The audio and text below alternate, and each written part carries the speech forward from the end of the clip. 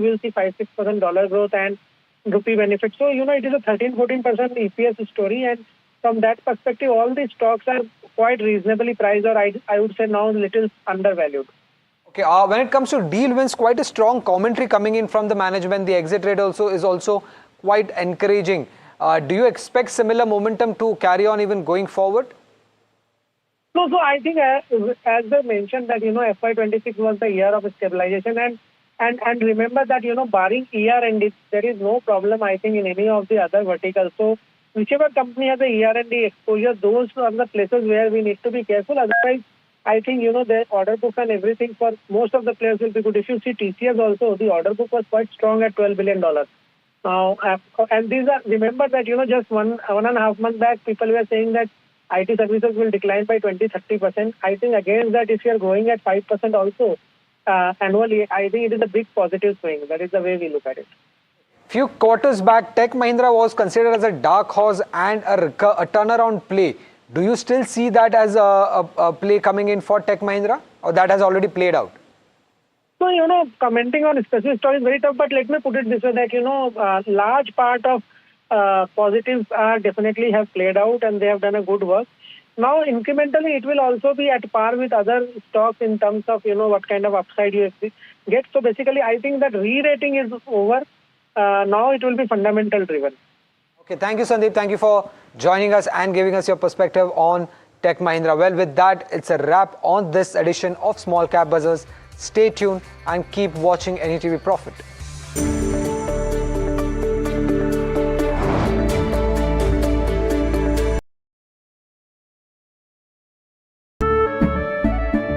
केसरिया से मन जोगी हुआ रे दिल झूमे देखो मतवारा हुआ रे केसरिया से मन जोगी हुआ हर पल मनाओ केसरी त्योहार विमल बोलो जुबान Kesari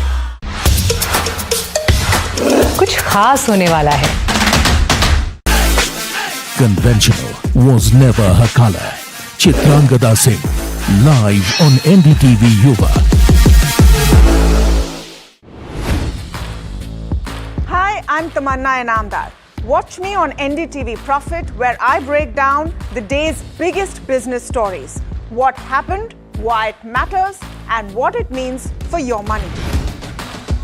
Hi, I'm Neeraj Shah. Watch me on NDTV Profit for the most incisive market intelligence and meaningful corporate conversations. And I'm Alex Matthew. Markets, mutual funds, insurance, personal finance. I help you cut through the noise and make smarter financial choices. And here's where you can watch us.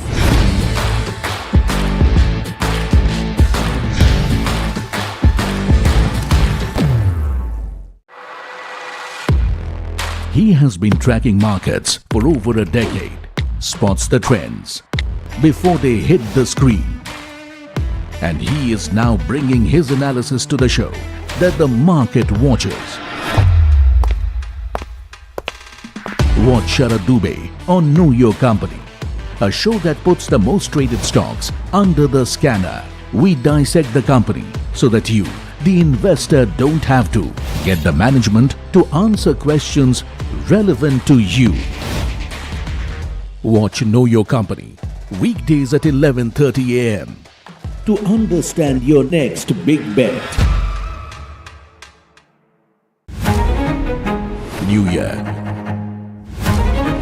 new power panel, India market open, now in its boldest lineup.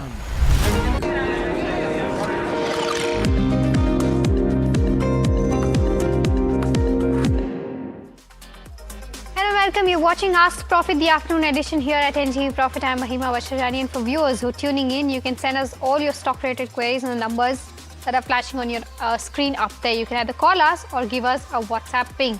Right now, with regards to where the markets go, the Nifty 50 is down by about 0.6%, 147 points for loss is what we're seeing below the 24,500 levels.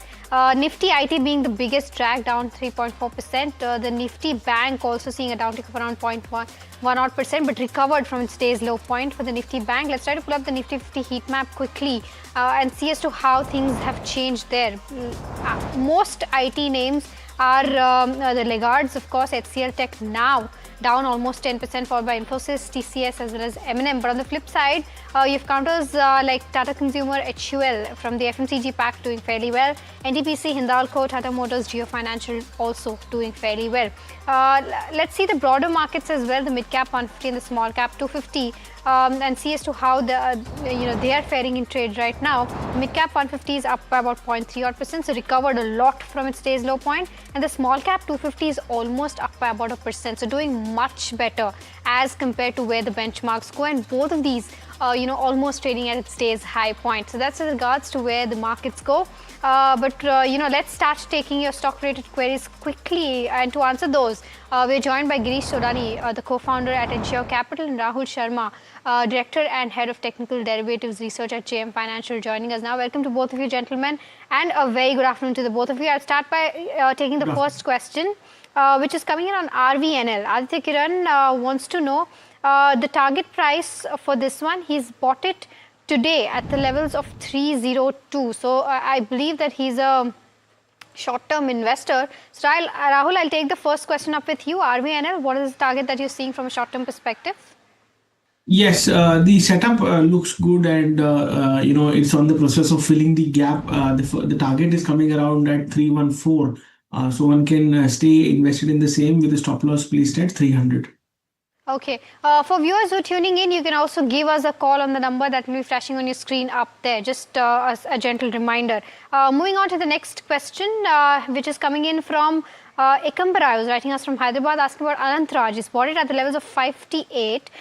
He's got 50 odd shares. Says that whether he can go ahead, book the loss right now, and buy Infosys at the current price levels. Girish, would you recommend that, considering the wave, a constant negative wave that we're seeing in the IT pack? So for the longer period of time, yes, it's a good opportunity to buy this particular counter at current levels, because we talk about the business generations models. The company's growth are going to be next 15 to 17% CAGR and expectations, and the order and the retention values are very strong. So the Infosys is the better bet for the longer period, obviously for the 1.5 year.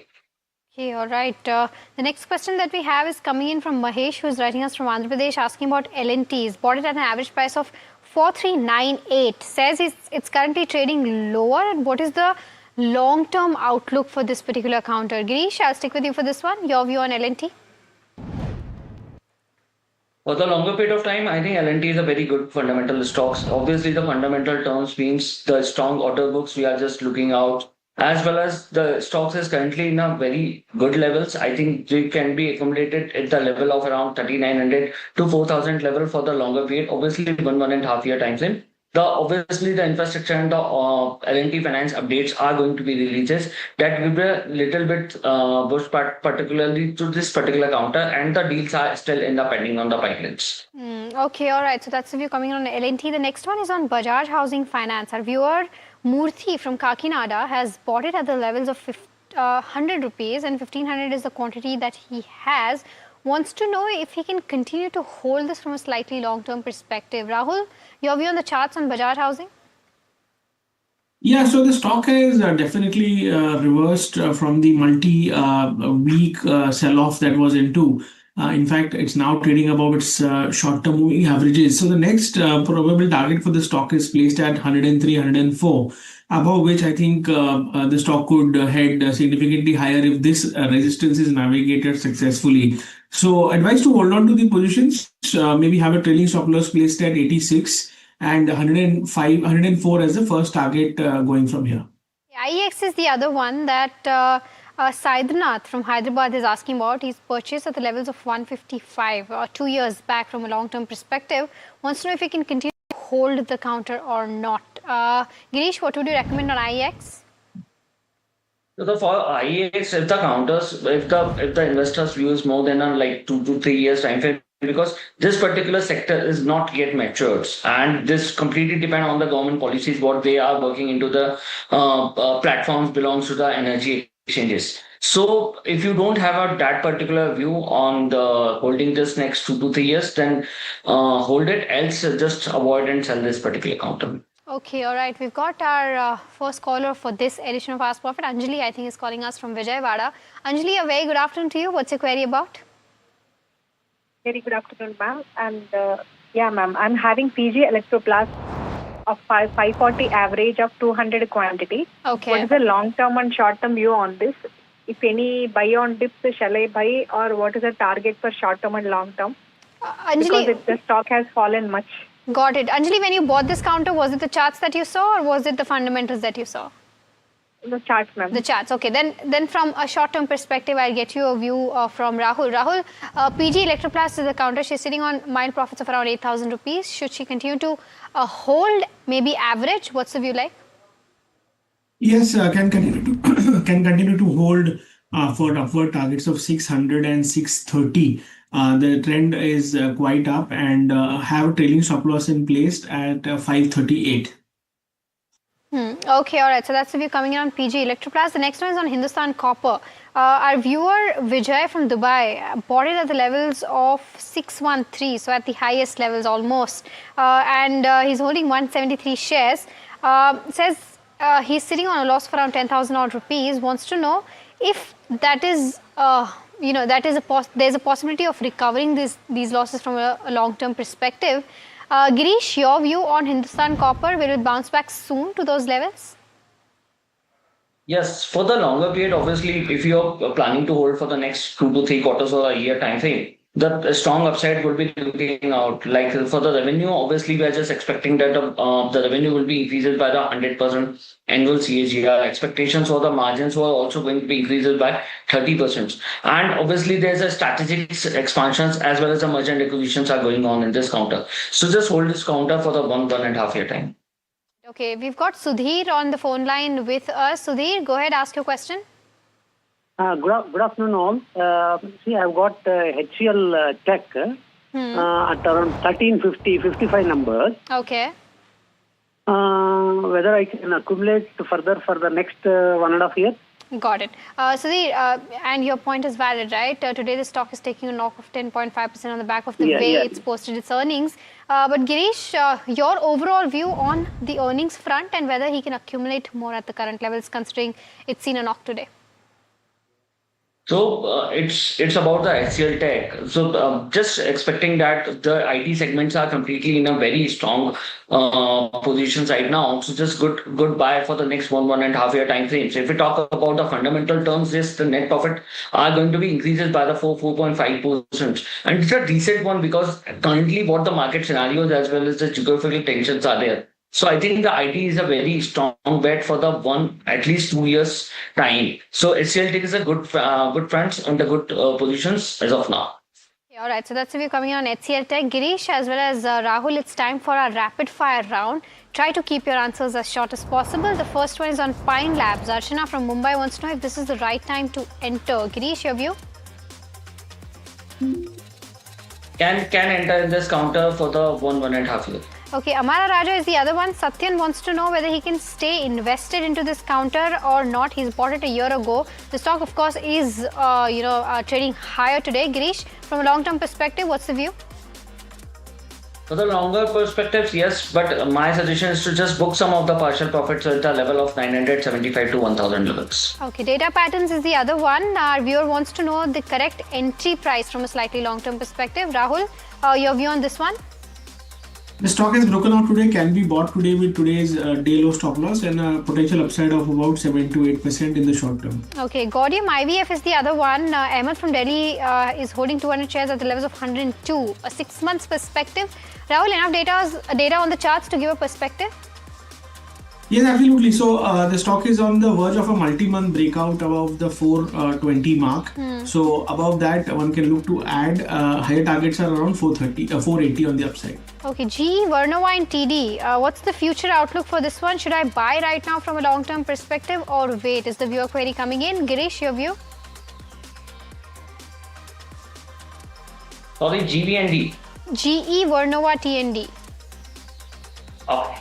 For the longer perspectives, yes, the persons can be accommodated, but not at the right levels. I'm just expecting that this stock can be downside for the level of 3900. So I think this on that particular level, it's a good buy too for the next one, right? Okay, Castrol India is the other counter that Radhakrishnan from Kochi wants to know about. From a short-term perspective, is this the right levels to make an entry? Rahul, your view on the charts?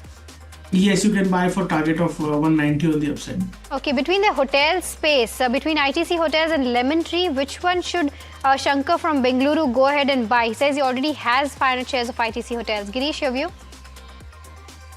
ITC Hotel is a better one. In the terms of the key generations as well as the new hotel properties are going to be added. So I think ITC Hotel for the next 1.5 years. Okay, it is the other one. Gopika wants a 6 months target for this particular counter. It's a top FNO trader, FNO bet today. Rahul, your view on the charts? 6 month targets would be close to around 190. Trailing stop loss can be added 125. Okay, Apollo Tyres is the other one. Our viewers bought 200 shares at the levels of 463. Whether to hold from a long-term perspective or exit. Girish, your view on this one? Hold for the longer period of times as the companies are into the expansion modes and just looking out for the good numbers in the next coming quarters. Bazaar Style has been buzzing away in trade today. Our viewers bought it at the levels of 420. Can I hold or sell? Your view on the charts, Rahul?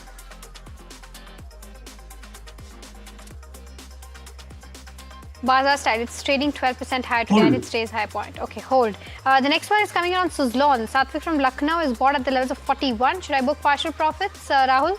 Suzlon, your view on the charts? Should he book partial profits is what he's asking. Yes, Suzlon can book partial profits and hold rest for 58 target. Okay, Geo Finance from a long-term perspective, what's the view, Girish? Our viewer has a time horizon of 5 to 10 years. He's bought 1,000 units at the levels of 284. So it's a very good stock for the next 5 to 10 years, obviously, but can be accommodated at the level of 210 to 212 also if we get the opportunity.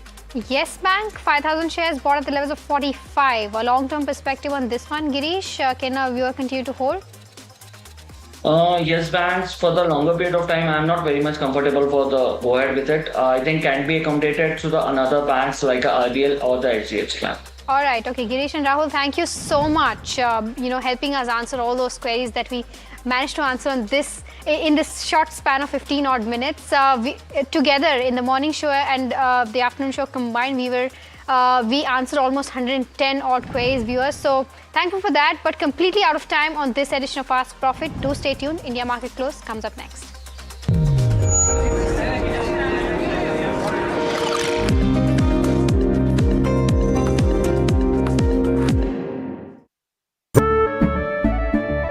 केसरिया से मन जोगी हुआ रे दिल झूमे देखो मतवारा हुआ रे केसरिया से मन जोगी हुआ हर पल मनाओ केसरी त्योहार विमल बोलो जुबान Kesari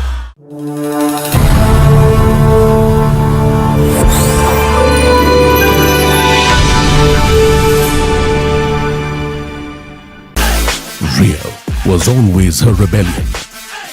Sania Malhotra, live at NDTV Yuva. Hi, I'm Tamanna Inamdar.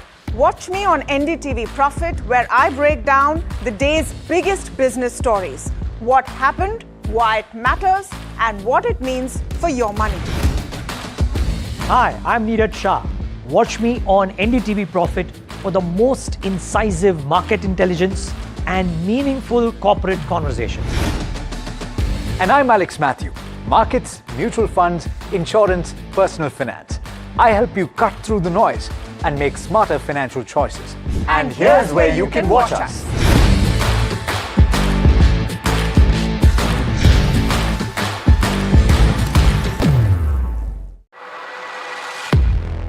He has been tracking markets for over a decade, spots the trends before they hit the screen. And he is now bringing his analysis to the show that the market watches. Watch Sharad Dubey on Know Your Company, a show that puts the most traded stocks under the scanner. We dissect the company so that you, the investor, don't have to. Get the management to answer questions relevant to you. Watch Know Your Company weekdays at 11:30 a.m. to understand your next big bet. New year, new power panel, India market open, now in its boldest lineup. This is where the trends get tested and stocks get conviction. I'll recommend a buy call on a stock only when I'm fully convinced on the stock. With a table thumping buy. And when the street wants the levels, he brings the chart. Charts speak the truth, and I deliver the levels with no frills. Parag Thakkar and Kush Bohra are now part of the morning crew with Tamanna, Neeraj and Alex. Same show, sharper voices. Every morning on India Market Open, your favorite market show just got better. On NDTV Profit, for your profit.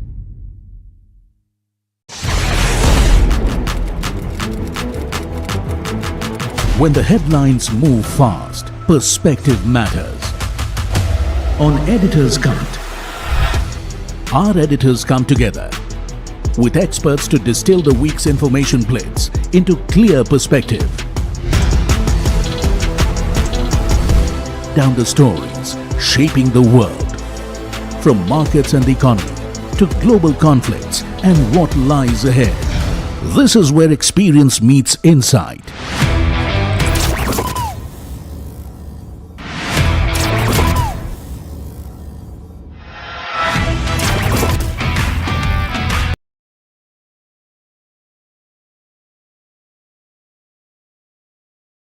No hype, just sharp takes on what?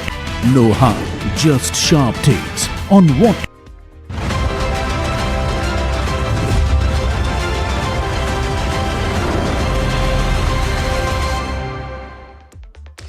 Hi, thanks so much for joining in. You're watching India Market Close, and it's all about IT today. That is the big story, because at the benchmark level, you have cuts of about 0.7%, and you will see soon enough that it is the IT pack that is proving to be the biggest drag. But if you look at the Nifty IT and pull up the intraday chart for the Nifty IT, you will see where the big damage is. Currently off the low point of the day, and actually that has something to do with the Tech Mahindra results that came out just a short while back, and they weren't as bad as the street might have been fearing, which is why you have the index just given you just a little bit of a pop, but we're still down as much as 1,240 points at the index level.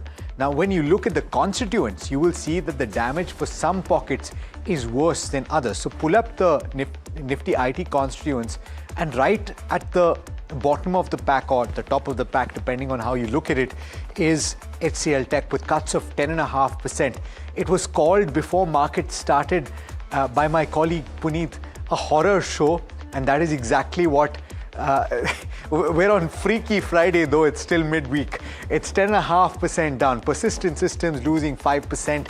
That is a set of numbers also that was parsed by the street. They came out with those numbers, and we spoke with the management as well. Coforge, Infi, remember, is going to post its numbers this week, and so it's going to be on the watch list for a lot of people. It is losing as much as 3.5%. As Tamanna joins me to talk about some of this, you don't see Tech Mahindra. There you go. So Tech Mahindra is down about 3%, 3.3%. It did take a bit of a bounce, and pull up the intraday chart. So let's talk about this, right? So pull up the intraday chart for Tech Mahindra. When the numbers came out, because a few of those parameters were better than the street anticipated, you saw a spike, but it still cooled off quite a bit. Yeah, I think that faith is sort of shaken in Nifty IT right now. But you know, Nifty IT also, and as a pack, tends to seesaw. Yeah. So I don't know if the last word is written yet. I mean, there was a commentary this morning that Nifty IT will give you, as an index play, 14-15% returns. I don't know if the person who made that comment this morning can still stick by it. Because at the weightage level for the Nifty 50, you're talking about 11 percentage points or thereabouts. Correct. And so the damage, even though at the index level for the Nifty IT is about 4%, for the index, for the Nifty 50, was still down about 0.7%. So at least to that extent, the damage is mitigated. If you're holding an index strategy, or if you're large cap oriented, you're still not losing so much. Not too much, but IT is turning out to be, in that sense, filled with landmines. I hope we stay on 24,400. Yeah. We managed to come back to some extent, but that's now a crucial level to watch out for. Just let's pull up the Nifty contributors if we can, and then we'll get to the broader market story, because that's really where the story is. HCL Tech, Infosys, of course, Pain Point, HDFC, ICICI Bank also joining the sulk party on this side. HUL, very nice. HUL and Nestle, not enough to mitigate these losses. Yeah. Axis, RIL to some extent, but there it is. Not enough of the heavyweights firing today. Small cap and mid cap are relatively doing okay, because not too much of a Nifty brunt. In fact, 0.25% in the positive on the mid cap 150. And I think that's important to note, because it becomes crucial that portfolios are protected more than anything else. Nifty small cap 250 is in a parallel MCU universe right now, because they're doing fine. Advanced decline ratios is something that we should pull up right now, because it's a tale of two markets, and depends on what's in your portfolio. If you're a large investor, if you're an FII, you're probably anyway already crying looking at your portfolio. But if you've had a smattering of SMIDs and small and medium companies, you're okay. Advanced declaration is not that bad. This gap is positive right now. Sectoral heat map is also something we should look at. And we should also look at the heat map for the Nifty 50, because that'll tell the story. Yeah, okay. So Nifty IT, 4% down. This whole lot, the last two rows are looking bad, but energy stocks doing so well today. Defense, small cap, realty, real economy coming to the fore. Yeah, absolutely. I was curious about that heat map for the Nifty 50, because at the bottom of the screen, you will see that entire IT pack. I'm not surprised. HCL Tech, Infi, Tech Mahindra, TCS, Mahindra makes it to the list. But it is also Larsen & Toubro, which is cooling off from the high point. It's gained quite considerably in the recent past. But you have Tata Consumer, again from the FMCG pack, HUL doing particularly well. And you should see Nestle and Trent also up and about in the top band, right? So it's a few of those stocks that are, the stories that emerged earlier in the week, Tamanna, are carrying through. Completely. In fact, the recap really of what's happening in the markets. There's profit booking after 3 straight days of gains, and Nifty is still holding above 24,400. That's crucial. Broader market structure continues to remain healthy. Broader indices breadth still favorable at about 3:2. Only 5 stocks are pulling the benchmark down by about 145 points, and most of them from the IT pack. So a buy on dip strategy does continue. Value buying continues in mid and small cap names. Support levels for the Nifty, 24,400. We told you that's crucial. After that, it's 24,360, and then it's 24,265. For the Bank Nifty, it's seeing support around 57,000 to 57,200. Bank Nifty is continuing to hold around the 200 DMA. That's a major bullish sign.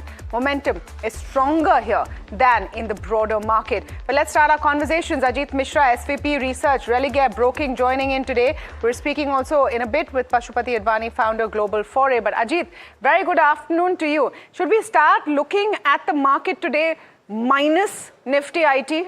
Just remove IT from the picture. It's a fairly different picture, isn't it? How are you looking at the Nifty right now?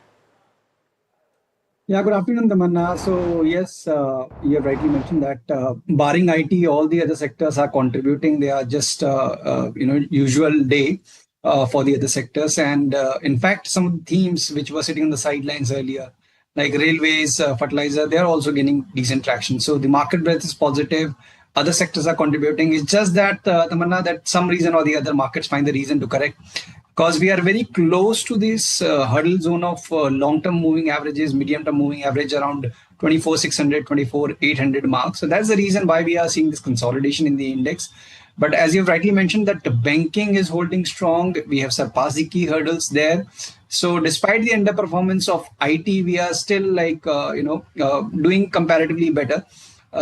But for any decisive uptrend, we need at least some bit of stability in the IT. And then probably like, the other sectors from the rate sensitive basket like auto, which is sitting on the sidelines for quite some time, also should start participating along with some of the heavyweights like Reliance and all. So overall tone looks positive, 24,200, 24,000. That's the positional base that we have right now. And upside like 24,600, 800 is what we are eyeing as the immediate target zone. So it's a buy and dip market around the current levels. In fact, one can look for fresh long positions on the sectoral front, but for the index, one should wait for a dip. Wait and watch at the index level. But I'm sure that there are a few individual stocks that you like in this market. What are they? So Alex, the metal and energy space, this is something which is continuously gaining traction. And NTPC, after this marginal pause, we are seeing the next leg of the up move unfolding now. So 425 is what we are eyeing in NTPC at current levels. With stop at 395, one can go long in NTPC.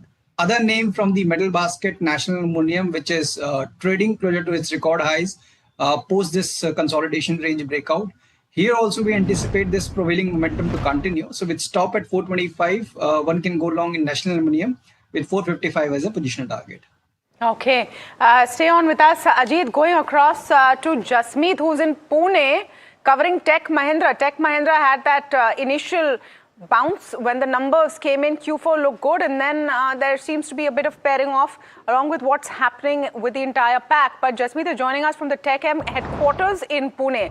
Jasmeet, you're going to get a chance to speak with the management, hear from them as well. But first, let's start at how you're looking at the numbers, and also how's the weather in Pune?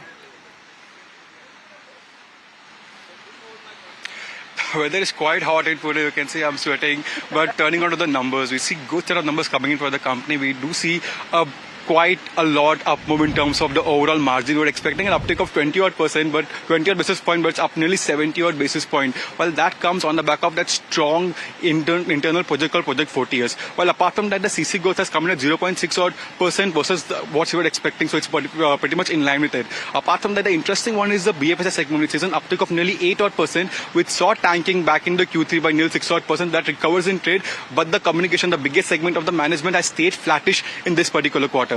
If you look at all of that, this marks the second consecutive quarter by the management where they have booked deal wins over $1 billion.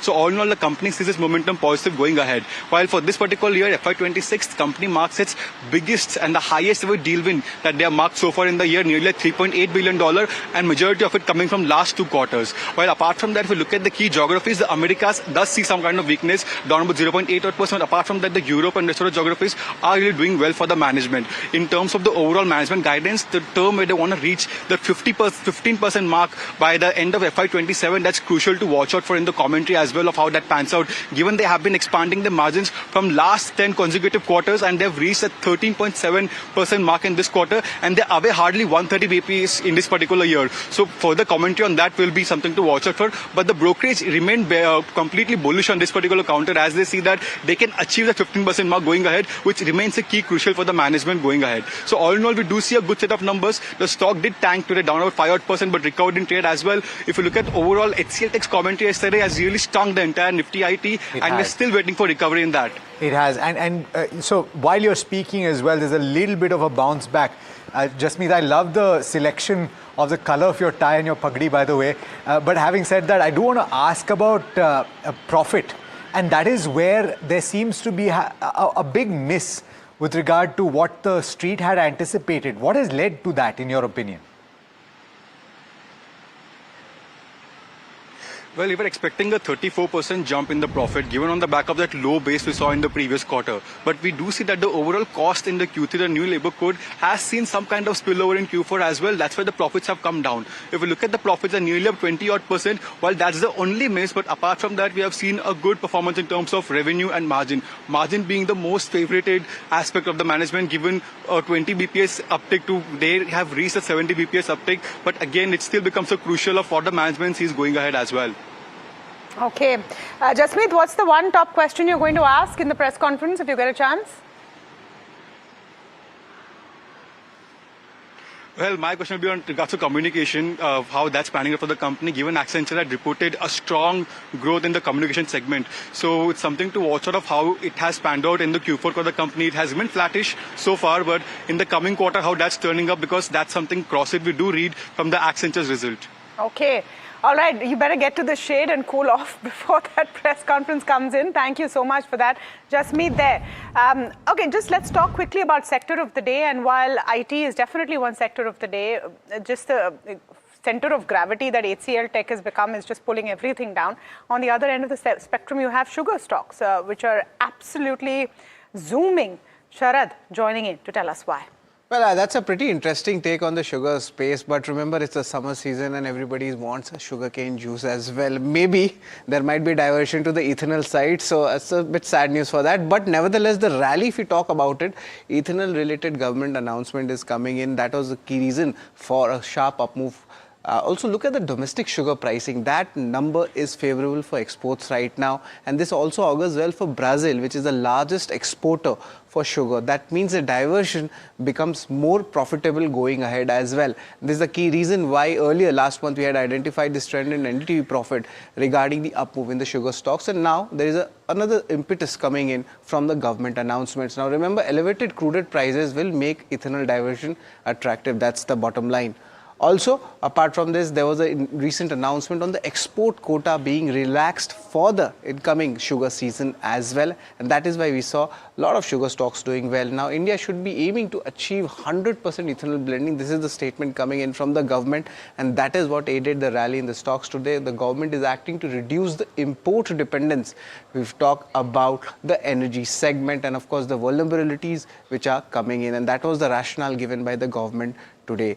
But apart from that, there are some key timelines also to understand how this ethanol and a fuel is going to play out. 2020 CCA advanced this target for a 20% ethanol blending, and as we go ahead forward, in June 2021, there was a roadmap which was there for this blending, and for the uninitiated, November 2022, India achieved 10% ethanol blending, and now in the current levels, 2023-2024, this current season, the target has been met nationwide, and that's a very important point to ponder about.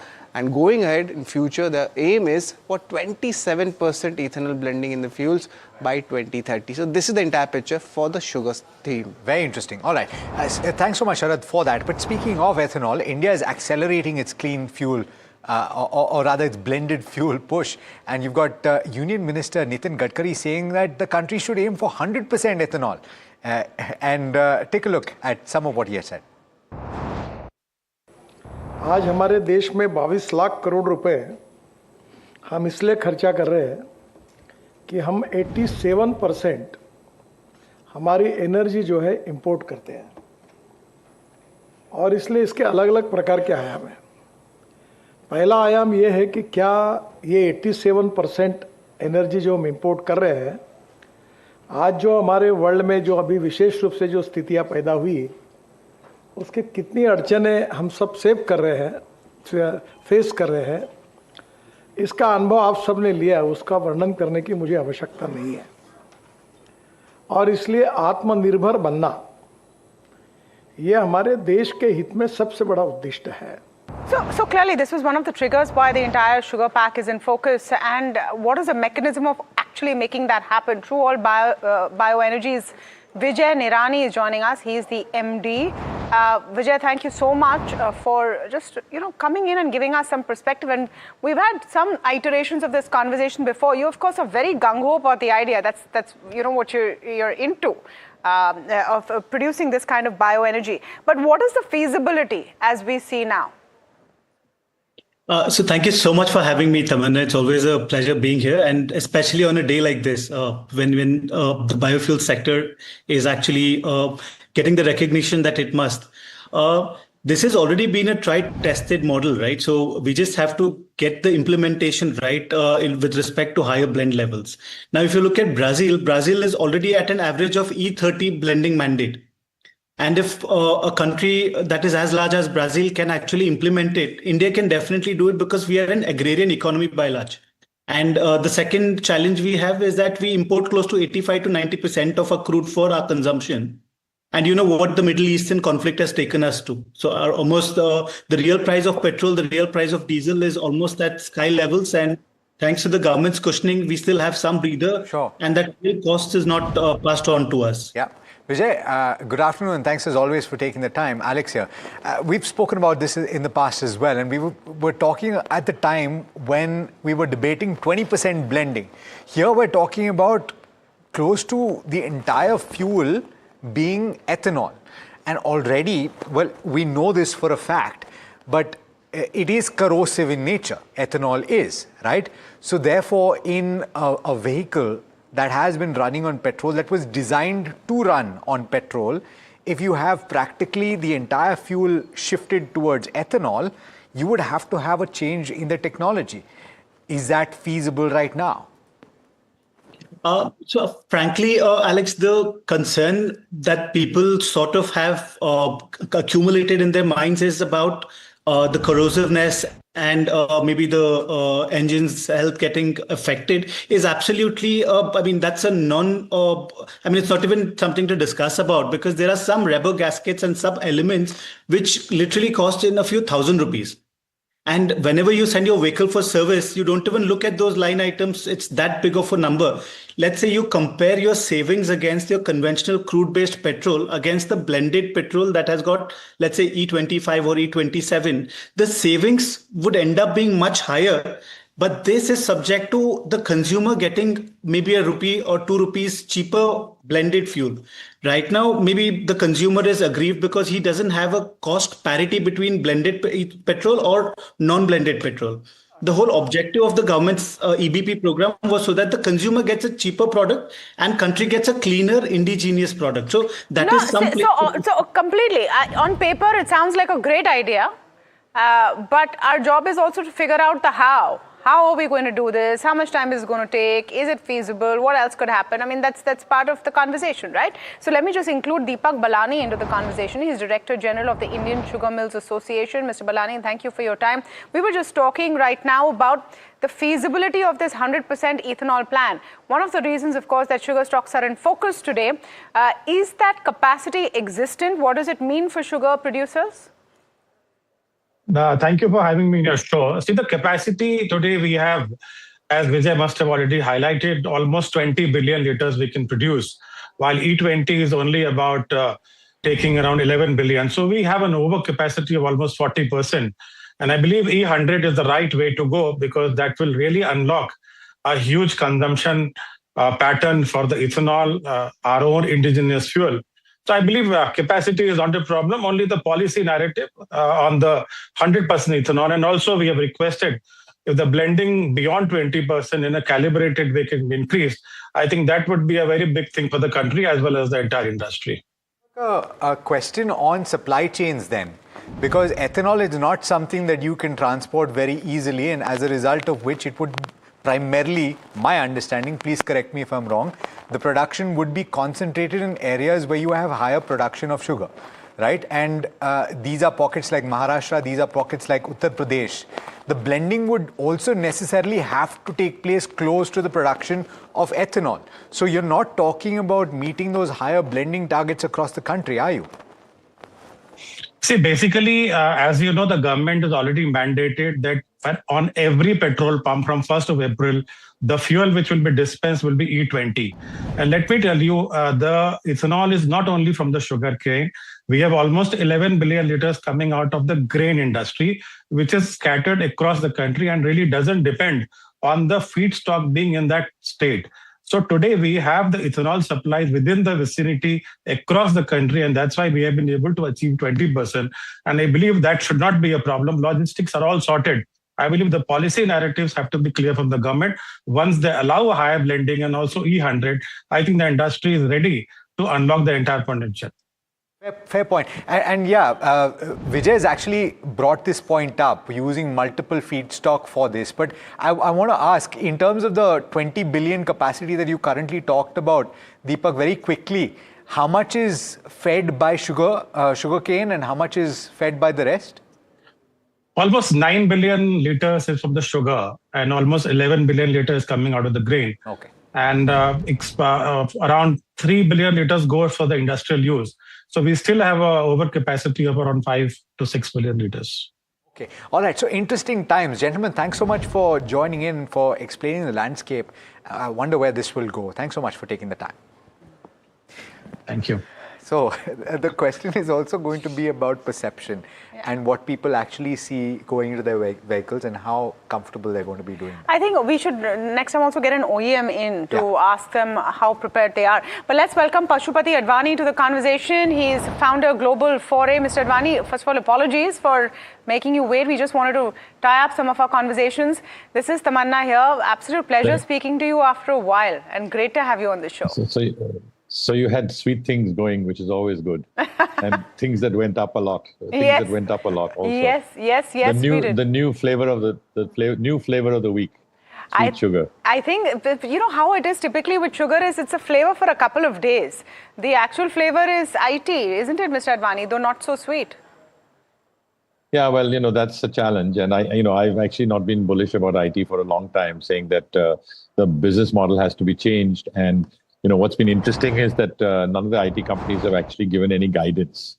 They've been a little bit circumspect about where they think things are going, because honestly, they don't know. Because tomorrow they get a new attack from some AI company. And, that's about it. I mean, you're showing a wonderful chart that shows Oracle as a green and everything else in red. My personal belief is that Oracle at some point will get taken out. Larry Ellison has the money and he'll eventually want to sell the parent. And therefore, this will attract an open offer and be taken out. So that's the only reason why Oracle is where it is. And the rest of the companies are trying to figure out what to do. And every time they start on a new business line, it seems to be hitting some AI barrier and they're having to retreat. So it's very, very difficult for all of them. And I've not yet seen any Indian company that's able to show a product or a process that is going to get them new business.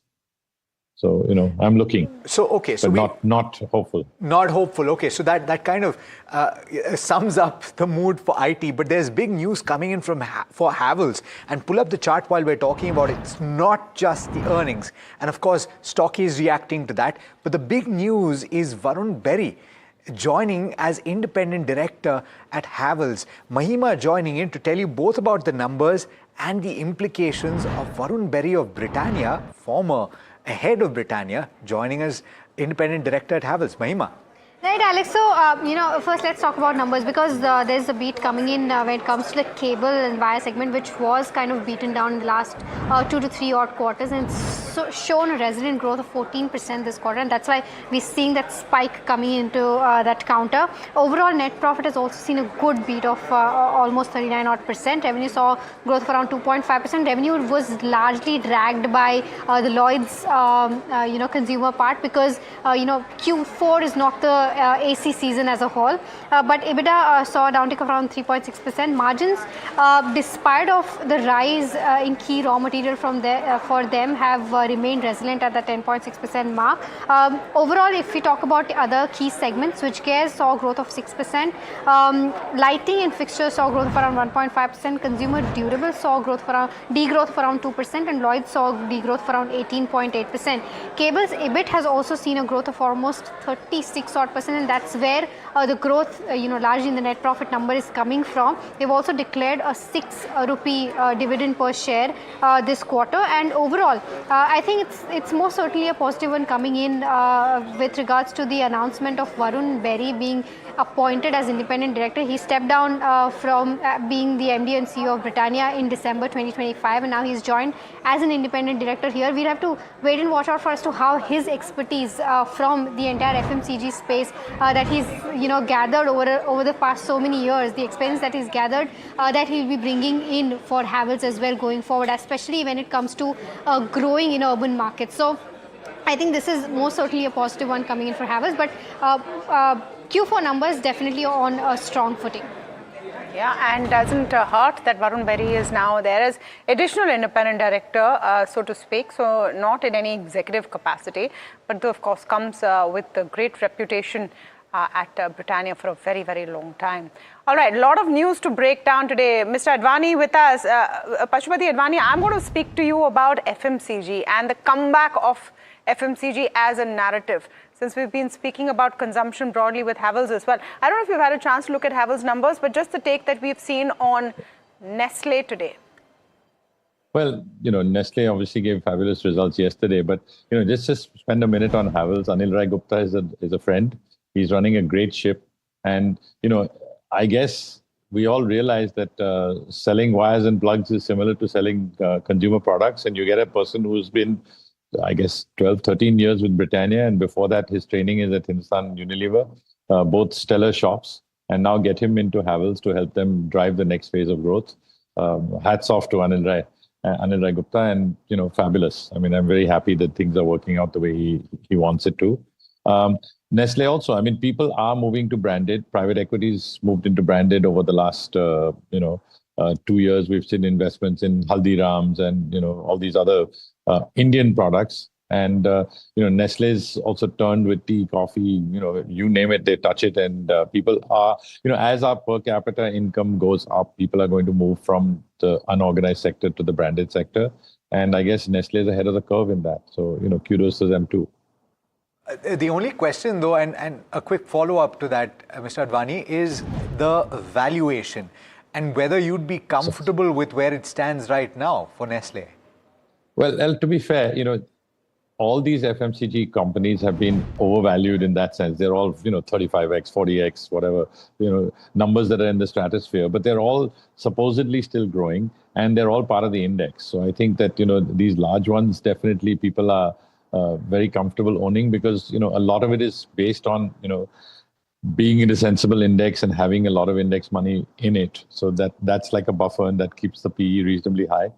If they're able to maintain their earnings, great. So far, they've been able to move along and do it. And as a result, you're seeing growth in price. I mean, increase in price. And at the... Yeah, but at 78 times trailing, one wonders about the margin of safety at this point. But your point is well made. Let me go across to my colleague Soumit Sarkar now, because he's joining in with all of the chatter from the dealing rooms. I'm very curious about what he has to say about the way that the IT index and the constituents therein have been absolutely hammered in trade today, because these are completely off compared with the expectations, right, Soumit? Yes, the numbers were not that great and by HCL Tech, and that is also putting the pressure overall when it comes to the IT index. Now, Tech Mahindra, we did see some big moves coming in, but that was also largely because some short squeeze activity did happen. A lot of short buildup was there, and then the EBIT number came in marginally above what the street was anticipating, and that could have led to this short squeeze. But after that settling in, again, the stock is down 2.5% in trade. So not much of buying activity that we are seeing, at least when it comes to the IT names. But apart from that, few other names that dealers have highlighted in trade today. Firstly is delivery. There are sell flows on the large HNI desk and dealers are indicating that the margins for the fourth quarter specifically are expected to be on the weaker side, and hence this sell flows coming in for this counter. FMCG names are seeing strong buying action in trade. Three counters that dealers have highlighted: HUL, Varun Beverages and Patanjali. High buy flows that dealers are seeing on these three names on the FII desk. So keep an eye out for these names. For Eternal, there are buy flows on PMS desk. Renowned PMS have been accumulating this counter. They are quite bullish on Blinkit numbers is what dealers have highlighted, and hence this buy flows coming in. And lastly, when it comes to Jio Finance, there are buy flows on the HNI desk. Dealers consider the Jio Finance as a value buy because they believe that the current market price is not fully factoring in the upside potential from Jio Finance. They believe that Reliance Industries shares that Jio Finance owns, that is only valued at around 210 rupees, and the stock is trading at close to 240. So the full potential upside is not factored in at the current market price for Jio Finance. Got it. All right, Soumit, thanks so much for that. Ajit, I want to come to you on the FMCG names that Soumit mentioned. The khabar is that HUL, Varun Beverages and Patanjali are finding themselves on FII desks and buy flows are significant. How do the charts look for these counters? So Alex, after this phase of underperformance, at least BBL definitely has done exceptionally well in the recent weeks. Means we have covered all the losses that the stock has experienced in the recent past, and we are now on the verge of initiating a next leg of the up move. So let's say if it crosses 500 levels, then probably we are set for a clear recovery phase towards 550 or maybe higher. On the other hand, HUL, I still feel that we have multiple resistances to cross. Means we are currently hovering around this zone close to around 2400, 2450 mark. So broadly, 2000, 2800 is the range that the stock has been trading in from almost a couple of years now. So it seems unlikely that this move is going to be vertical. Yes, we had surprise from Nestle of late, but it seems unlikely in HUL so far, considering the hurdle around 2460, 2500 zone. So as of now, BBL looks comparatively better. Okay. So looking at some of the other buzzers today, and Ajit, I'm going to quickly do sort of a rapid fire with you on what you like on the charts. Amara Raja, Ireda, Exide, Inox India. Let's talk about these four. So Exide, Amara Raja, exceptional move, no doubt. The volumes are very strong, and the way we have seen recovery in the stock, probably we may see a follow-up move also in the coming session. So one can definitely stay put with stop at 840, and 982,000 would be the target area. Similarly for Exide, now we are at the juncture where we have multiple hurdles around the 375, 380 zone. So we are very close to that mark. So the prudent approach is to at least book profit. In Exide and Inox Wind, we still have room for further upside. Means after this phase of underperformance, we are finally seeing stock reclaiming its 100 EMA mark. Volumes are strong. So this probably may result in recovery towards its long-term averages around 120 mark. So with stop at 100, one can continue to stay put in Inox Wind as well. Couple of stocks that you might have missed, and I don't blame you. Ireda is the counter that you might have missed. It's up 9%. Data Patterns is a stock that is up as much as 8%. These are the top gainers on the 500 as well. Would you buy into them? Data Pattern for sure, Alex, because if you see that very consistent move, stock at record highs, volumes are consistent even at the record highs level. So this clearly shows that buyers are completely under control. 3,500 is the immediate base, so that should act as a immediate stop. And potentially the stock has the potential to test 4,200, 4,400 in the near future. So the risk reward is also favorable. Ireda, I feel that some of these railway counters, they are gaining traction, but we are still seeing this downtrend reversing, step by step. So it's not a very clear-cut reversal, I would say. Today, we have surpassed this hurdle of long-term averages. Whether we are going to sustain this area or something that we have to watch out for. So as of now, those who are stuck in railway counters, they can utilize this recovery to reduce their position. Okay. I'm just going to quickly cut into this live press conference that you're seeing. It's a change of guard at the Godrej Group. And Piroj Shah Godrej speaking right now, an important corporate event. Let's listen in. He had a strong education, a lucrative career. He could have, of course, gone back to that. But he was very bold. He was very committed to his idea of making sure his entrepreneurial bug was a success. And so the story goes that he apparently looked for his next business idea by doing some market research in Chor Bazaar and going there and seeing what products he thought could be disrupted, could be added value to. And actually the first product, his next product after surgical tools was locks. And as many of you know, that has been a big success story for the Godrej Group. It's a big product line for the Godrej Enterprises Group till this date. And this image here on the left is actually of a patent from the year 1900 for locks that was approved and received by Ardesha Godrej.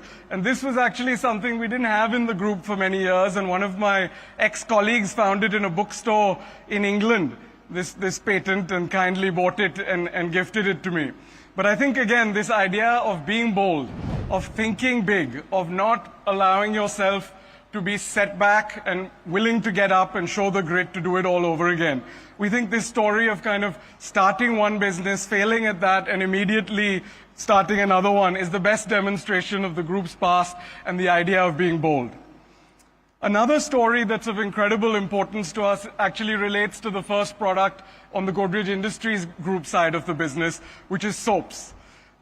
Here again, the idea was very innovative, very entrepreneurial, and was actually born out of the last global pandemic in the around 1918, 1919. And in response to that, Ardesha thought that the best product that he could come up with was soaps, which were badly needed at the time.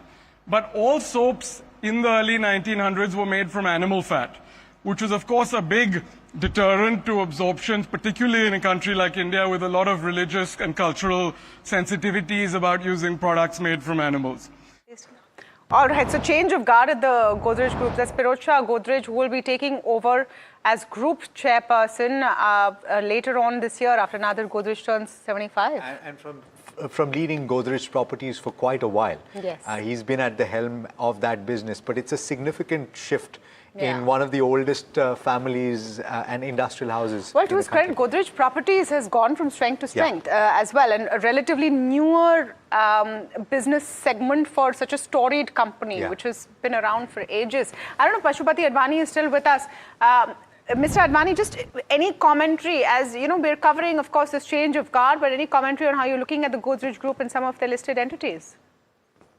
Well, the main thing is that they've done the division at the parent generation, and now things are very clear. And appointing Pirojsha as the chairman of the group is a welcome step. And I think they are very strong, very quietly strong, and we're seeing it in their stock prices.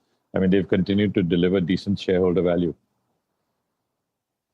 Okay, so Godrej in focus, that's a big corporate story, but the other one in focus is ABB, isn't it? Because commentary from the global business saying that India order flow in the first quarter grew at 26%, and for the quarter, that's first quarter of the calendar year, and for year on year, it grew 52%.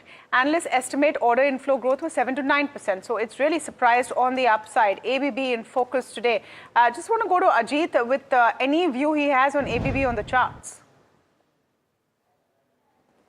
The kind of recovery that we are seeing, which is almost like, vertical after this 1.5 year of consolidation corrective phase, this clearly shows that bulls are completely under control, and I won't be surprised that the stock retests its record highs, maybe in the coming weeks. So yes, you can continue to stay put. For fresh buying year, possibility of consolidation is likely, maybe in this range of 72 to 7,500 in the near future, and 6,800 is the immediate base as of now. So with that as a stop, one can definitely look at accumulating ABB for newer record highs around 8,500 plus. Right. On that note, gentlemen, thanks so much for joining us this afternoon. Pleasure speaking with you as always. We have to slip into a very quick break on this leg of India market close, but we are trading very close to the low point of the day. In fact, the Sensex now trading with cuts of close to 1%, and the IT index is what is really pulling that pressure on the downside. Sensex now at 78,500. The Nifty 50 is below that 24,400 mark, which was seen as very crucial. Trading ideas heading into the last leg of trade, and a lot more on the other side of this break. Stay tuned.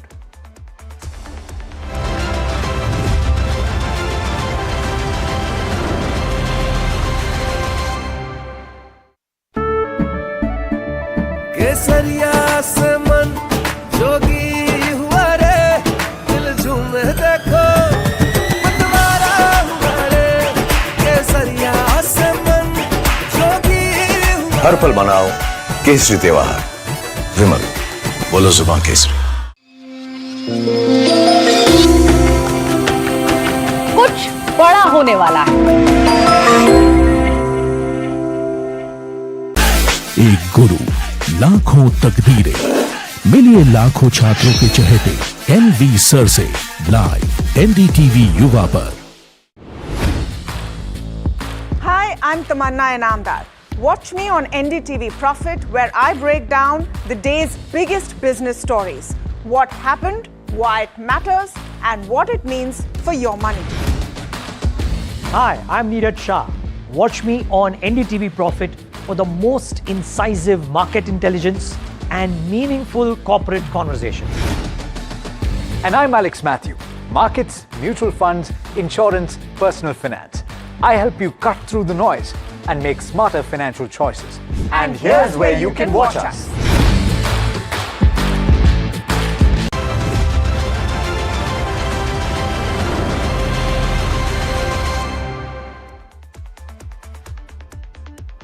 All right, welcome back. Let's just pull up the indices very quickly as we're getting into the last 20 minutes of trade. And, you know, it's one of those days where most indices are in the red, but I don't think there's any great panic because after the kind of run-up we've had, and if you look at the last 5 days or a week of the Nifty, we've been doing okay. This is a bit of a cool-off or a breather more than anything else. You're still about 1% up in the last few days, and for the week you're about 0.5% up. So maybe a bit of breather in that sense. In fact, let me get a view on the Nifty from Shivangi Sarda. She's analyst equity derivatives and technical at MOFSL. Dharmesh Kant also joining in this afternoon. Welcome to both of you.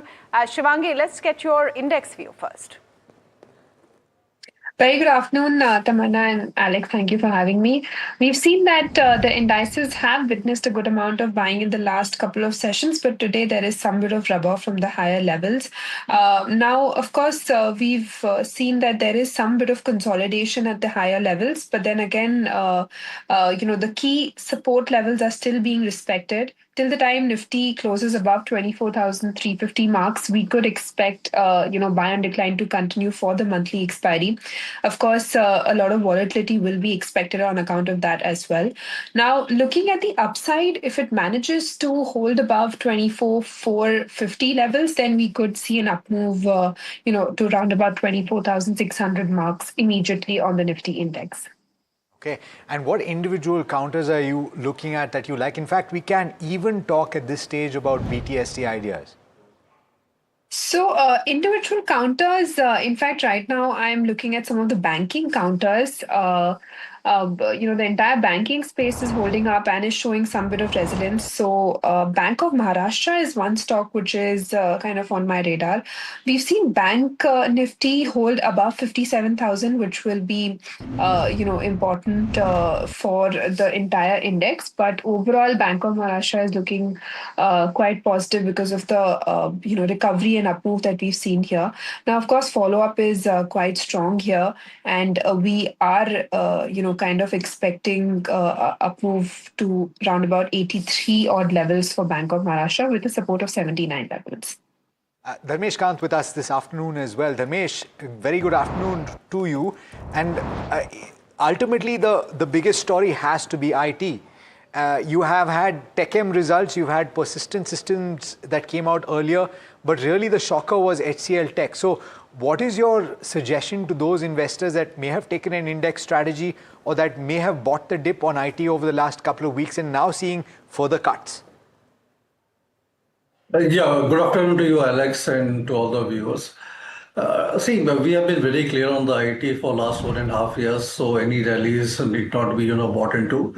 And we were staying away from ITs, barring a couple of companies which were, bottoms-up approach to stock-specific companies. Results were not great. I mean, even Tech Mahindra results, people are, seeing it as a positive or it's no event result kind of a thing. But if you look at Tech Mahindra numbers, 14-15% kind of an ROE, P multiple of 28 times, 14-15% margin aspiration. In light of TCS, which has an ROE of 51, and your margins of 26, 27, I'm talking about the operating margins, and P multiple of 17 times. So the growth is totally missing from everywhere. Even the margins which they have been able to clock, this is on the backdrop of, currency tailwind which they had. So to our mind, it was a very clear, avoid if you are not shorting it. As per strategy, if somebody has bought it just in light of the currency tailwind, which is likely to play out. So now the results are self-reflective. They are very much clear that in spite of currency tailwind coming into play, there's not enough margin accretion into the play, because that's what you are playing for the IT companies. Growth is anyways, mid-single digit. So exit is the call. If you still want to be a brave heart, stay invested, but take a stop loss into place. And just want to very quickly confirm, there is not a single IT company that you would suggest to buy, Dharmesh? No, Alex, we have initiating coverage on Orion Pro Solutions Limited, and we are holding that. And the reason for that is that's a totally Indian domestic IT company, which is a mix of, data center, railway ticketing, and the BFSI space. So 98% of the revenue is derived from the country itself, and the order book has fallen very hard. I mean, it's twice the revenue they are doing. So we are waiting for the results. Results are due on 11th May. Then I can make a fuller comment on that. But our target price for the same company for this financial year, FY27, is 1675, which I think is doable. And they have done 20% plus kind of a CAGR for last 3 years, and which we expect is likely to continue going forward into the future.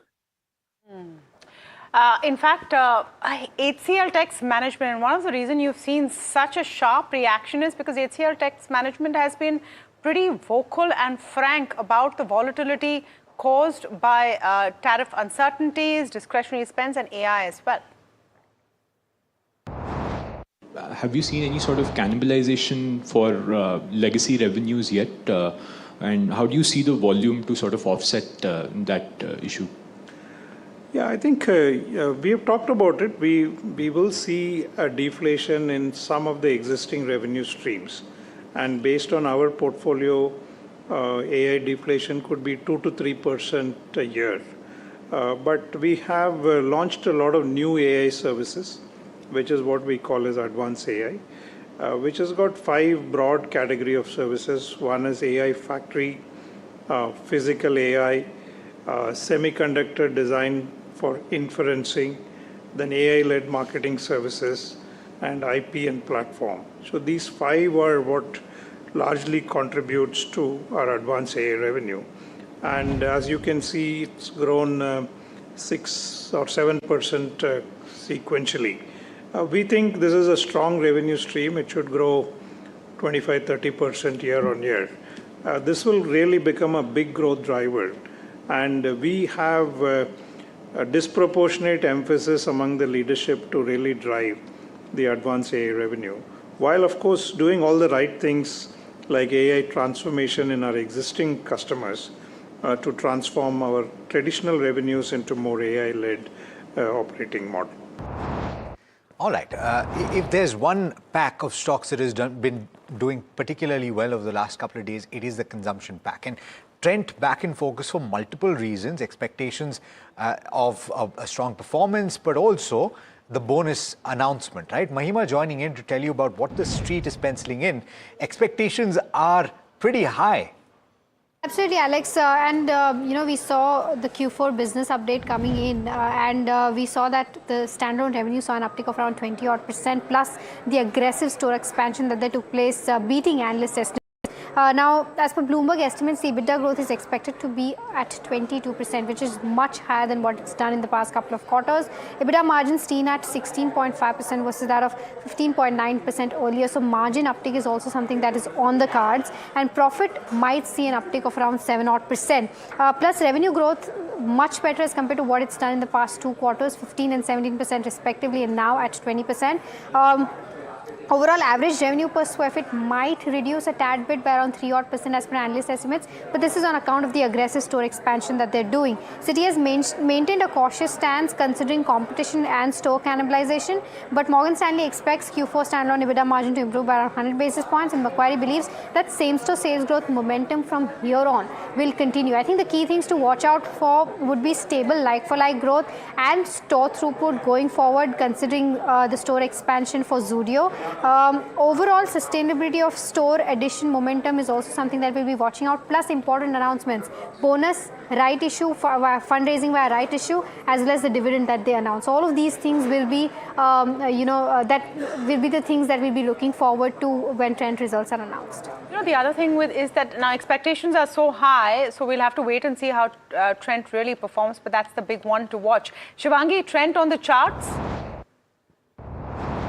So, Tamanna, looking at Trent, we've of course seen that the entire space has seen a lot of good amount of short covering. Trent, of course, has surpassed its previous immediate hurdle zones of 4,300 odd levels.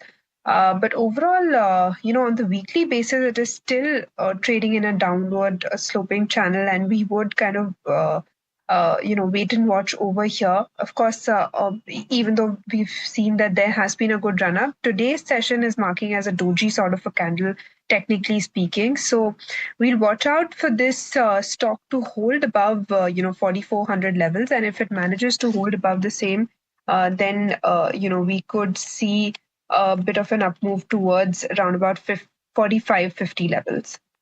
Just as we go into the last few minutes of trade, Shivangi, and I know you've given some BTST ideas, but what is on top of mind? Anything interesting you're spotting? Because especially Bank Nifty seems to have worsened in the last few minutes as well. The stocks that I'm tracking right now is NTPC, which has seen a good amount of OI build up recently, and there has been good volumes adding up here in the last hour as well. So this is one stock which is looking quite resilient despite the market volatility. And this one is getting ready for the next move towards 420 odd levels, and we could have a support near 397 levels. Okay. All right. We started this program by talking about it in terms of a tale of two markets. Practically, if you subdivide this, you look at the benchmark Nifty 15, it's trading very close to the low point of the day at below 24,400.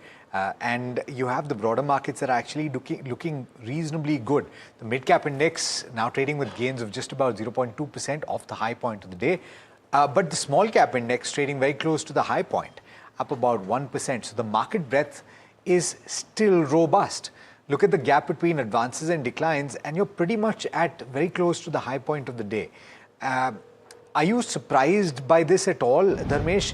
And are you looking at options or opportunities in the broader markets? Because while at the index level, we may have come back quite strongly in the month of April, there must still be pockets of opportunity after the drop that you saw in March. Yeah, Alex, I mean, that's the dichotomy here. The broader market has been doing pretty well. Even today, the breadth has been quite good. And this is coming on the backdrop of Q4 numbers. And see, foreign institutional investors or, big fund houses, large houses, they don't delve directly into the broader market immediately. Since these numbers are Q4, which was supposed to be good, nothing happened out there. So people are front, running this. I mean, they are taking positions in anticipation of a good numbers. But the worry would be Q1 numbers for this entire space. And there, I think the input prices have gone up significantly for most of them. There has been supply disruptions, which is getting the input cost even higher. Plus, the concerns about the heat wave and everything is doing the round. So one has to be very careful. We did place, few companies from the broader market like Power Mac Projects Limited, which is more into the piping and the operations and maintenance of power plants. So that has done pretty well from our initiation price. Welspun and Corporation, we have done initiating coverage at around 840, 850 levels. That has achieved our target of 1110. So there are definitely plays in the broader market space which one has to look into. Recently, I think one of the safest options in the broader market could be, housing finance company. We have seen the number of PNB Housing Finance. It came out of a very strong set of numbers. Management commentary was even stronger than the numbers themselves. 18 to 20% growth they have been guiding out.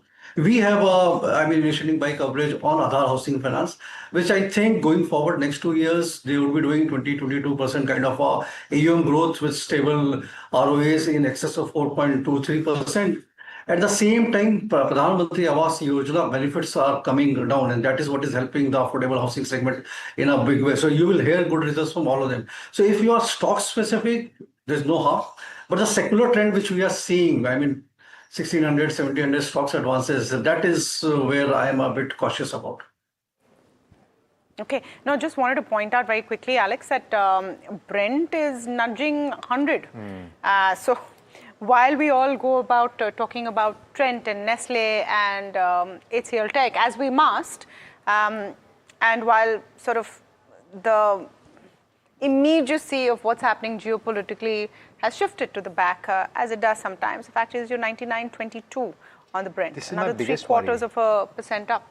This is my biggest worry, is that Q4 and looking at these numbers, you're not going to see any of the pain that you will see in Q1, and that will, when those cows come home to roost, Yeah, which is very quickly. Which is soon. It's not, and it's happening right now. So that's the only thing. Even as we celebrate a Trent and we celebrate a Nestle and a Trent, I don't know how Trent is going to respond or report, but as we celebrate a Nestle, etc., that's great. Not to take away from those points, but the real story or the real impact is going to hit only in Q1. Yeah, and availability, ultimately you're talking about the government that has managed this entire scenario very, very well so far. But the next few weeks is going to be absolutely critical because you have a resource that is primarily brought in. And in that context, by the way, energy transformation in this market also takes front seat. You have, even in trade today, something like an Amara Raja batteries, you have Exide that is up and about. Amara Raja, because it's talking about the possibility of a large-scale manufacturing of EV cells. In fact, let's go over to my colleague Parth, who's joining in to tell you about this report that has come through, but also the context, because we've been speaking, Parth, about Amara Raja transitioning to an EV play for some time now, haven't we? That's right. You are absolutely right. And according to some media reports, Amara Raja is planning to start bulk EV cell production from 2027. They are starting a 2 gigawatt hour NMC plant, which is expected to start operations from the first half of 2027. Now, NMC stands for nickel, manganese and cobalt, which is basically a composite that is used to manufacture EV batteries. The company is targeting a capacity of 16 gigawatt hour, which they are expecting to ramp up over the next 10 years. If we have a look at their capex and infrastructure outlay, then they are planning a total long-term gigafactory investment plan of around 9,500 crores. They have already set up a subsidiary called Amara Raja Advanced Cell Technologies, which will be mainly focusing on the lithium segment that is again used to manufacture EV batteries. The company has already deployed a capital of 1,400 crores in this subsidiary, and they will also set up another 5 gigawatt battery energy storage plant for a capex of 280 crores. So they are entering into these high growth segments.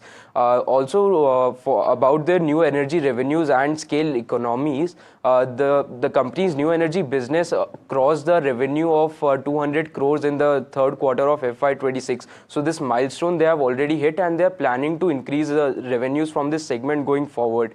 The management said that the EV cells which the company will manufacture locally will have a premium of 15% compared to the ones that are imported in India. And the company has also said that they will be able to achieve cost parity once they have scaled their capacity in the range of 8 to 10 gigawatts. About their capex estimates. Sure. We'll come to some more of those details. And in fact, I'm sure there'll be a detailed piece by Parth on the website that you can go and read and get more on the story. Parth, thank you so much for that. So Exide in focus. Shivangi, just this whole space, actually energy is in focus today. So Amara Raja, Exide, all of them buzzing. Is it now too much to look at these as plays? You think that you're going to have to wait for some of these stocks to cool off before looking at it seriously? Absolutely. Energy stocks have actually done wonderfully well, and we've seen, they have almost spurted in today's trading session. But instead of waiting in this, I think one could look at some of the power stocks which are also buzzing and looking quite well even at these levels. We could look at, Adani Power for that matter, which has consistently moved and is giving very strong follow-up at these levels as well. So these stocks could definitely be kept on radar for a short swing. Okay. Any bottom fishing in the IT names for, say, a short-term play, or is it an avoid, like a Persistent, an HCL Tech, even a TechM?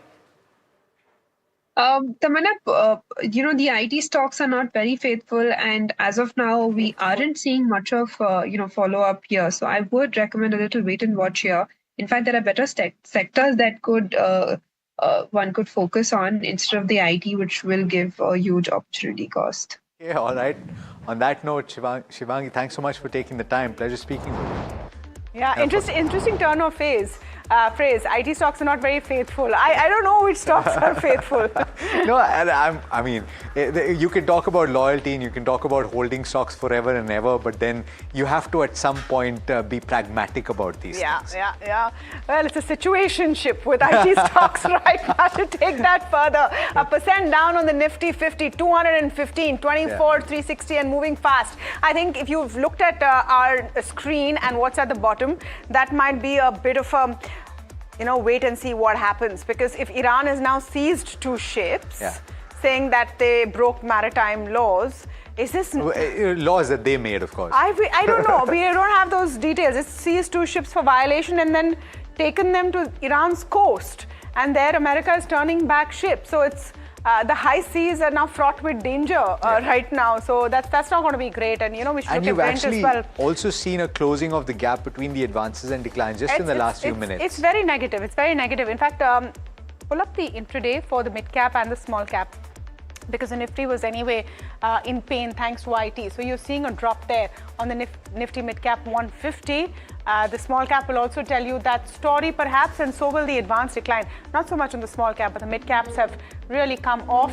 This has also closed in to some extent, not too much going forward. But that's one to watch. I think IT is really been the downer, the mood downer of the day. Trent is something I'm looking forward to seeing. Oh yeah, Trent is certainly going to be in focus. And speaking of IT, commentary that comes through from the Tech Mahindra results, right? And the team, we've got Jasmeet there, and he'll tell us bright and early tomorrow as well. And of course, this evening, you can stay tuned for that. The emergence of a new leader at the group level for the Godrej group is another big story. But from a stock market standpoint, I think it's once again earnings front and center, and a few of these consumption names will be in focus tomorrow. Whether there's a recouping of the losses for the IT pack, because the tendency is to sell everything and then we'll worry about it later. If you've paid attention to Sumit's heard on this trade, as we close off, one of the things that he's reporting is interest on FII dealer desks for FMCG. If FIIs are looking for a safe play and banks are tapped out, IT is looking not as loyal or faithful, I suppose, then will FMCG be the next port of call? The sectoral heat map will tell you what's working today, and energy stocks have been powering and firing. That's what's been exciting. Nifty Energy about 1.5% up, defense looking good. But then again, that's a very slimly populated index. There are not too many stocks there. Small cap 250, 1% up is what is heartening, and Nifty IT is in a world of pain, no doubt about it. And the other thing is the underperformance of the private sector banks. Yesterday seems to have been a little bit of a flash in the pan, but having said that, you have I think we spoke about it this morning, Tamanna, where the private sector banks, you had a delayed reaction to the earnings, where both ICICI Bank and HDFC Bank were up over 2 percentage points yesterday. Money being taken off the table today. The problem with some of those counters, Alex, is that their holdings are so varied, and some of those players look at their decisions not because of the quality of the bank or fundamentals. There's so much else. Basket selling that takes place. A lot of basket selling comes into play. Just the top gainers and losers before we wrap this session of India Market Close. Amara Raja, Delta Corp data patterns, that's why defense stocks are up. Rani Energy, JK Paper, KRBL, some of the winners. HCL Tech, Tata Elxsi, Persistent, all of them in pain, 361. All of these 4 stocks were actually on our watch list with exactly this take, is something that I was looking at it. So we've largely seen the entire tech pack, and Infosys just along for the ride. Their results are not even out yet, but getting beaten along the way. Yeah, so if the results turn out to be a surprise like TCS was, well, you can see it move the other way very quickly. But we're out of time on this edition of India Market Close. From Tamanna and myself and the team that put this show together, thanks so much for watching. Stay tuned. This is NDTV Profit.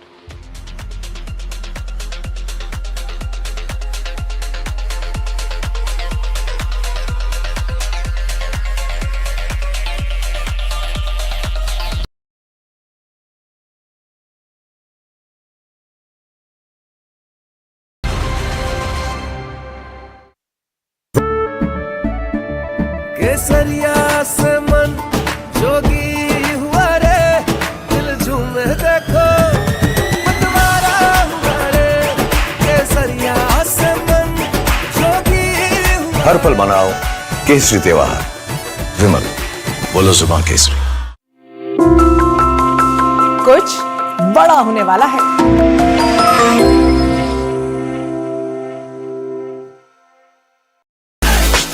Conventional was never her color.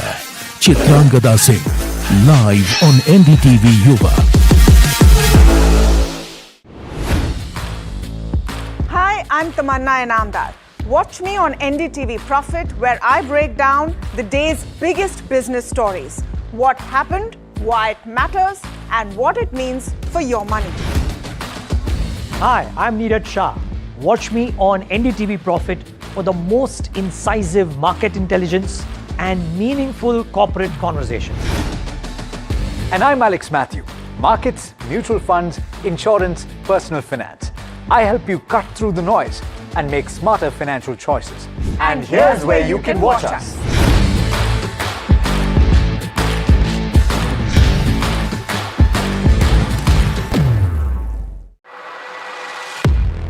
He has been tracking markets for over a decade, spots the trends before they hit the screen. And he is now bringing his analysis to the show that the market watches. Watch Sharad Dubey on Know Your Company, a show that puts the most traded stocks under the scanner. We dissect the company so that you, the investor, don't have to. Get the management to answer questions relevant to you. Watch Know Your Company, weekdays at 11:30 a.m. to understand your next big bet. New year. New power panel. India market open. Now in its boldest lineup. This is where the trends get tested and stocks get conviction. I'll recommend a buy call on a stock only when I'm fully convinced on the stock. With a table-thumping buy. And when the street wants the levels, he brings the chart. Charts speak the truth, and I deliver the levels with no frills.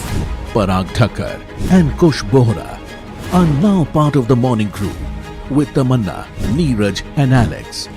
Same show, sharper voices. Every morning on India Market Open. Your favorite market show just got better. On NDTV Profit, for your profit.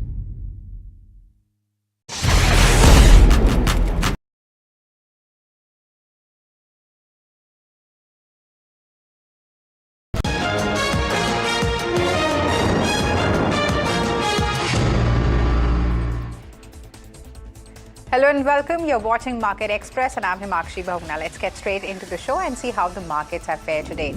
So markets have witnessed profit booking and ended the day near day's low. Nifty 50 closes below 24,400 mark while Sensex ends 1% down. If you look at the broader market, so they have outperformed the benchmarks and manages to end in green.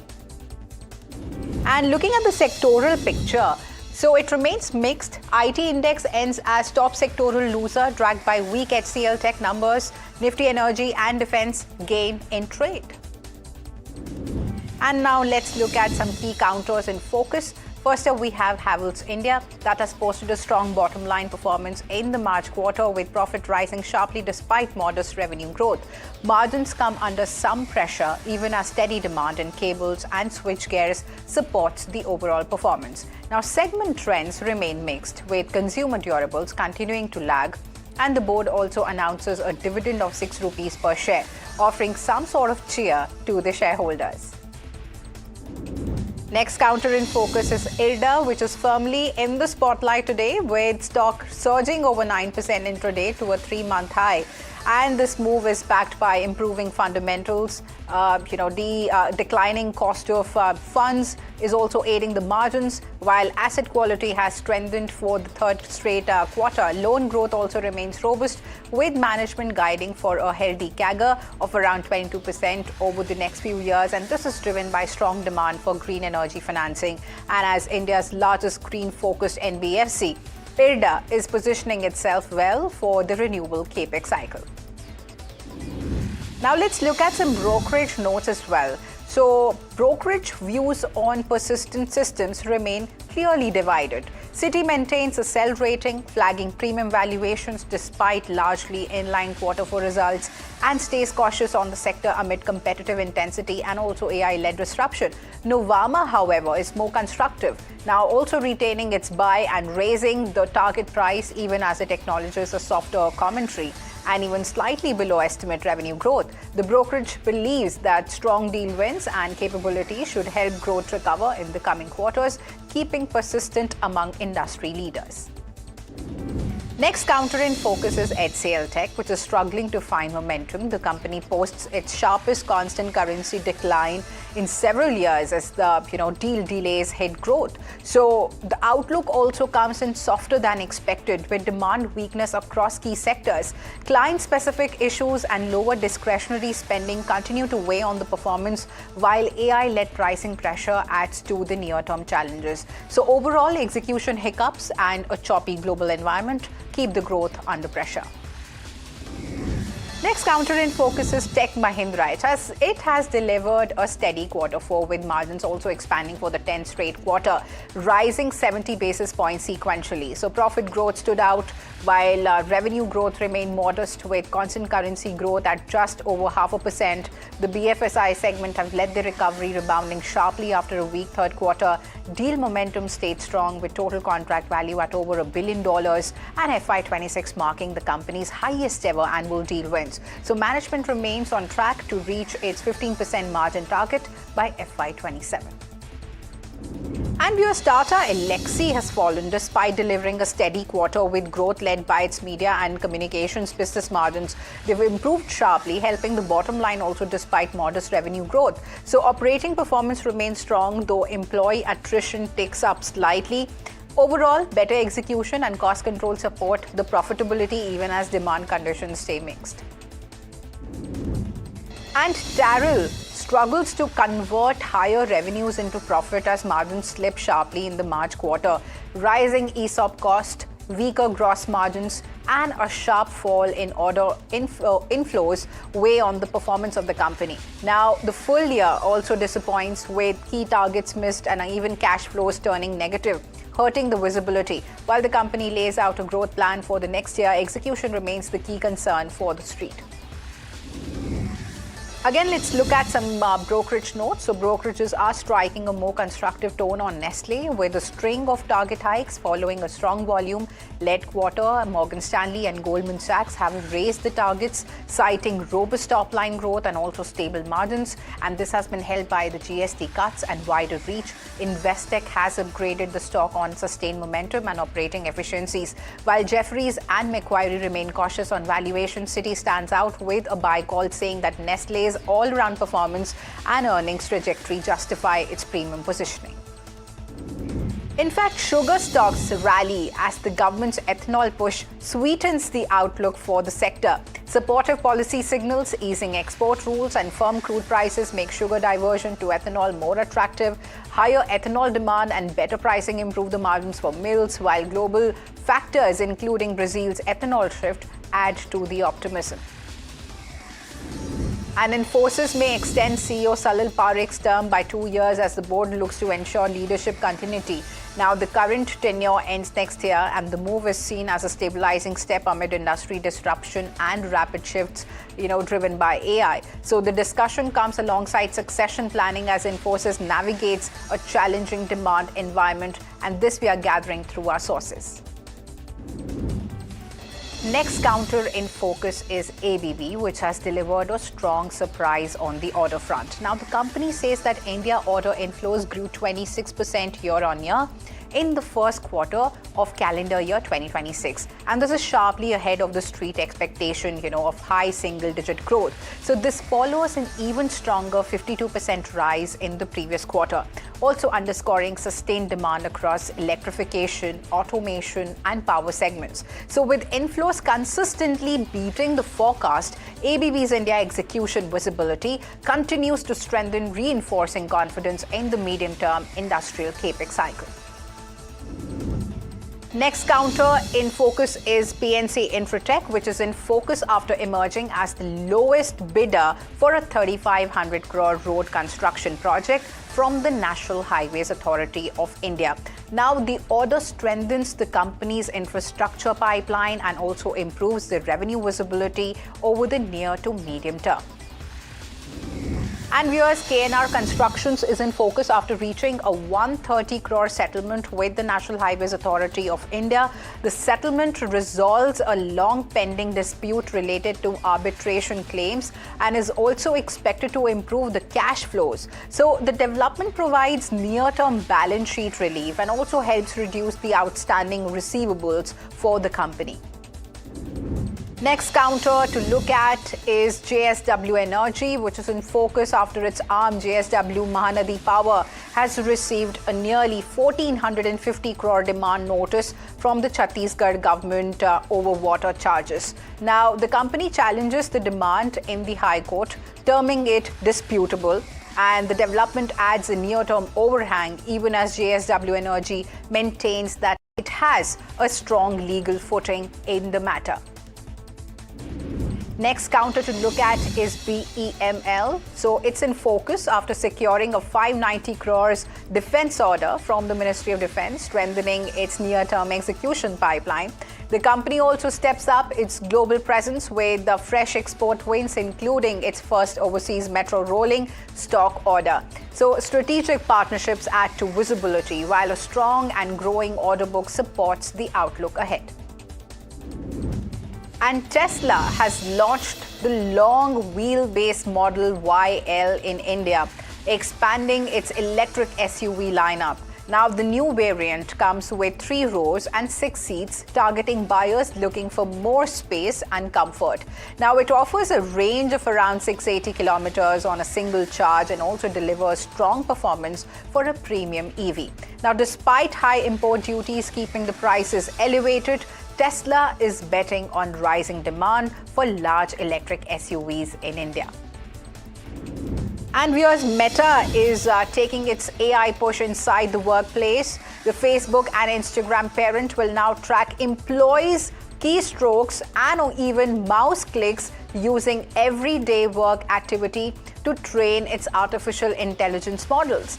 And the company has said that the data will be used only for AI development with safeguards to protect the sensitive content. But internally, the move has sparked unease, with some employees calling it, especially as hiring freezes widen and even job openings dry up, underscoring how central AI has become to Meta's future. And viewers, Italy has confirmed its budget deficit stood at 3.1% of the GDP last year. This is according to official data released by Statistics Bureau Istat. Now, while the figure shows an improvement from the previous year, it remains just above the European Union's 3% limit. Now, the confirmation effectively ends Rome's hopes of exiting the EU's excessive deficit procedure, for now keeping fiscal oversight firmly in place. But the data was formally submitted to the European Commission as part of Italy's ongoing budget monitoring process. And viewers, UK housing data points to early signs of stabilization. Official figures show British house prices rose about 1.2% in the year to February, marking a faster pace than the previous month. At the same time, pressure in the rental market appears to be easing, with the average private rents rising 3.4% in March, and which is the slowest annual increase in 4 years. So the data suggests buyer confidence is holding up, while affordability pressures in the rental market may finally be beginning to cool. And UK financial regulators are moving to lighten the regulatory load. The Financial Conduct Authority and the Prudential Regulation Authority have confirmed changes to streamline senior manager accountability, aiming to cut compliance costs and also support economic growth. Now, regulators stress that personal responsibility for top executives will not be diluted, and the move is part of a broader government-led push to reduce the red tape, with further reforms expected as the UK, looks to balance strong oversight with competitiveness. And viewers, LG Display stepping up its push into next generation screens. The South Korean display maker says that it will invest 1.1 trillion won to build new infrastructure for organic light emitting diode displays, and this is aiming to strengthen its technological competitiveness, and the investment will be spread over more than 2 years from April 2026 through June 2028, underscoring the company's long-term focus on OLED technology as competition intensifies across the global display market. And NASA has unveiled its newest space observatory, the Roman Space Telescope, designed to scan vast regions of the universe in search of planets beyond our solar system. Scientists say that Roman could discover tens of thousands of distant worlds, offering fresh insight into how common planets really are. So the telescope will also help probe the mysteries of dark matter and even dark energy. Now built over more than a decade, a cost exceeding $4 billion, the mission is named after Nancy Grace Roman, widely known as the mother of Hubble.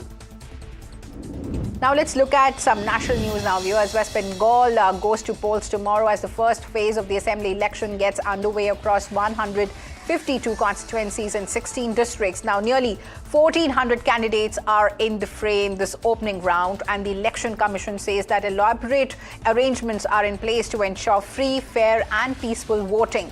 And with over 44,000 booths across the state, women will manage thousands of polling stations. Special model and PWD-run booths have been set up, and 100% webcasting will monitor every vote, backed by extensive security deployment on the ground.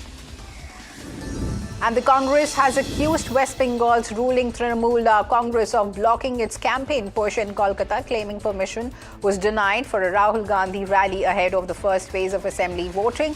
And the Lok Sabha MP was scheduled to address a public meeting on April 23rd, but the party says that local clearance did not come through despite waiting till Tuesday evening. And as a result, the event was cancelled over logistical constraints. Now, Congress leaders say that they will now seek fresh permission for a revised rally later this week. And the government has ordered a judicial commission probe into the deadly fire at a firecracker unit in Thrissur district that has claimed at least 9 lives so far. Now, the blaze broke out while workers were preparing fireworks ahead of the Thrissur Puram festival, and also officials fear the death toll could really rise as unidentified body parts were recovered from the site. So, Chief Minister Pinarayi Vijayan has announced a compensation of 14 lakh rupees for the families of those killed, and a retired High Court judge will lead the inquiry into the incident. And the Supreme Court has launched a nationwide push to fast-track consensual dispute resolution, unveiling its Samadhan Samaro 2026 initiative. Now, the program aims to encourage amicable settlement of pending cases through mediation, and even will culminate in a special Lok Adalat from August 21 to 23rd, with over 94,000 cases currently pending. And the court has said that the effort reflects its vision of participative justice and even doorstep delivery. And the parties can register over the next 4 months using both physical and virtual modes. This has been supported by a dedicated war room and also online portal. And it has been a year since the deadly terror attack in Pahalgam that claimed 26 innocent lives. The attack has left behind irreparable wounds. With a year passing since the attack, tributes have poured in, remembering the lives lived and lost to terror. The Prime Minister, remembering the innocent lives lost, said that the country would never bow to any form of terror.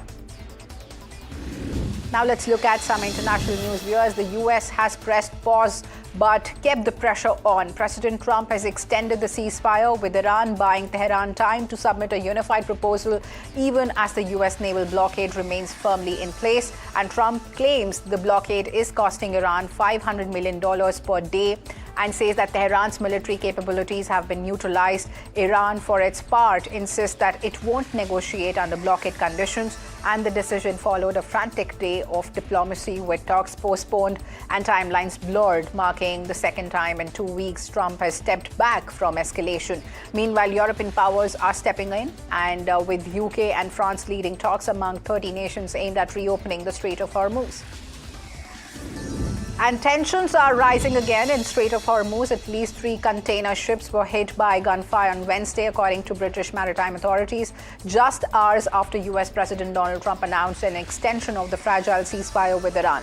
Now, the United Kingdom Maritime Trade Operations has said that one vessel was fired upon by Iran's Revolutionary Guard, with Iranian media reporting strikes on 2 more ships. Now, the incidents come even as the US continues its blockade of Iranian ports and with uncertainty growing over peace talks after Vice President J.D. Vance did not travel to Pakistan as earlier expected. And El Salvador has begun a mass trial of 486 suspected members of the MS-13 gang, marking one of the largest collective prosecutions under the government's crackdown on organized crime. Now, prosecutors allege the group is responsible for more than 47,000 crimes, including murder, extortion, and arms trafficking over a 10-year period. Now, footage shows the accused appearing via video link from the prison, while the government insists that it has compelling evidence to seek maximum sentences. United Nations experts have warned that mass trials risk undermining due process and, the presumption of innocence. And viewers, the Indian women's football team has dropped 2 places to 69th in the latest FIFA rankings released yesterday. The Blue Tigresses were recently featured in the 14 FIFA Series 2026 tournament held in Kenya, where they finished the 3rd. Now, India beat Malawi by 3-2 in the 3rd placed playoff match after earlier losing 0-2 against Kenya. And viewers, that's all the time we had on Market Express, but we leave you with a special report. Rising urban demand is reshaping how households hire domestic help, with app-based platforms seeing a sharp surge in metro cities. Services like InstaHelp by Urban Company, along with newer players such as Snabbit and Pronto, have witnessed rapid growth since August 2025. Ridhima, my colleague, brings in this report.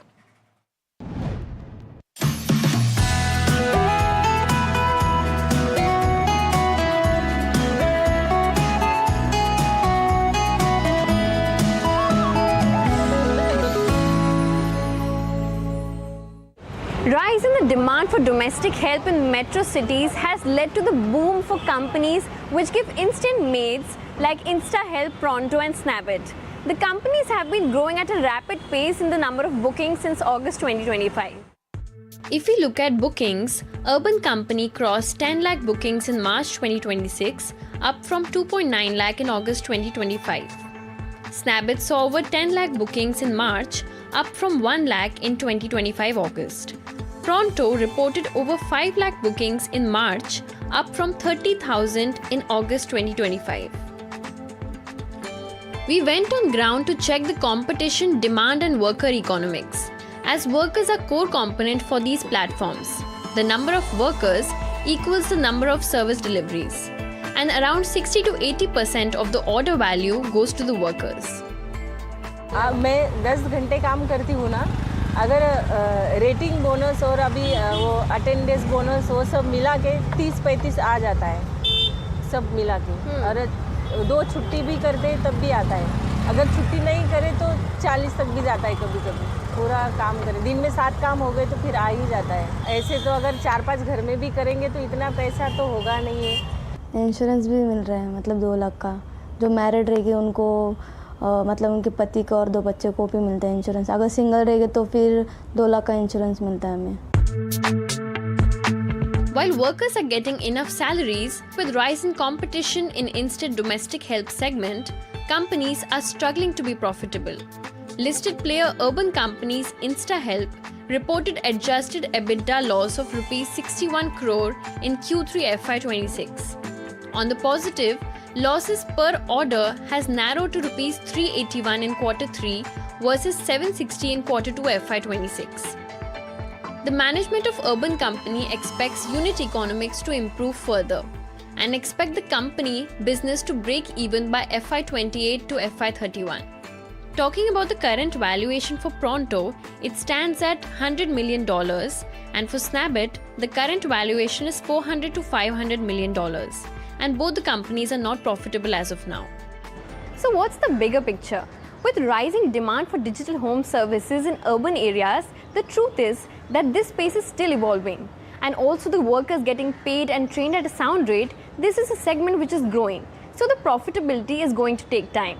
So till then, the key monitorables are going to be demand, scalability of the companies, and the competition in this segment.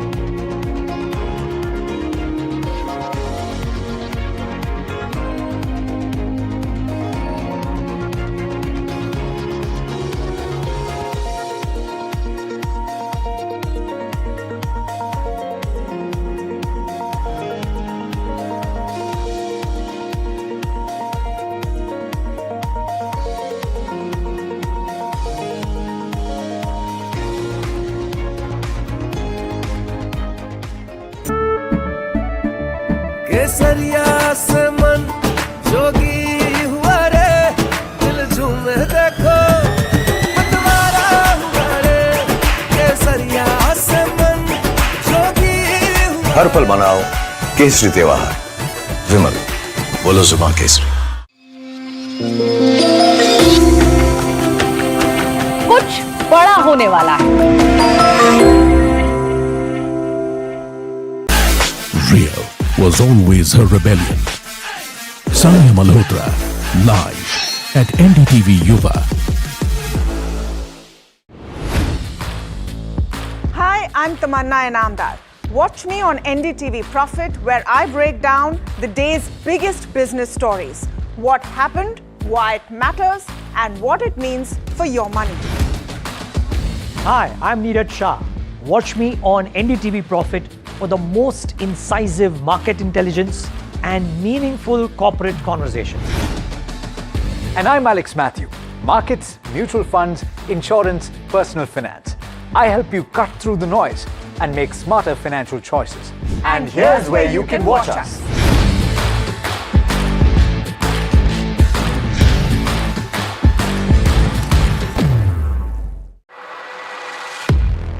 He has been tracking markets for over a decade, spots the trends before they hit the screen. And he is now bringing his analysis to the show that the market watches. Tepid day of trade on the Lal Street today. Nifty snaps 3-day gaining streak, ends in red today. HCL Tech leads the fall. Broader markets shine today. Tech Mahindra announces in-line fourth quarter results. IT major reports a sequential increase in profit and revenue beats estimates. Sources tell NDTV Profit that the government is considering a revision in voting right cap in banking. A higher revision from the current 26% may be on the anvil. Infosys to discuss the CEO extension. Sources tell NDTV Profit that CEO Salil Parekh is likely to get a short-term extension, both to discuss the CEO tenure soon. Pirojsha Godrej, the new chairperson designate of Godrej Industries Group, unveils a new identity and vision, aims 5 lakh crores market cap by 2031 to list 2 more companies from Godrej stable. Oil prices oscillate after Trump announces ceasefire extension but keeps Hormuz blockade in place. Brent crude hovers just below $100 per barrel mark. Iran claims 2 ships attacked at Strait of Hormuz after Trump extended ceasefire till the deal is made. Iran mocks Trump, says loser can't dictate terms. One more Indian tanker, Desh Garima, carrying 97,000 tons of crude oil to arrive in Mumbai today. Tanker has safely crossed the Strait of Hormuz. MEA says government is in regular talks with Iran for the safe passage of a vessel. A year to the Pahalgam terror attack, nation remembers Pahalgam attack victims.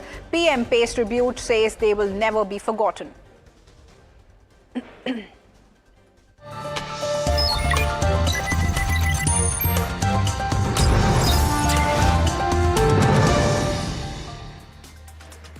Hello and welcome. This is Profit 360 on NDTV Profit, and I'm your host Himakshi Bahugna. Along the next half an hour, we'll bring you the latest from the markets as well as national and international news. But first up, let's see how the markets have really fared today. So the stock markets have snapped 3-day gaining streak to end in the red. The benchmarks, both Nifty and Sensex, settled nearly 1% lower, but the broader markets continue to hold firm, especially the small caps. Nifty IT was among the biggest sectoral laggards, with HCL Tech and Infosys dragging down the Nifty. So clearly intense selling pressure was seen with regards to IT stocks. Let's get in my colleague Varsha for all the market action. Well, Nifty snaps 3-day gaining streak, ends in red today, ends below 24,400, which is down 0.8%. HCL Tech leads in fall in Nifty, down almost 11%. Broader markets ends in green, outperforming benchmark. Nifty Midcap 150 gains over 0.2%. Nifty Midcap 150 ends in green for the second day in a row. IRDA and Exide Industry are the top gainers when it comes to Nifty Midcap 150. IRDA was up 8.5%. Exide gains over 6%. A small cap 250 gains over 1%, ends in green for the second day in a row. Amara Raja leads the gain in Nifty small cap 250, which is up over 16%. Sectors end on a mixed note. Nifty Energy is the top gaining sector, up almost 1.5%, ends in green for the 12th day in a row. Adani Energy and Reliance Power the top gainers when it comes to Nifty Energy, both up over 7%. IT is the top losing sector, down almost 4%. HCL Tech is the biggest loser in Nifty IT, down almost 11%. Nifty PSU Banks ends in green for the 4th day in a row. Nifty Realty, Nifty Metal, Nifty FMCG ends in green for the second day in a row, while Pharma snaps 2-day losing streak. Nifty Bank, Nifty Auto snaps 3-day gaining streak. Thank you so much, Varsha, for that market roundup. And viewers, oil prices have oscillated as uncertainty lingered over the trajectory of the US-Iran conflict. Now, while President Donald Trump extended a fragile ceasefire, he has also signaled tensions remain far from resolved. Now, international benchmark, Brent crude and US West Texas Intermediate futures have edged into positive territory today. Now, both the indices have advanced by over 1%, while Brent is trading just shy of $100 per barrel mark. WTI crude is hovering near the $90 mark. Now, this jump comes right after oil prices significantly calmed down last week. In fact, Defence Minister Rajnath Singh has established that India has been at least affected country by the situation in West Asia and addressed the German Parliamentary Standing Committee on Defence and Security in Berlin. He said that whether it is crude oil, energy or LPG, India has enough stocks even today. Let's listen in. West Asia की जो स्थिति है मित्रों, मैं आप सबको बताना चाहता हूं कि दुनिया के सारे देश जितने प्रभावित हुए हैं, सर्वाधिक कम यदि कोई देश प्रभावित हुआ है तो हमारा देश भारत प्रभावित हुआ है। चाहे क्रूड ऑयल का प्रश्न हो, अन्य एनर्जी के जो सब सारी चीजें हैं उनका प्रश्न हो, एलपीजी का हो, इन सब सारी चीजों का आज भी हमारे पास स्टॉक पर्याप्त है। प्रधानमंत्री जी ने हमारे ही चेयरमैनशिप में सारे लगभग 12, 13, 14 सीनियर मिनिस्टर्स की एक कमेटी बनाई है। उसकी हर सप्ताह में बैठक करता हूं, ग्रुप ऑफ मिनिस्टर्स की मीटिंग है और उसको बराबर रिव्यू करता हूं मैं। कहीं कोई खास ऐसा बिल्कुल संकट है ही नहीं। भारत जिस तरीके से चल रहा है, आपने देखा होगा कि स्ट्रेट ऑफ हार्मुज में दुनिया के किसी देश की शिप नहीं निकल पा रही थी। यदि शिप 7-8 निकल पाई तो केवल और केवल भारत की निकल पाई। यह है Bharat. And viewers, uncertainty surrounds the next phase of US-Iran talks, with Tehran yet to respond, and Vice President J.D. Vance's planned visit to Islamabad now is on hold. But US President Donald Trump has extended the ceasefire with Iran till Iran submits proposal.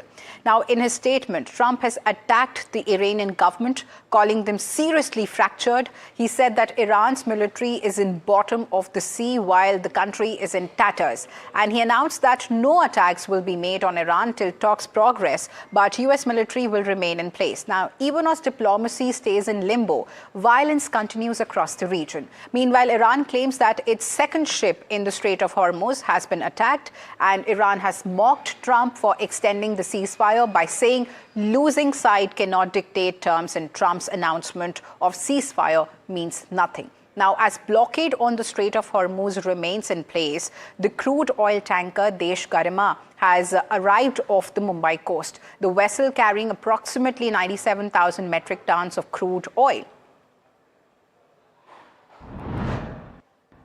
An oil tanker named Desh Garima, which crossed the Strait of Hormuz on 18th of April, has finally reached the shores of India.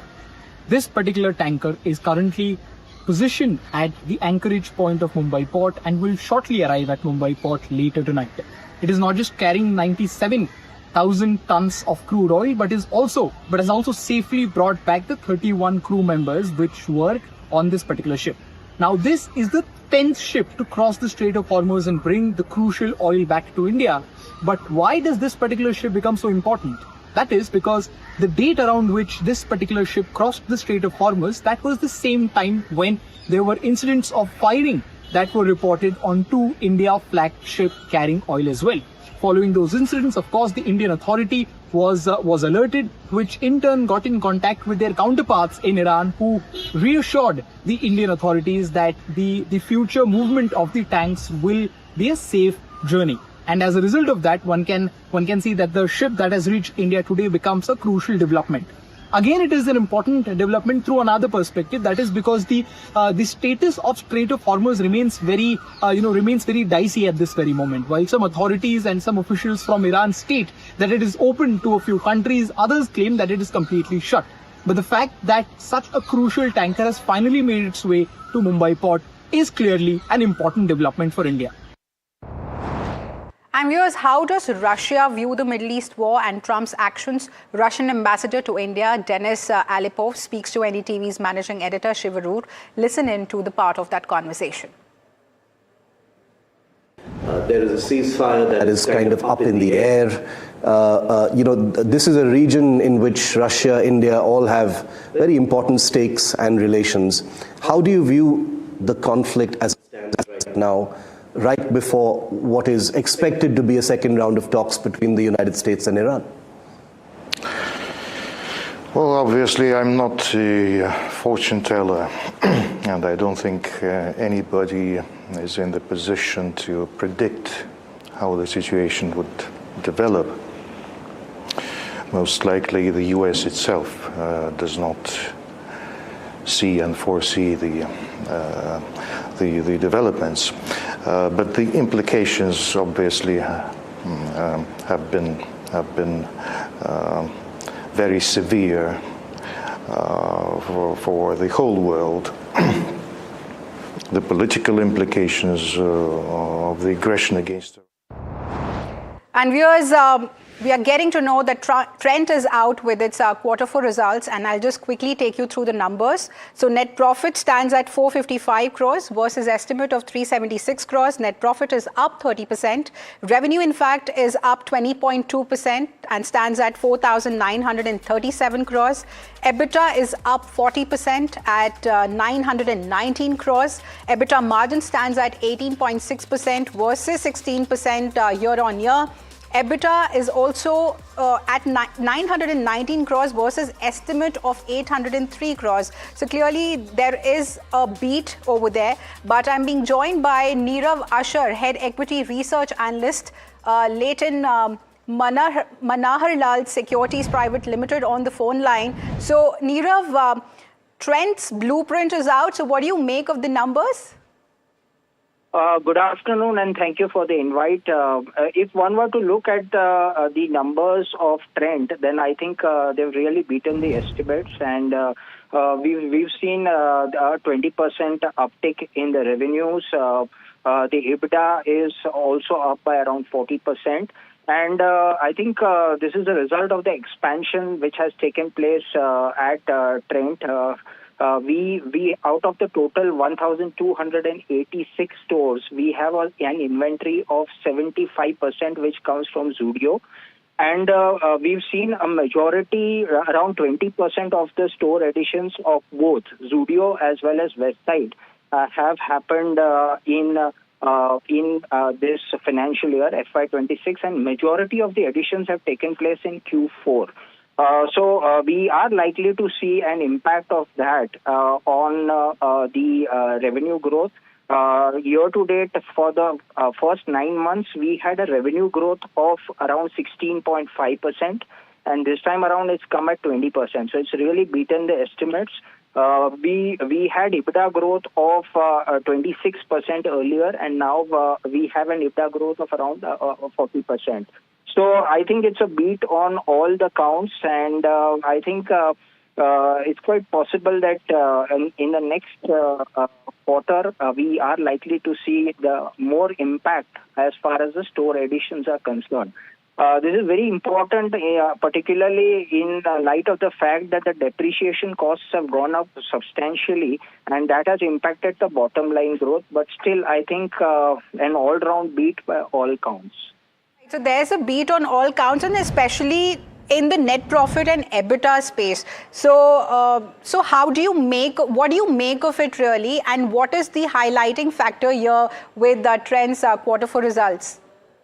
I think it's been a roller coaster ride as far as the company is concerned, as far as Trent is concerned. And we had a very volatile year last year where the stock had corrected. Virtually, there was a valuation reset which has happened. The stock has almost halved. And I think it's a kind of a resurgence as far as Trent is concerned. From at the end of March, we had a price of 3,400, and the stock has quickly logged gains of close to 30% after the quarterly updates. So I think we had a very strong quarterly update, and in a way we did infer that there has been a strong store addition which has taken place, and the impact of which will be visible in the next few quarters. Now, what is more important is how Trent is able to sustain the growth going forward, because there is going to be store additions which will be required in order to sustain the growth levels going forward. But nonetheless, the sentiment at this point of time seems to be positive. Right, Nirav. Thank you so much for breaking down those numbers for our viewers, and thank you so much for being there with us on the show today. Thank you for the invite. Yes. And viewers, let's now cut across to the earnings briefing of Tech Mahindra, where the management is addressing the street on its Q4 performance. During the year, our focus remained on disciplined execution, staying close to clients, and progressing our solution-led approach. Operating profit is $797 million, up 31.4% YOY, with margins expanding by about 290 basis points to 12.6%. Rohit will, of course, walk us through these numbers in more detail. Moving to our vertical performance for the year, we delivered growth of about 5.9% year-on-year in manufacturing. Growth in this vertical was led by aerospace and industrial process manufacturing, which helped us navigate a softer environment in US auto. The contribution also came from a ramp-up in European auto clients through our subsidiary. In BFSI, the vertical grew 3.7% year-on-year. Our focus on specific sub-segments like asset and wealth management, payment, and insurance platforms is yielding results. We are receiving an increasing number of analyst recognitions, with the latest being TechM's position as a leader and star performer in 2025 banking and payments by the Everest Group. Our approach in strengthening leadership coverage, investing in pertinent capabilities, and winning engagements with Forbes 2000 accounts has helped improve momentum across priority markets within BFSI. Within communications, we grew 2.6% year-on-year. This was led by stabilization and increased spend from our largest US client. Comviva also grew double-digit, adding momentum. In Europe, we saw improved stability through the year. We are focusing on ramping up deal wins as we enter FY27, benefiting from scope expansion and deeper client relationships. In retail, travel, transportation, and logistics, we grew 7.3% year-on-year. This was our highest growing vertical within the financial year. The growth was supported by a focus on key accounts, coupled with strong tailwinds in the logistics domain, driven by e-commerce expansion, automation, and warehousing and last-mile delivery optimization. TechM was awarded the retailer's favorite, underscoring the trust placed in TechM's reliable and outcome-driven transformation services at the National Retail Federation's VIP Awards. The high-tech vertical declined 2.7% year-on-year. We faced headwinds in the first half of the year, including restructuring at a semiconductor client and muted discretionary spend. In the second half, we began to see signs of stabilization across clients. We continue to watch spending across high-tech clients with continued investments in data centers, influencing their spending patterns, and we are making our efforts to partner with these clients to refine and tailor our services to their evolving spending priorities. In healthcare, revenues declined by 0.6% year-on-year. We continue to see regulatory policy-related challenges across provider and life sciences segments, resulting in muted discretionary spending. At the same time, we are seeing increased engagement with large payer clients around data and AI-led initiatives, creating a clear pathway to scale enterprise-wide adoption programs as AI adoption accelerates. From a geography standpoint, Europe delivered a strong growth of 8.9% year-on-year, aided by currency tailwinds. Within Europe, we saw encouraging traction in aerospace, industrial manufacturing, and European auto. We are seeing an active pipeline of vendor consolidation opportunities. The Americas was broadly flat overall. While comms in the Americas grew, this growth was offset by softness in US auto. Turning to our client metrics, our $50 million plus clients increased by 4 year-on-year to 29, and our 20 million plus client base expanded by 7 on a year-on-year basis to 66. This growth reflects our continued success in deepening client relationships and expanding the scope of services delivered across the portfolio, including data, AI, and consulting-led engagements. Our market positioning and investments over the last year have been centered around AI delivered right, and this posture is paying off in our client engagement metrics. Coming now to our quarterly performance, we reported revenues of $1.625 billion, up 4.9% year-on-year and 2.4% in constant currency. Manufacturing vertical grew 11.8% year-on-year, followed by high-tech and retail at 6.6% year-on-year and 6.2% year-on-year respectively. Communications grew 5.6% year-on-year, followed by healthcare at 4.7% year-on-year. During the quarter, we participated in the India National AI Mission. Our participation was structured around 3 strategic pillars: Indus and sovereign AI platforms, ecosystem partnerships, and stack orchestration, and applied AI across manufacturing, agriculture, education, and inclusion. We also launched an education large language model in partnership with NVIDIA with the intent of democratizing education. We are also advancing in our progress as an AI-first organization. We launched our enterprise-wide Cloud Code training program, a strategic upskilling initiative designed to strengthen our AI engineering capabilities at scale. We are enabling our associates across 3 strategic AI engineering platforms, Cloud Code, Devon, and Cursor, to accelerate adoption, build enterprise-scale expertise, and meet evolving client expectations. We also announced a collaboration with University College London to advance joint research and solution development in Gen AI and quantum computing. We will cover our AI strategy in more detail and progress during my presentation after the results update. The financial year also saw an improvement in the deal wins ratio. We closed the year with total deal wins of $3.794 billion, representing a 42% growth year-on-year. Tech Mahindra is increasingly positioned as a strategic partner to clients rather than only as an outsourcing vendor. Let me share some examples of our notable deal wins this quarter. A leading North American automotive OEM selected us as a strategic partner for application development and support across mission-critical enterprise systems. A Fortune 500 energy major chose us as the sole strategic partner to run and manage infrastructure, cloud, service desk, end-user computing, and allied services, while driving measurable efficiency across the technology estate. We were also selected by a leading global public health alliance for a managed services engagement focusing on sustaining high service quality and operational agility while enabling continuous digital innovation to drive efficiency and mission-aligned transformation.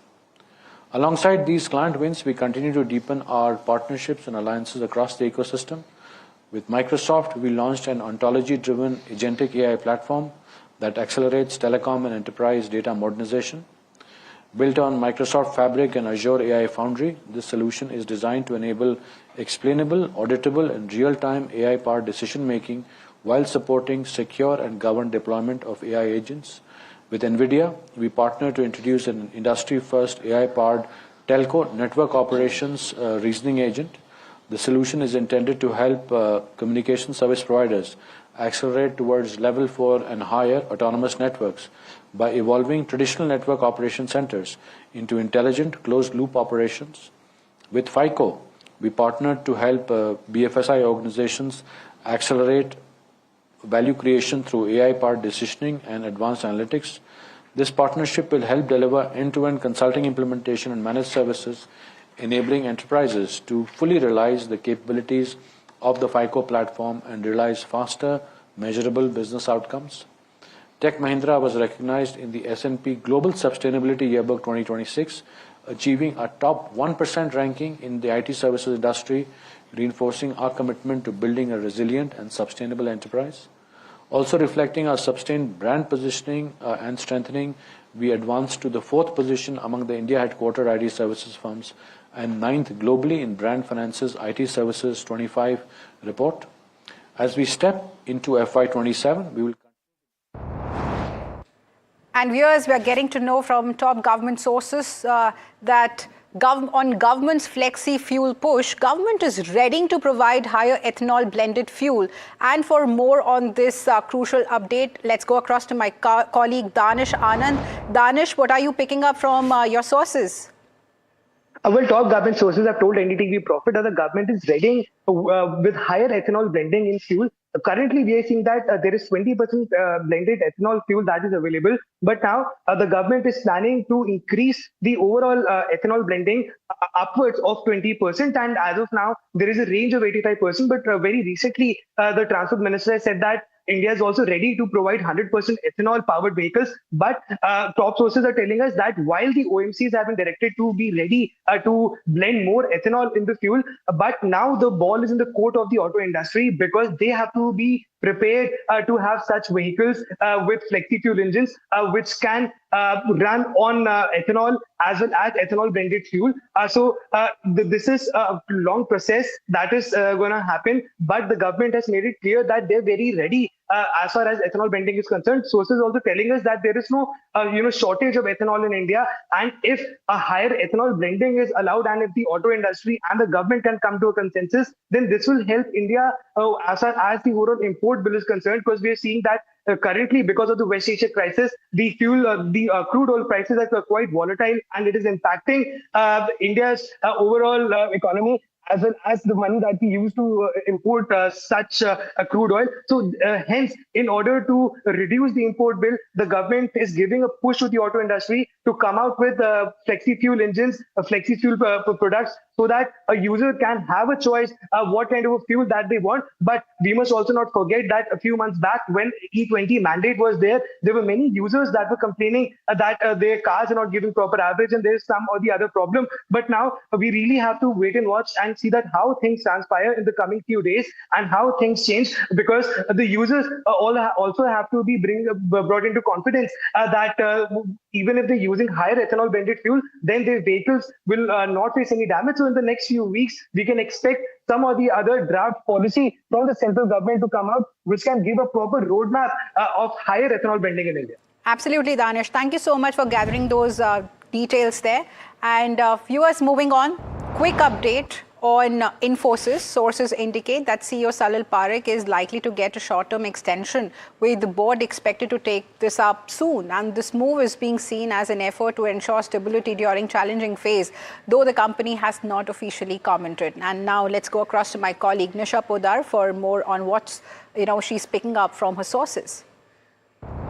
That's right. Infosys is the last of the top 5 IT companies, the IT giants, which have really posted their results for this earnings season. And on 23rd of April, Infosys is likely to also take up the matter of extension of CEO Salil Parekh as his term comes to an end in March 2027, is what we have independently verified from our direct sources. Now, sources with direct knowledge of what's really taking place in Infosys and the top leadership thinking also do tell us that Infosys wants to send out a signal of stability and also leadership continuity in a very challenging time for the tech space. And therefore, they are going to take up this particular discussion earlier so that the market, the stakeholders are aware of the continuity and no disruption at the top level, while the company needs to focus on the business as well as the AI pivot. So looking at that, sources do confirm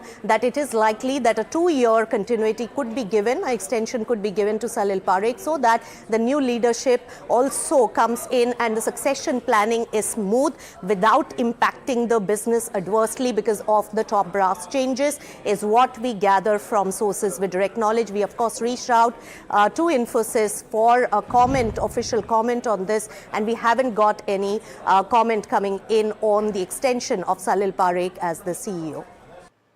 Thank you so much, Nisha, for getting us those details there. And viewers, that's all the time we had on this edition of Profit 360. Stay tuned to NDTV Profit for more news and updates.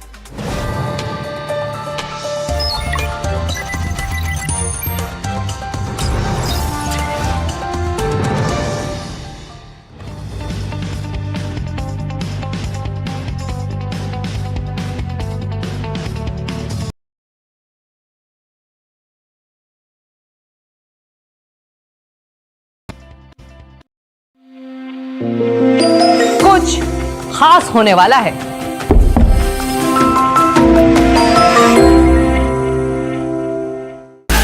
एक गुरु, लाखों तकदीरें, मिलिए लाखों छात्रों के चहेते N V sir से live NDTV युवा पर।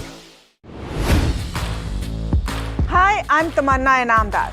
Watch me on NDTV Profit, where I break down the day's biggest business stories. What happened, why it matters, and what it means for your money. Hi, I'm Neeraj Shah. Watch me on NDTV Profit for the most incisive market intelligence and meaningful corporate conversations. And I'm Alex Matthew. Markets, mutual funds, insurance, personal finance. I help you cut through the noise and make smarter financial choices. And here's where you can watch us.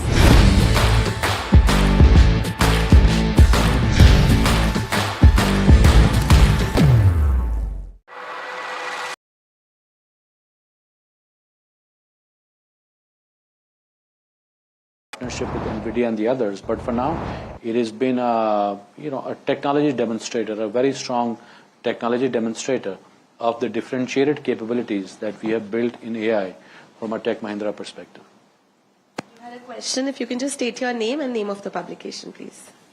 NDTV Profit. So my first question is with regard to the margins. We see a good expansion. We see it's been increasing from last 10 quarters. I would like to understand, you are still on the track to meet the 15% margin goal by FY27. That's my first stand. Secondly, post that, do you still plan on expanding the margin, or do you see that to stay there for some time? I think when we spelled out our strategy in April 24, we were very focused on driving to the 15% margin. As you will recollect, it was a very steep climb from the 6.4% exit margin to 15. So for now, we are very focused on delivering the 15% plus 15% margin. Once that 15% goal has been achieved, then we will spell out a plan for the future years. 7? Yes, it is very much on track. Perfect. My second question is Mr. Rohit. I want to understand, in this particular quarter, we did know that subcontracting charges have jumped 17%, which is impacting the bottom line altogether. So how do you see the cost going forward? Because for over the year, the cost has stayed in line as per previous quarter, but in this quarter, the increase of 300 crores is impacting the overall profit. So how do you view that? So that's part of a large deal ramp-ups that we're doing. So there's increase driven by that. And I think as we outlined previously also, that's expected. We'll continue to be at some quarters in an elevated range. That's factored in our margin trajectory. And as we get more stabilized in these deal execution, we'll ramp it down as we move forward. Got it. Thank you. And congrats on the results. Thank you. The next question is from Jas Bardia from Mint. At the start of the 3-year plan in 24, you had suggested that revenue growth would be higher than the top 6 or 7 IT firms. However, revenue growth is sub 2% and not the fastest. What do you attribute this to, and do you still maintain the stance? Also, will you look at acquisitions now, considering your peers have increased spending on acquisitions in the last year or so? Just look, when we had spelled out, you may want to go back and take a look at the April 24 plan again, because we had very clearly spelled out the peer group, right? And the peer group was our 4 larger competitors. And so we spelled out the names of those peers. And what we had said was that in FY26,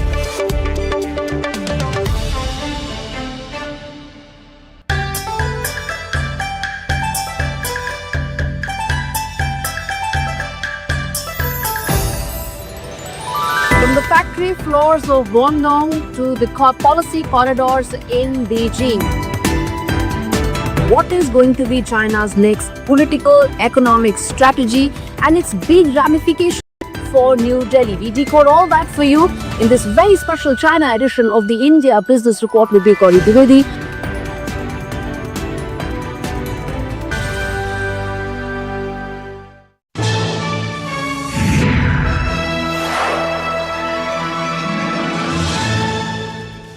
Hello and welcome to KYC. I am Sharad Dubey and you are watching NDTV Profit, one of the best shows in the KYC where I get you the hottest companies, whether you should stay with the company or avoid it, or is there any inflection point. I get you all these important details about the company. But before that, as per our format, I'm going to give you some hints. Try to guess this company. It's a Hyderabad-based tech company. Of course, there are a lot of them in the small cap space, mid-cap space, but try to understand more.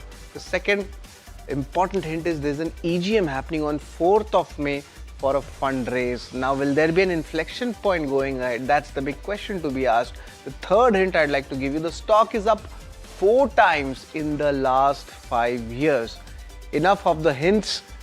Also, recently the company acquired a company in the AI services as well. So it's expanding in AI and also looking forward for more expansion and fundraisers.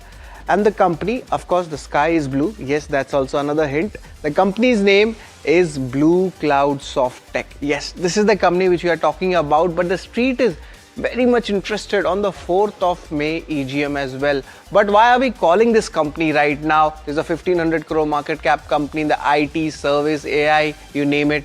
That's what the company says.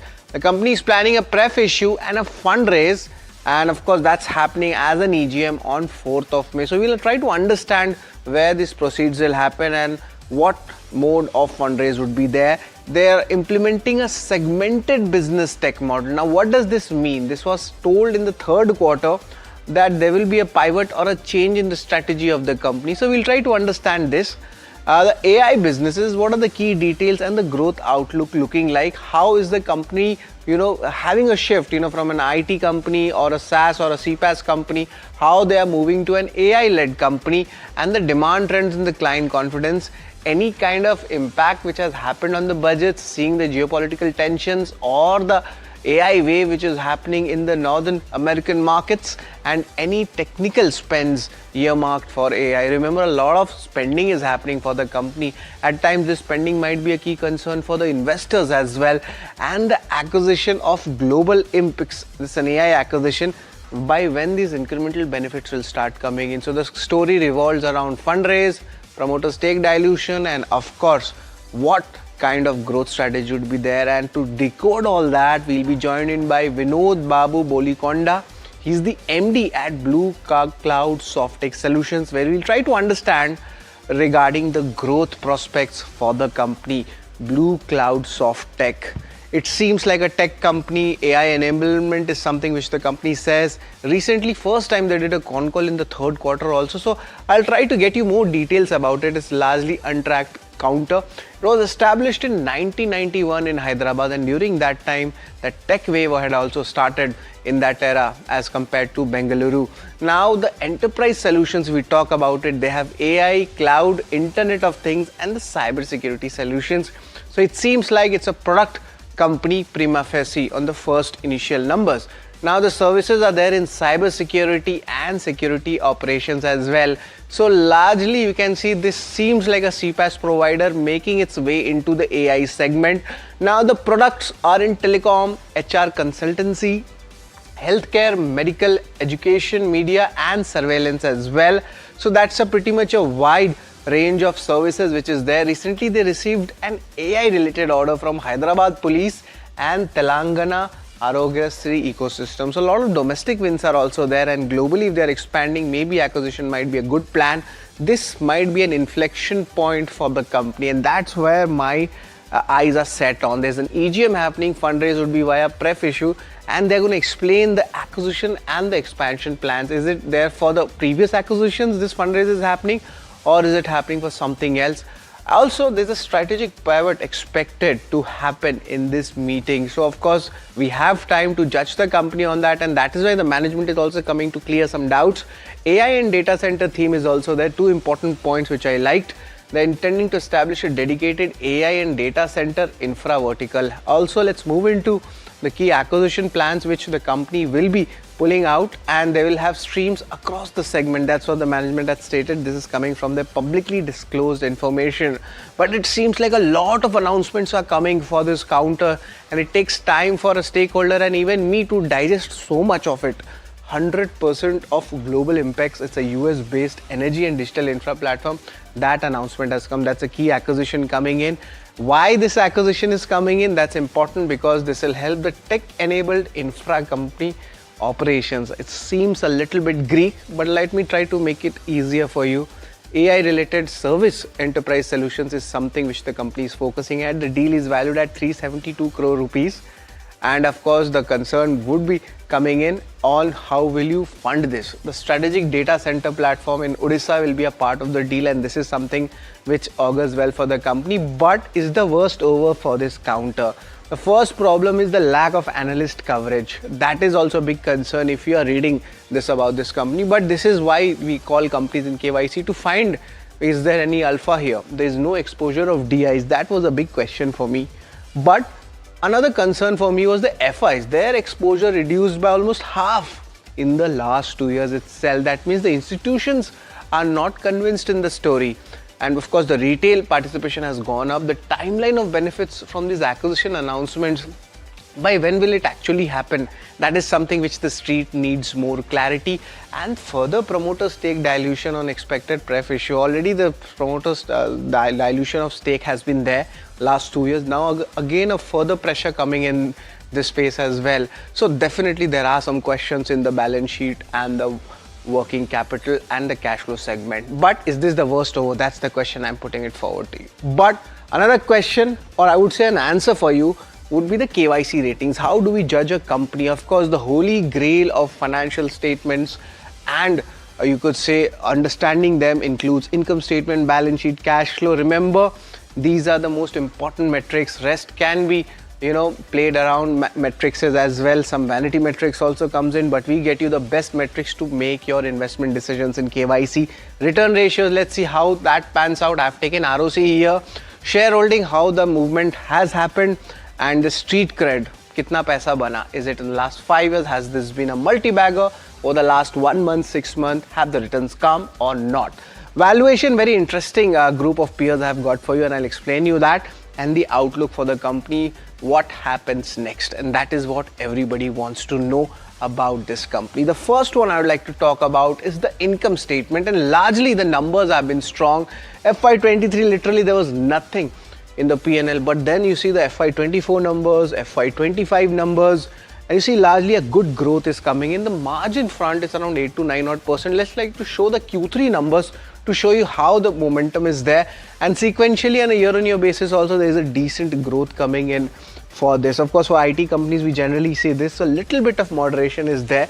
We'll try to understand the business model of how the billing and the new client budgets come in, and largely the margins have been stable at that around 8.5 to 10% odd. The company has been able to maintain this margin. So prima facie on the income statement, it does seem that it's a positive reaction coming in when it comes to the analysis. But my concern starts coming in when I start doing the balance sheet analysis, and that is where even for an IT company or service-based company, that cash levels is something which I always look out for, and it's at a very lower level. Now, two reasons for it. Company has been spending a lot. The working capital we see has been pushed to its limits. Because of that, there's a big amount of trade receivables, and that becomes my concerns. Of course, that you can't see that in the borrowings a lot, but the trade receivables is a really big number, And that was my biggest concern for that. So right now, I would still say it's a neutral rating for balance sheet going ahead. But this concern continues. And of course, if you are having problems in trade receivables, you will have problems in the cash flows. If you will have problems in the cash flows, of course, the basic finances will be questioned for any company in KYC. And this is what has happened here. It literally looks like there hasn't been major cash flows coming in. And I checked it twice, thrice from the consolidated levels also. Understood with the management, there is a high working capital requirement in this kind of a business. But if, of course, it's a CPaaS or an AI related business, will this burn continue? And there's another fundraise happening. And of course, from internal accruals, it's not going to look like that's going to happen. So will that put more pressure on the balance sheet or on the return ratios? That is something to be concerned about. That is why it's a red flag for me. And for cash flow, I'll be giving this a strong thumbs down. But let's talk about return ratio, the other ratios also to look at. And of course, there are movements happening. It's around 7% in FY23, FY24, 19, and sudden a big jump happening. Of course, the ROC numbers, there are some elements in the balance sheet because of the ROC numbers going up. But net historically also, I checked the numbers. It's largely on the higher side when we speak about the return ratios. So I'm giving a benefit of doubt in my analysis to the company. And it's going to be a strong thumbs up when it comes to the return ratios. But another concern comes from is the shareholding portion. That's roughly around 38% in March 23. That is a little bit minor stake sell-off coming in from the promoters, and there's a pref issue also happening. So there'll be more further dilution. My concern comes here. DIs haven't come yet. There is no mutual fund or PMS taking positions here. So that's a bit of concern, but of course a company's size is also around 1400-1500 crore market cap, so it might take some time, and that's my main reason is lack of analyst coverage. But FIs who had roughly 23% stake, they have reduced 13%. So that is of course a concern coming, and public it's around 48%. So definitely right now a little bit of concerns is there. So shareholding, I would be giving this a neutral rating. But let's talk about कितना company ने पैसा कमाया. Street cred पे आ जाते हैं. सबसे पहले let's talk about it. And the last 1 month the stock has been flat. 6 months it's been dismal performance, just 20% downtick coming in. And also year to date basis, of course we have seen a small cap, mid cap stocks coming back in the rally, but the stock hasn't participated. But yes, almost you could say the 5-year basis, the stock has given a return of almost 3.8 or 4 times in the last 5 years. So congratulations if you are holding the stock for a long time, you have made money. But for the short period of time, for 1 year basis, you have the stock has given 18% return to you. But of course from the 52-week high level, the stock is down 50%. So to balance things out, I'm going to give this a neutral rating when it comes to the street cred. Let's talk about valuations and interesting companies I have picked up for our analysis, and let's get going. Blue Cloud is having a last 12 month P ratio of 18 times. Now let's compare that with the peers, who are there somewhat in this industry. We have Nucleus Software, that's around 16 times. But the major CPaaS players, there was a time when CPaaS companies used to trade at 50 times. That entire SaaS derating happened, and now look at that, just 14 times and 10 times of companies such as Tanla and Root Mobile.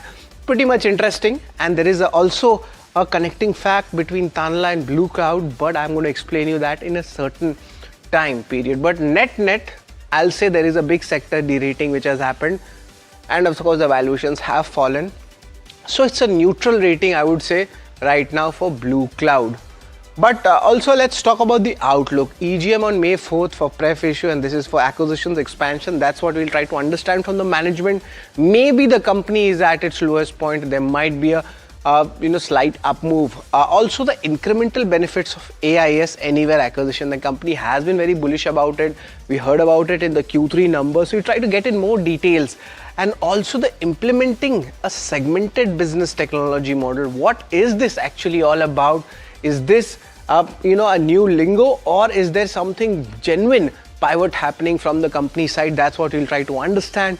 And also apart from this, the focus on AI driven solution and next gen 5G connectivity. This is something which is very interesting for me when I speak about the 5G connectivity and the projected revenue for FY27. That's around 3,000 crore. That's what they had mentioned. So we just want to understand, are they on track for it or not, since the company has not come out with its Q4 results. Remember, it's a silent period, so a lot of numbers might not be shared, but I'll try to get you the best questions possible. So it's a positive view coming in for the outlook. But let's revise the numbers. Company को क्या number दें, क्या ratings आया है. This is very much important, and let me get you here. The concern for me is the cash flow segment because of higher trade receivables. Return ratios, income statement are doing well. Then again a little bit of concern comes when the shareholding, that itself we see the concern starts coming in because of the big dilution from the FIs and lack of DI participation. And looking at StreetCred valuation, it's a neutral rating, but net the outlook remains strong, and 4th of May is the date. That's where we'll be focusing on the key announcements. The final rating on our analysis is largely in line, I would say, but definitely be cautious on this company until unless we don't understand the entire picture of where this company stands. But net it's 4.5 out of 8. And now we'll be joined in by Vinod Babu Bolikonda. He's the MD of Blue Cloud Softtech Solutions. But there is a little bit of interesting fact about him. Of course, he has 24 years of leadership experience, but he held some good leadership position roles also, and this includes Tanla Solutions. That was the point I mentioned you, and the Brigade Group, and of course he was an independent consultant, so somebody who knows the tricks and the trade of the industry is with us, and of course the education coming in from BITS Pilani as well. So it's pretty much interesting to have a chat with Vinod Babu Bolikonda. Vinod ji, good afternoon to you. It's always a pleasure to have you. I would just like to start with that important date, which is the 4th of May. There's an AGM happening. What will be this fundraise all about? Any kind of a number we can, associate that, and where will it be used? See, by and large, the AGM, first of all, thanks a lot for having me here, Sharath, and thanks to NDTV as well. So the fundraise which we propose for in this particular EGM is more focused on our upcoming initiatives as a part of a strategic plan that we are doing for AI, hyperscale data centers as one part of it, and then we're also key focused on the ongoing projects, in fact, which have taken a multifold of business in terms of the order book. So, which is what is being covered as a part of this acquisition and expansion plan. Acquisition, we already announced about the ConnectM is something which we are going to place that as a part of the EGM on May 4th, along with our results. Right, and there was also a mention, Vinodji, regarding the implementation of segmented business technology model in the 4th quarter. Now, what does this mean? Does that mean there's a change in the business model for you? Or are you adding an AI layer to your application services, which is already there for the enterprises? So if you look at it, I explained in a previous my discussion with NDTV and other channels also. So we had been an early bird in AI especially. So we have built the AI stack. We understood right from 2022 onwards, like the drift of the technology towards AI, and most of this. Existing platforms, we started upgrading them to the AI level, and that's a layer that we have added on top of the existing products and new products also, which have been evolved in cybersecurity as well as in AI healthcare and other enterprise smart apps, which we have developed in this area. So majorly the healthcare digitization, industrial automation side of it, and the edge AI chip, especially. The next thing that's going to happen is the edge AI majorly. So decentralizing the AI computational power. So that is where, for our surveillance-based technology, which is what we call it as an access genning, for this right at the camera level. So we have developed this, coming up with a semiconductor chip, which actually we developed as a part of our client contract. So initially, and subsequently the same model we started implementing over here also. Right. Right, Mr. Vinod. That's a pretty interesting take which you have taken for both the AI and the semiconductor portion. I just wanted to understand a little bit about the incremental benefits which was there for the most recent acquisition which have been done. Of course, there is a Odisha data center angle to it as well. Just wanted to understand what kind of benefit is there, because you have almost given a $1 billion target for the investments in AI and data center. So we won't talk about the bigger picture, but I want to know the shorter picture and by when the benefits can start coming in your financials.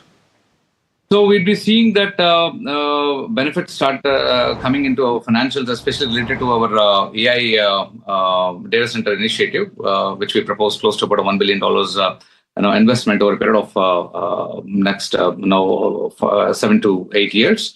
So which will start ticking on our balance sheet right from 2026 onwards, but as smaller quantities. But as we move forward, by 2027, you'd be seeing a significant portion of the balance sheet would be covered with this AI data center business. So coming to the point of Odisha, now the data center that we are talking about, we have, as a part of our strategic planning, we have acquired this GeoImpex company, which is having a land bank over there. So which is a suitable and appropriate location in terms of the proposed subsea cable network is also might be coming there. So that's a place where strategically we have chosen instead of as we already committed of investing this $1 billion. So this asset would be adding more value, and in fact this has cut down an initial portion of land acquisition. Vinodji, that's a pretty interesting take. We got a clarity on your fund usage, we got a clarity on your AI initiatives, timelines. But I want to understand in the con call, there was an FY27 revenue target of 3,000 crore or something like that. The announcement was there. What is this actually? Is this the order book? Is it the revenue? And have you met the guidance? Sure, this is majorly an order book, which we have a pipeline of orders, which we bagged through our companies and the new acquisitions which have brought in. So the significant, they cover a significant amount of revenue projection, in fact. So along with our organic business that we have, which is already being there for a long time, and on top of it, the new businesses, whatever we have added into the blue cloud, is going to bring in this number, and we are confident in terms of achieving it. Confident achieving it in FY27. A little bit of concerns is there for a lot of investors and new folks who have tuned in to understand your company, because of course we look at the past data also, and there is a little bit of concern in the cash flow and the balance sheet segment, and that is something as a student of finance, first question is for me is to ask that, sir, the cash levels are on the lower side, the trade receivables are very high. I saw the FY25 balance sheet. Now your working capital management for a company like yours who is spending in AI a lot, and of course there is a capital raise happening and a promoter dilution is also happening. I just want to understand, how will you manage your working capital? You're doing so much, you're spending so much, already the trade receivables are very high. So what's the mitigation here? What's looking like for FY26? Yeah, I'll cover one liner about this cash flow issue, which is being seen from a negative context. But in fact, it is not a marginal pressure or a negative reflection of operational weakness, but it is like a timing phenomenon, I would say that. So if you look at it, in FY25, the revenue approximately was around 797 crores that we have clocked, which is now 59% above to the previous year on year. And the kind of a larger contracts that we have taken, the larger enterprise and infrastructure contracts that we have taken, and receivables has increased due to the milestone based, because in AI, the gestation period is higher in terms of building the models according to the client requirements would take a longer time. And because of that, the billing structures have also taken impact, where revenue recognition precedes this cash realization. And most importantly, the cash realization has lagged the revenue recognition, which is a common feature. Majorly, you'll be finding companies like Blue Cloud, where in a growth phase of infrastructure and enterprise-related programs that we are core focused on. And the whole idea of mitigating this is tightening the receivables that we are closely tracking and ensuring that we have a collection oversight is there. And then we started renegotiating on the contractual structures in terms of making them more on improved milestone-based, significant milestone-based payments, which will be realigned, where the clients have positively responded back. And strong internal working capital monitoring model, which already we have. In fact, we made it little on a higher side now. And evaluation of the working capital financial options. like whatever the smooth timing gaps that we could take in a bridge fund kind of a thing, and creating evaluation from time to time and maintaining that billing discipline is what core focused on. To make it more positive, and it would be reflected in the next quarter. That's a very big point. The benefit.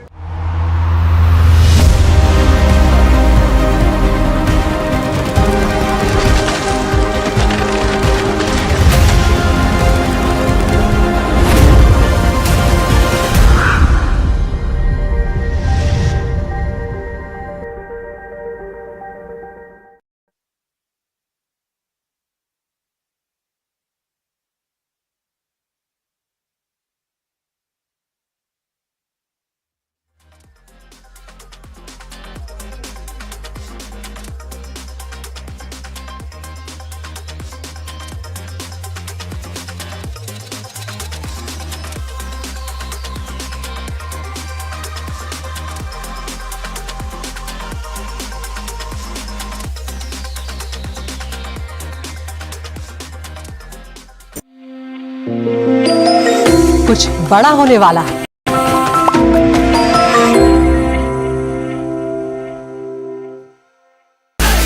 Real was always her rebellion. Sanya Malhotra, live at NDTV Yuva. Hi, I'm Tamanna Inamdar. Watch me on NDTV Profit, where I break down the day's biggest business stories.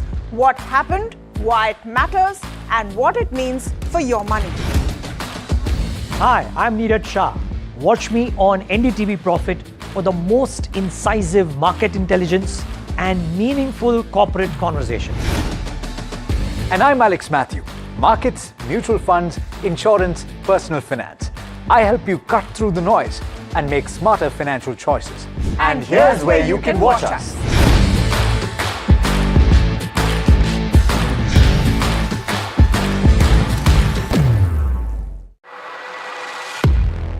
He has been tracking markets for over a decade, spots the trends before they hit the screen. And he is now bringing his analysis to the show that the market watches.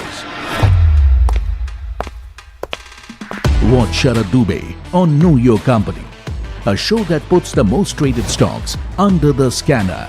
We dissect the company so that you, the investor, don't have to. Get the management to answer questions relevant to you. Watch Know Your Company weekdays at 11:30 a.m. to understand your next big bet. New year, new power panel, India market open, now in its boldest lineup. This is where the trends get tested and stocks get conviction. I'll recommend a buy call on a stock only when I'm fully convinced on the stock. With a table thumping buy. And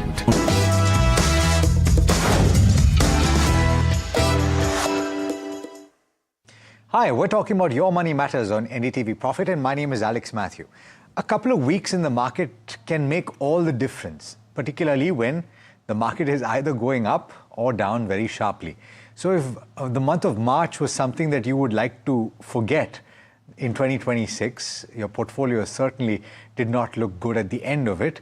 As we're standing on the 22nd of April, it is looking significantly better because of what has happened in April. Let's take a look at the broader market funds though and see whether that gain has been experienced there as well.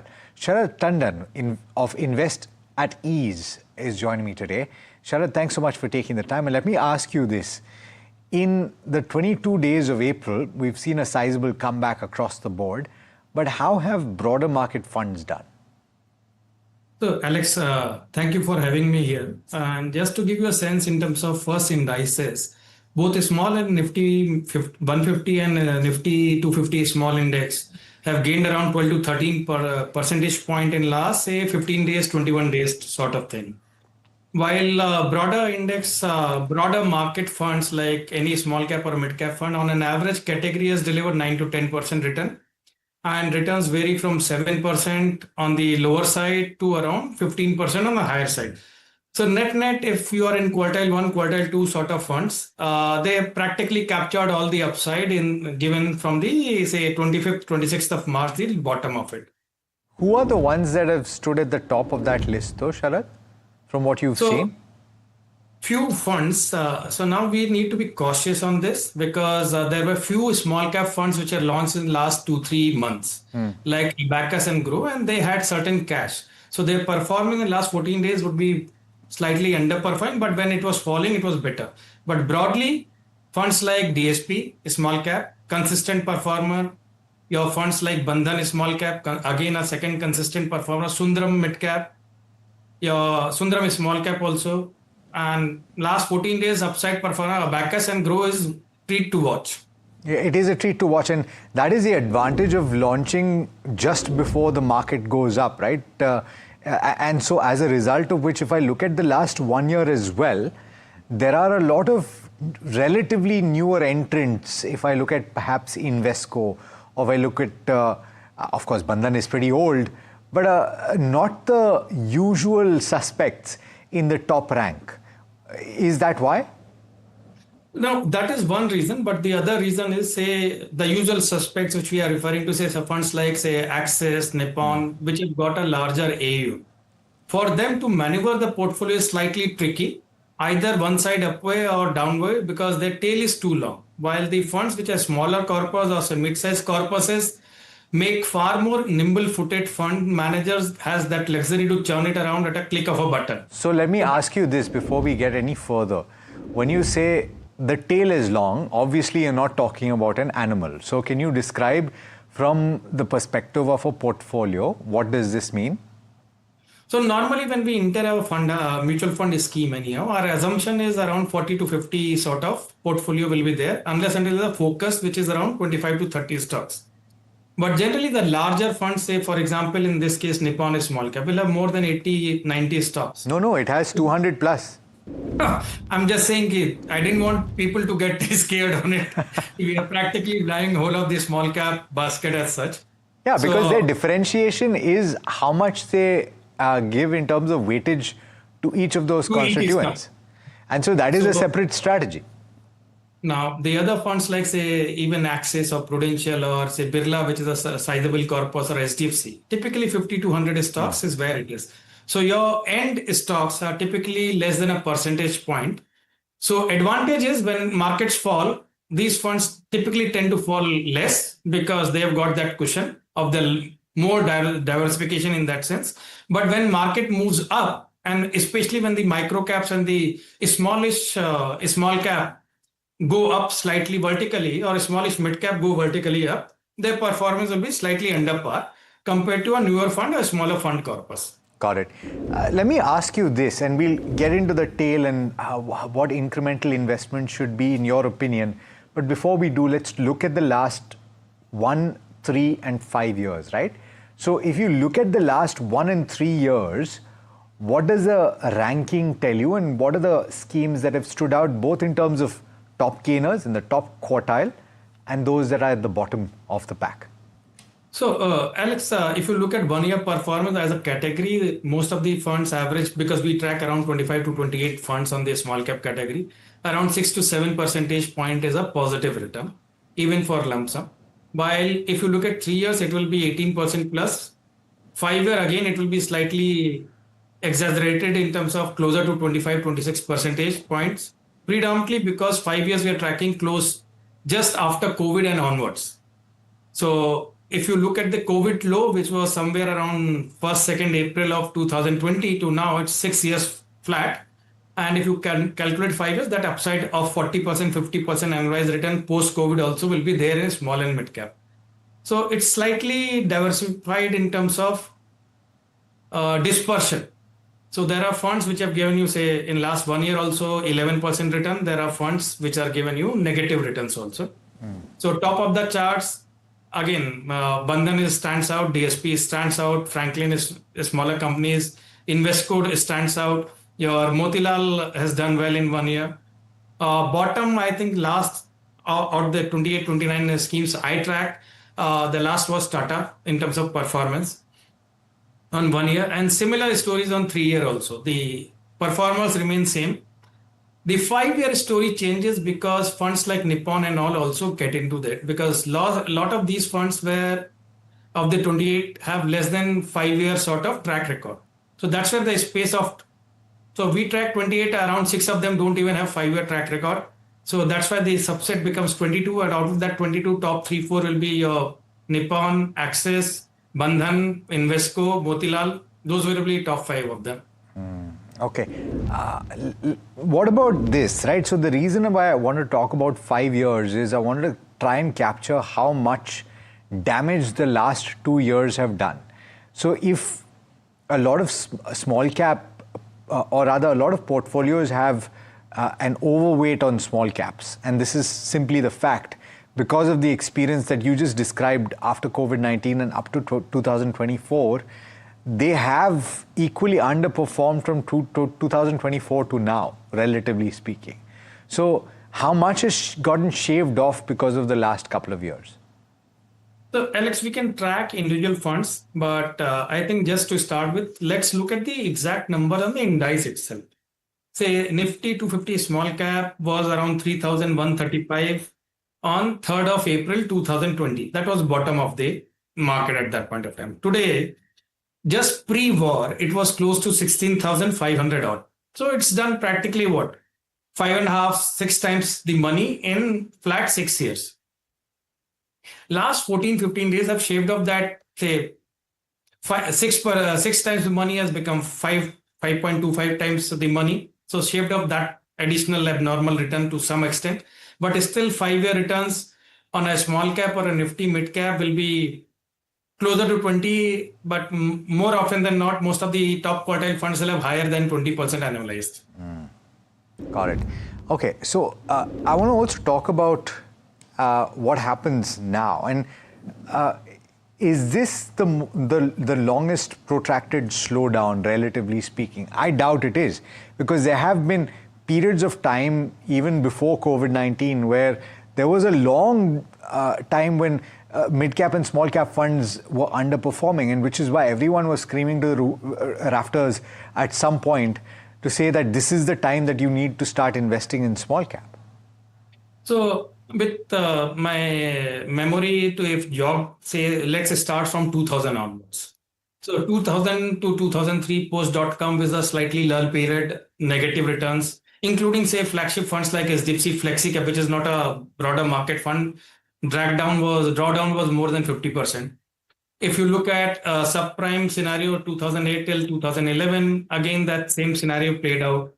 2013 to 14 was smallish period of testing people, but not that protracted downside in terms of 2016, 2018 was again the same period of 24 months, where the first time 2 year consecutively financially year, the small cap index was giving negative return. And that was a time when people were talking from top of the rooftop, please invest in a small cap, mid cap, because that's a place to be. And people made abnormal return just pre-COVID. And people who sustained that COVID 4, 5, 6 weeks of from peak to bottom, that movement, say from Feb till April onwards or May onwards, have reaped their benefits till now. You know, the difference of what we experienced during COVID-19 and now is that there was a very sharp, sudden fall, and the bounce back was equally sharp, which we have not yet seen. It's been a time-wise correction broadly, and yes, there's been a drop and a bounce back, which we've seen in April, right? But having said that, what should the strategy be right now, Sharad? Are people saying, in fact, I've heard this from a lot of fund managers saying that incrementally now it's the time to start looking at broader markets. But do you think that that's the case? So, Alex, you know me, and I've been always proponent of having portfolio bias towards mid and small cap. But fortunately now, a lot of larger fund houses like Prudential, Bandhan have gone on record and made that open comment, this time to buy small caps. And reason is very simple. The P of the small cap and Nifty mid cap has corrected by more than 30-40% from its peak. while time correction of last 18-24 months has helped that correction to a larger extent. But generally, and these are broad markers, everyone or the advisor, fund manager will have their own broad markers. The way I look at it, like Nifty, you track a dividend yield of closer to 2 as a sort of benchmark where market bounces back. In Nifty, mid cap and small cap for us as a company, what has helped us is in last 10-15 years is the moment Nifty 150 mid cap stocks dividend yield falls closer to 1% or below, we have seen more often than not that's practically bottom. It's again a time period of 1 month, 2 months, but it bounces back. Small cap again same. Now, if you look at the current time frame dividend yield, and dividend yield, why I'm saying it's a trailing return, it's not a forward-looking PE sort of calculation. So today, dividend yield of Nifty 150 or Nifty 250 small cap is around 0.6 to 0.7, well below the median. And whenever that happens, there is abnormal return in the small cap and mid cap basket per se in a smallest time frame going forward. And you can reverse that theory when the dividend yield was higher, closer to 1.3, 1.6 for Nifty small cap and mid cap respectively. That was a time period when more often than not the market in that basket corrects. So that's the sort of marker I have. Liquidity is the other one. Okay, so the question though, Sharad, is should you invest at this stage? And there are a few fund houses that are coming out and saying that this is now the time that you should go out and put money incrementally to work in the broader markets. Yeah, Alex, and we also believe the same, predominantly because of two reasons. One is there is a time correction that is too prolonged.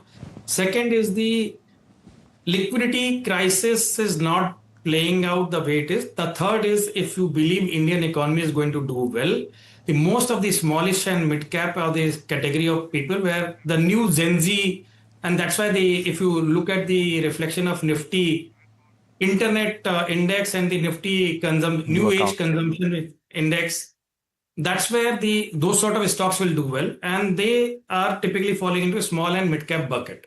Okay, so incrementally you should consider investing. Sharad, let me ask you this as well. We established why you don't necessarily like schemes in the broader markets with long tails. And so let me ask you what you like. And this is not a recommendation, but what are the schemes that you like in mid cap and small cap? So, Alex, 2-3 consistent performance, which makes sense. Something like your DSP and Bandhan continue to be our favorite. The other few funds which you should keep in the watch list is something like, and people will remember Sunil Singhania from his days in Nippon, its own company now, Abacus has launched this small cap fund, a new recently added, and they are holding some cash there because they are still in the process of deploying. It might make sense at this point of time when they're creating a portfolio.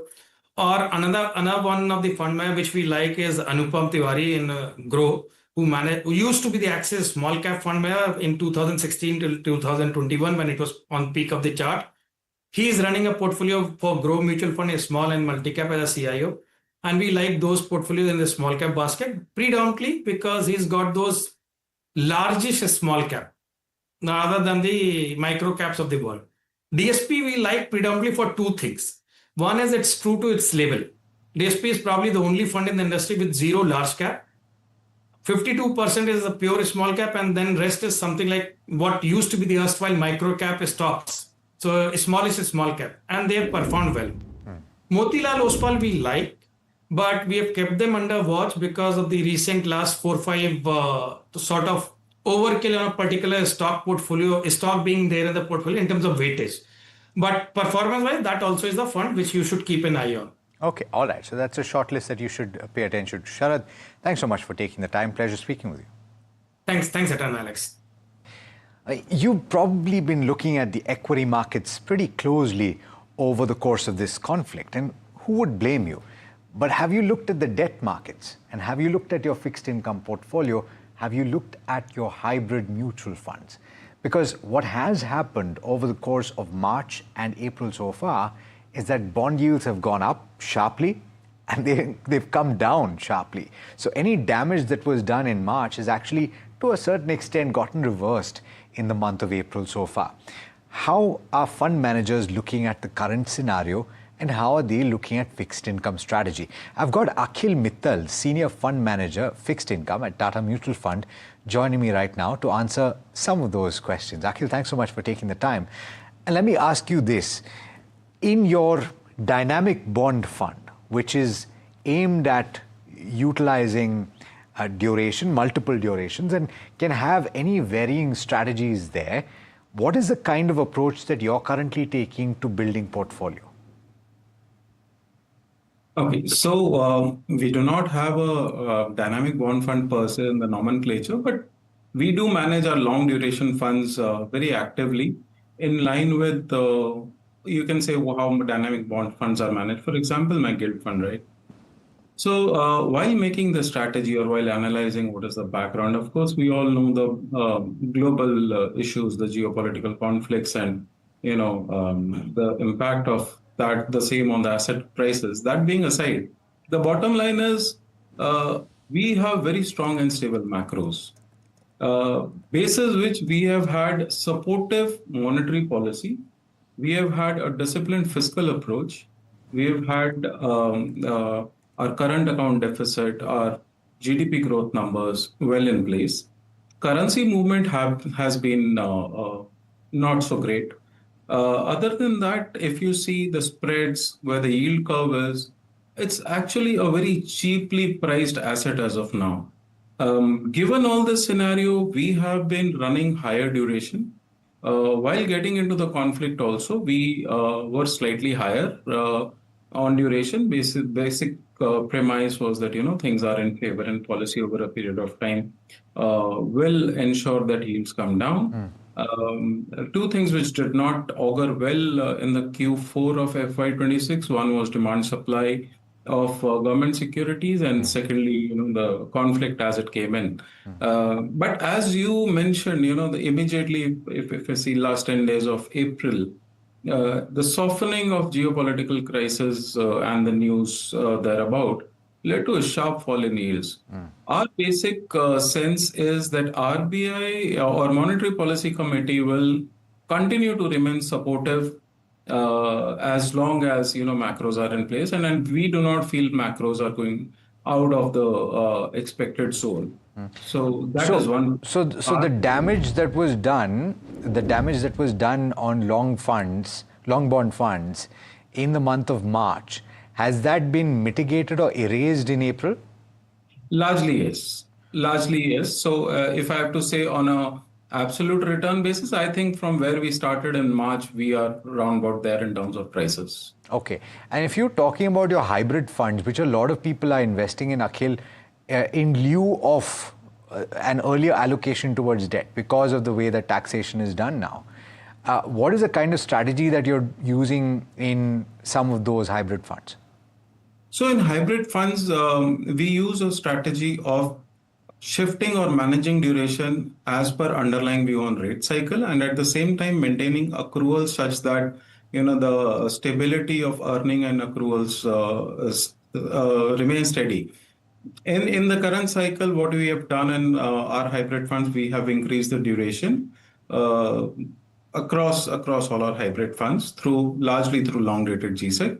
And on the accrual part, given that the spreads currently are pretty high, if I have to say a CD over a repo, a 1-year CD over repo rate, or a 2-year corporate bond over repo rate, they are trading at very attractive levels. So we have increased both accruals and duration such that the chasing of returns is not necessary. At turn of every event or every cycle, the higher accrual and the higher duration itself will take care of the upcoming cycle or the upcoming period once things stabilize. Can you explain this in the context of the market possibly looking at the potential of rates going up sooner rather than later?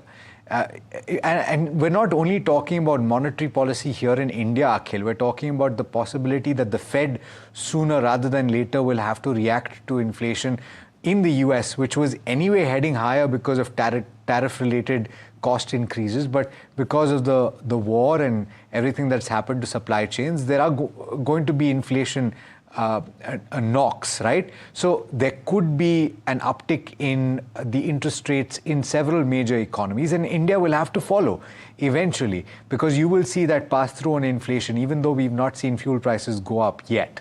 So isn't there a threat to having a longer duration if interest rates are to go up? Well, our assessment on that part is we do not anticipate major economies to get into a hiking cycle or a secular hiking cycle anytime soon. As far as US is concerned, I don't think they are going to see a rate hike for this calendar year. UK might be at the sidelines, do a 25-50 basis rate hike later this year. But if a hiking cycle has to happen, it will most likely be in emerging economies, the smaller and emerging economies, and not really into the larger DMs. While the inflation shock can come if energy prices continue to surprise on the higher side or there is an escalation of war. But that's then. We haven't seen too many geopolitical disruptions over last 3-4 years actually resulting in inflation like they used to do, let's say, 2 decades ago, right? We have seen Ukraine, Russia. We saw tensions between Israel and Gaza earlier than this war, but we didn't really see energy prices shooting up because over the last 10-15 years, the entire ecosystem of energy supply chain and the prices thereabouts have kind of reached an efficient equilibrium where both the suppliers and the consumers are economically well off and not really, at the cost of one. So I think our premise is that the entire ecosystem will ensure that energy prices do not go to a level where either the demand is destructed or the prices reach a level that, are unsustainable. However, being geopolitics and being events in nature, we are keeping a very close watch upon, but that's not our base case as of now. So the base case is that there won't be a hike in 2026 here in India either? Correct. I do not see a rate hike in India at least for a year and a half. For a year and a half. So therefore that lower for longer or rather a prolonged pause which has been more or less the expectation for a large part of the market before the conflict continues for you. Yes, correct. And actually it's not needed. You would need a rate hike only when asset prices are either heated up to an extent which it starts having a negative impact on your economy as a large. As long as macros are in place, any emerging economy would rather have supportive policy than have restrictive policies. Sure. So then from that perspective, the spike in yields provided an opportunity, which is why you've gotten into a long duration per se and completely supported by your thesis. Would that also mean that on the fringes, you don't need to take credit risk? Because I've also heard a few people describe that there are ample opportunities in the credit market right now. And prior to the conflict, people were looking to add a little bit of a cushion to their returns in fixed income strategies by adding a little bit of credit on the margins. Absolutely. So there has been a significant addition to the credit universe, if I have to say, on a market basis. We've seen lots of new issuers coming in, lots of new structures coming in. And what's happened on the better side for buyers is that the yields or the spreads continue to remain elevated. And hence, as you said, these higher accruals cushioned the portfolios.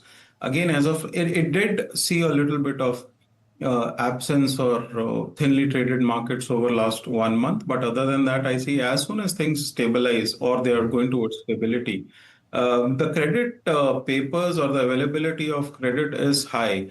And on the credit risk part, we are at a situation where the credit risk, if I have to say upgrade downgrade ratio, of credit, it is at a decade best.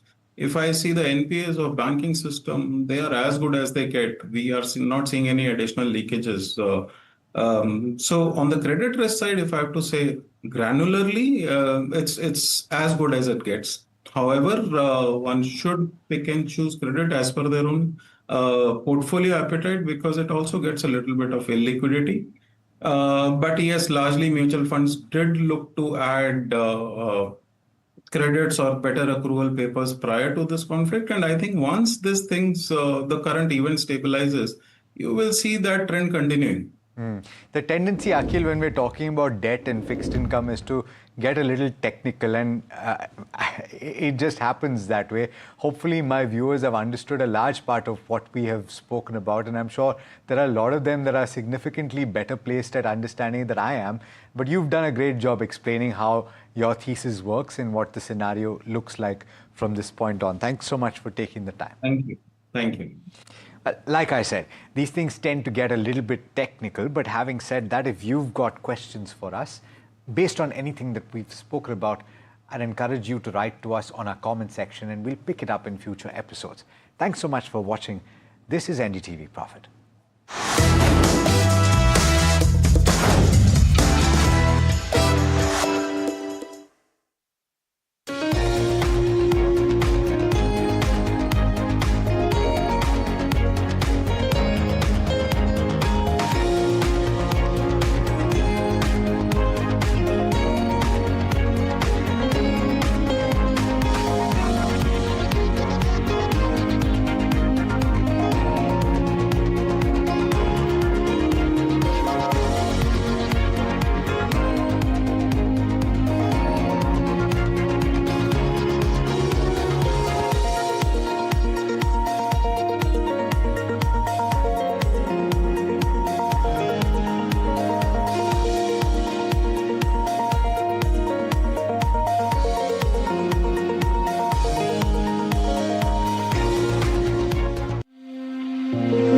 कुछ बड़ा होने वाला है।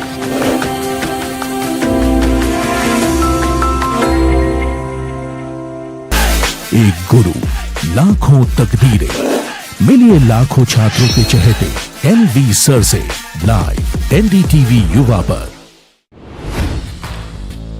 Hi, I'm Tamanna Inamdar.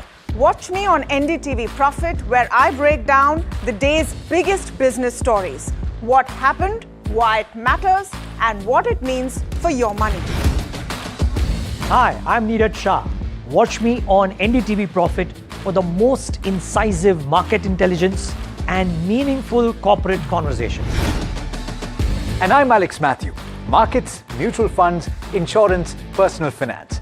I help you cut through the noise and make smarter financial choices. And here's where you can watch us.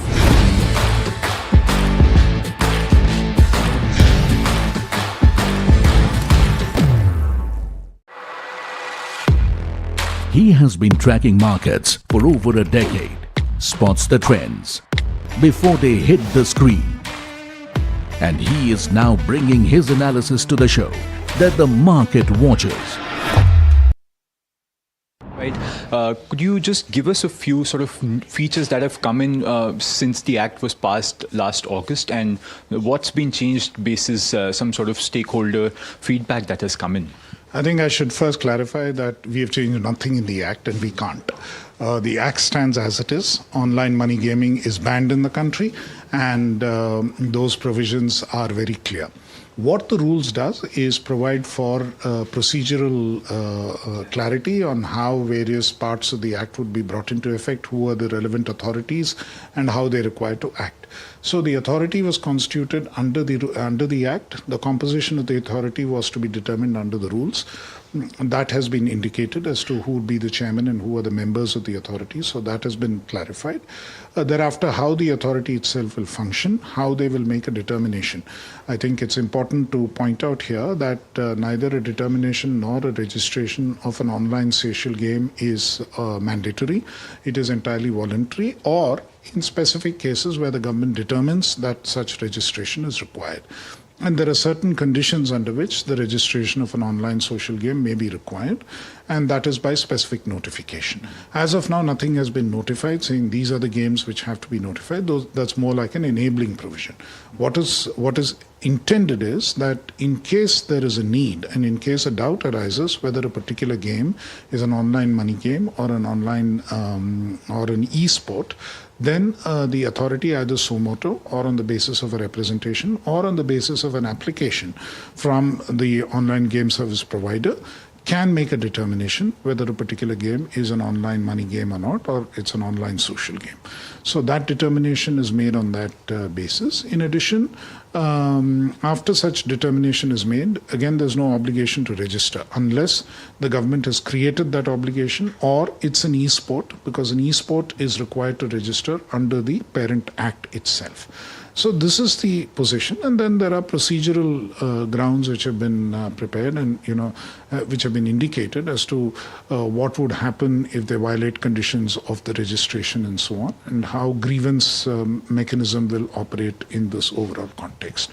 Plus, a role has been specified for the banks and financial institutions which facilitate financial transactions related to gaming. So there's also some sort of removal of the complex needs around the promotion of esports, certain social games as well. Could you talk to us about what's been removed to get more clarity in this? What we have done is too important. The most significant part is we have simplified it considerably. Earlier there was multiple stages. There was a determination and then a registration and inquiries at each stage and so on. We've simplified it. There's a single stage of inquiry at the determination stage, and the obligation, and there's no direct obligation which has been created for online social games to register. They can continue to offer them unless there is an element of money gaming, in which case of course it's banned. So the idea is to make it easy for startups and others and people who provide various gaming services to function easily and operate easily without too much of difficulty. And if it's an online money game, of course it's banned and action will be taken in those cases. It is an offence under the Parent Act and it is open to being prosecuted.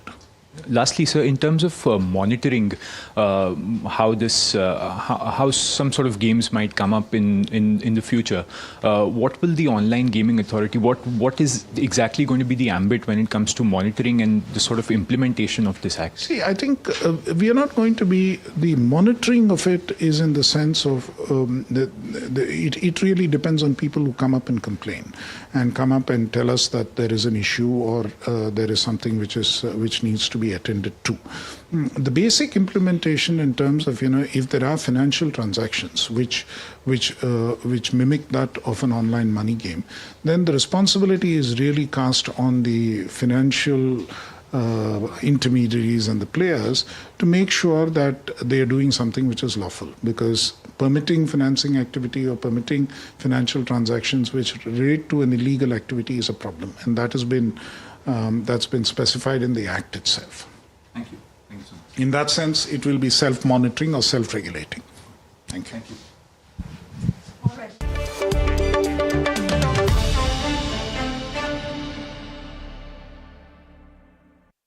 All right, HCL Tech has reported their numbers for the last quarter of FY26, and there are misses, especially on the margin front, and also the guidance has been scaled down. Let's get chatting with C. Vijay Kumar, who's the CEO and MD of HCL Tech. Mr. Vijay Kumar, always a pleasure speaking to you. My first question to you, of course, the guidance that you have now given is a wide range, 1 to 4%. Can you give us a sense on what are the variables as well as the factors which will either tick up the growth at 4% or will come down to 1%? Yeah. Good morning. Yes, our guidance range is 3%. Last year also it was 3%. We started with the 2 to 5% range for the full year FY26, and we delivered 3.9%. This year again we're at a 3% range. At the lower end of the range, we think the softness in the discretionary spending will continue. And we have two client-specific situations which will also take away 0.5%. And at the higher end, we think the situation will slightly improve, and we also expect a couple of large deals to be concluded in the first half of the year, which will translate to revenues in the second half. So that's really the overall logic. That's right. And when we talk about the discretionary spend, Mr. Vijayakumar, how is that really picture developing? What are the factors which are really impacting? And the global turmoil and uncertainty that we are really seeing on the economic front as well. How much of that is impacting the discretionary demand for your space? Actually, it's very difficult to really visualize the overall macro and possible impact. And if I were to just take an overall view, I think Europe is looking a little softer. North America continues to look good across various clients, except a couple of client-specific things that I talked about in two telco clients. That's really what it is. And I don't want to take a view on how the overall macro and how it will impact. We think overall the discretionary spending has been soft, and it turned a little more softer in March. That's why we came below our own expectations for the quarter. And that's what we baked in, that the environment will be soft. But the bigger theme is how do you really use AI to build new services which will offset some of the deflation that is being caused due to AI in the traditional services. And if you look at our numbers and guidance on the services is 1.5 to 4.5, which is 3% is the midpoint. And last year, FY26, we delivered 3.8% in organic growth in services. So it's actually an 80 basis points lower than last year at the midpoint of our guidance. So we have been able to offset a lot of AI-led deflation. Almost 2/3 of AI-led deflation we've been able to offset. Because if you recall, we talked about 2 to 3% deflation in the traditional services. So we've been able to offset that and still deliver 3% services growth. Still guiding 3% services growth in FY27. So I think what we are very confident and very optimistic is our ability to really grow the new services. There are 6 or 7 new areas that we are growing, and that is going to help us accelerate growth as we move forward in the medium term. All right. So new areas that you are really growing in. But what about telecom? That has really caused a dent in the last quarter. How do you see the outlook going forward? And is it sector specific? I think it's, I would say, client specific at this point because leadership changes, strategy changes, all of that drives a certain new strategies, and that would have its own implications on spending. I would not broad brush it across sector or across geographies. That's why I was very careful about calling out specifics rather than giving a broad brush macro as a factor in whatever happened in last quarter and also the future. Right. So, Mr. Vijayakumar, when we talk about the guidance that you have given, of course, the guidance estimate is lowered in terms of the revenue, but in terms of the EBIT margin, you have upgraded your guidance. So how does this math really play out? Where is the profitability looking to improve, and what is the reason behind that? So actually, if you take our FY25, we were generally in the 18% plus range. And in FY26, we had guided for a slightly lower margin. And we are just getting back to that 18% at the midpoint. Because we have taken a lot of steps in the past, in the last 12 months. And all of that will help us to get to this 17.5 to 18.5 guided range. All right. And when we talk also about the new acquisitions, it is stated that you haven't really accounted for those in your guidance. Can you share the timeline and what could be the uptake coming in once the acquisitions are completed? Actually, the timelines are a little bit fluid because it is waiting for certain government approvals. On a full year basis, I mean, if you take 12 months post-acquisition consummation, it should give us a 1.5% increase in growth. But at this point, we are not able to put a definitive time frame when these acquisitions will close. But whenever it closes, 12 months after that, we would have delivered 1.5% incremental growth. All right, so 1.5%, but on a yearly basis. So even if it hits you like in a 1 or 2 quarter, it can have some bit of impact in your next quarter. And that is incorporated. Is it part of the guidance that you have already stated, the band, or can it be over and above the band that you have stated in guidance? Yeah, right now the acquisition impact is not factored in the guidance. So whenever the acquisition gets completed, we will add, and whatever subsequent quarter, we will kind of upgrade the guidance based on the acquisition. All right. So there is likelihood that before 1 year gets over, the acquisition could be completed and the integration could be done? Certainly. All right. So then there is a chance that you could, even in a good year, look at outperforming the guidance that you have already stated. What is the likelihood of that? I mean, it's very clear, right? We've given a guidance of 1 to 4, and if acquisition happens, it will get proportionately increased. And it all depends on how the next few quarters go. Right. We are just penciling in all the factors that could be really coming in outside of your stated numbers, Mr. Vijay Kumar. Now, in terms of the AI focus, what is your sense in terms of the way your business is growing and also the overall noise that is really developing? How is HCL Tech really positioned to take up this challenge? Yeah, we have 5 strategic pillars that we are focused on. First is to proactively transform all our services by infusing AI without even waiting for clients to ask for AI-led transformation and services. So that's number one. The second is to develop differentiated IP, which helps clients scale AI adoption within large enterprises. And third is launch completely new services, AI-led services like AI engineering, physical AI, AI factory, AI-led marketing services, and a lot of IPs and platform-led revenues. That is the third pillar. And the fourth is to build on some of the partnerships like NVIDIA, OpenAI, Anthropic, and all of these partnerships. And the fifth is, of course, the people transformation.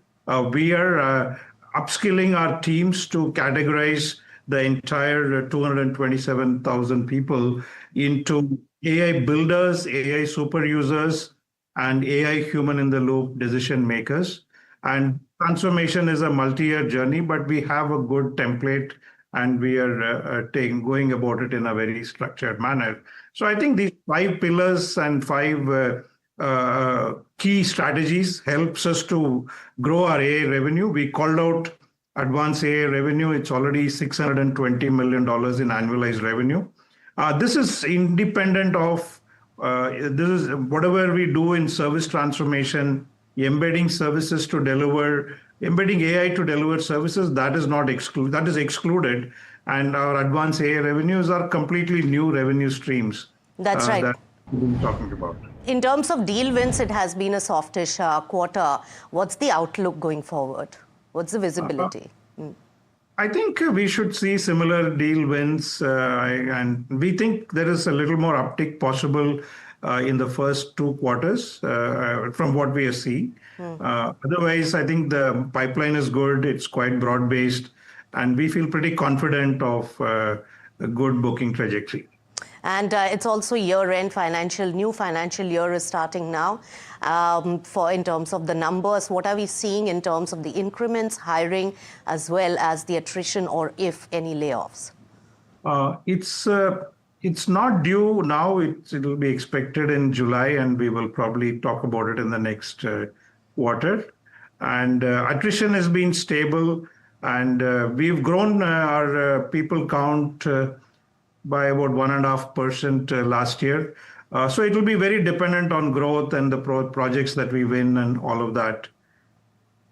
All right, Mr. Vijay Kumar, always a pleasure speaking to you, and all the best for the next quarter. Thank you so much. Thank you. Have a good day. Well, persistent numbers from persistent systems, if you will. You could argue that maybe the revenue was a bit or two lower than what the street was estimating, but the total contract value was decent. The ACV was very, very strong as well. Sandeep Kalra, CEO of the company, Johnson, right now to talk about maybe the quarter and the year gone by and the outlook ahead. Sandeep, the benchmarks continue. But these are interesting times because not only it's a confluence of AI-led disruption, if I can call it that, but also geopolitics playing havoc with corporate outlook on business. How do you sum up your quarter and the year gone by? And what do client conversations suggest about what could be in store in the very near term? Because that is the piece which is disrupted. Yeah. So I'll summarize the quarter and the year, and then I'll come to the questions you asked. So as you pointed out, the Q4 for us came in with a healthy 3.2% quarter-on-quarter, 16.2% year-on-year growth. And in rupee terms, this was 7.4% quarter-on-quarter, 25% year-on-year. Interestingly, this was the year-end as well. So I'll just summarize the year because that gives a slightly longer view to things. So for us, FY26 was another consistent year of execution. Now, in terms of the growth, we delivered $1.65 billion in annual revenue, growing at about 17.4% year-on-year. Now, this is the 24th sequential quarter for us for growth, and this is 3% or more 24 sequential quarters. So that is something we are very proud of. In terms of the profitability, the EBIT for the year came in at 15.6%, and this is a 31% plus growth in absolute terms over FY25. Similarly, the PAT came in at 12.6%, a growth of 33.2%. Now, for the full year, the order book came in at $2.4 billion in total contract value. Annual contract value of this is $1.8 billion. So this kind of puts us in a decent place as far as the next year is concerned. In terms of the macroeconomic situation, look, this war, everyone hopes from a humanitarian perspective and overall business perspective also. We all hope this comes to an end soon. We'll see where it goes. Hopefully, that should come somewhere to a logical conclusion. Obviously, there is inflationary impact of this globally. So far, the customer side of it, the more impact is on the AI side. That is a bigger discussion than the war. And in our mind, the next several years are going to be about service providers who build capability. It is not going to be about the best profitability or the cost side of it. It's going to be the best capability and moving up the value chain. And that's where we are focused. So I'll take a pause. Okay, and I have some follow-ups there, but I want to read out a line that was there in one of the brokerage notes that I read this morning, that management reiterated their $2 billion run rate target by Q4 FY27, though appeared slightly less confident about strong growth in FY27. Did they read your words on the con call correctly? So look, everyone has a right to read the body language, whatever else to this thing. All we can say is we have had 24 sequential quarters of growth. Those 24 sequential quarters of growth have come through good macro, bad macro, COVID, no COVID. We went public in 2010. From 2010 till now, our CAGR, compounded annual growth rate, is 17.3%. So if that gives anyone any confidence, look, future no one can predict. We don't give guidance. Our aspiration is the $2 billion. We are on that trajectory. Let the time pan by. Okay. What within verticals, Sandeep, do you reckon continues to stay strong? I believe BFSI is a large part there, but is there some insight that you can give on the verticals? So see, again, this is company to company dynamics for each one of us. Now, if we look at it from our perspective, BFSI followed by healthcare life sciences, followed by tech seems to be the pecking order in the coming several quarters. And the reason for this is, despite the capability build being good in all of these, the technology segment is the one that is the most prone to adopting the AI part because they are the producers of AI. They are also not a regulated industry like healthcare life sciences or banking financial services. So that is where we will see good growth, but that will also have a good amount of compression in terms of effort. And so the story out there is going to be, while we are growing in volume, in terms of the customers, the effort will shrink. Automation and AI percolation will be the highest, followed by the other segments. So that's the story. And we have pretty good customers in each of these segments. So from the last year gone by as well, if you look at it, the pecking order for our company was banking financial services, full year growth at about 28.4%, High-tech emerging vertical, 13.8%. Healthcare life sciences by about 10.1%. So that's the way we are looking at it. Okay. Viewers, I'm going to save a question because I have limited time with Sandeep Kalra. Remember, from what I learned, they aspire to maintain the 16 to 70% EBIT margins, but will continue to prioritize growth over margins. So I think that's the one thing. But as Sandeep Kalra said, that the larger conversation from a tech firm perspective, or maybe otherwise also, is AI and not necessarily the conflict. So I'm going to spend the next 5 minutes on that. Sandeep, you mentioned about the AI capabilities and coming up to speed for most firms. My question is this, and I would love to understand your perspective here. Will you as a company, or maybe the industry at large, but I'm asking you for Persistent, you can maybe mull over the industry as well, will there be a need to acquire AI capabilities inorganically because the time to come up to speed is less? Or do you believe a company like yours can learn and build AI capabilities over a period of time because the street is misreading the pace of the disruption that AI can cause? It'll be a combination of both. It cannot be one or the other. So let me qualify. Right now, if you look at it, in the last week, we did what we call a AI huddle. It's our internal thing where we had 1,700 of us, learning about the latest capabilities that we have built, the tools that are there in the market, giving them a hands-on experience of how it is. And look, the Indian IT industry or Persistent, we all have a significant amount of workforce that has been there in our system for long. So even if we were to acquire some capabilities, it would always be about bringing our entire workforce up to speed. So there is going to be work on both sides. Thankfully, at Persistent, we have been building this platform-led approach for the last 2+ years. We have very good partnerships right now, whether it is the tech industry, the pharma industry, the banking financial industry. We are leading, whether it is pilots to production. We are working with a number of our customers. So it's going to be capability build. Organically is an imperative, absolutely. And then inorganically, wherever you have gaps and which you cannot fulfill yourselves and that give you a time to market advantage, that will be the case. But you cannot forego organic build. Okay. Sandeep, most investors, large investors that I talk to, tell me that agar koi kar lega ye, to Persistent kar lega, Sandeep kar lega. My question to you is this. Do you believe AI could be disruptive for Persistent and therefore more need to acquire capabilities and lean on them? Or do you believe there is both the time and the ability within the current IT ecosystem and Persistent systems to be able to learn it, deliver it for clients and not see a disruption? What do you think will happen? On a lighter note, Persistent has been persistently after building capabilities, whether it was data, whether it was digital transformation, whether it was through the different times in the last several years. But is AI different? Yeah. So this time it is different. This time it is even more accelerated.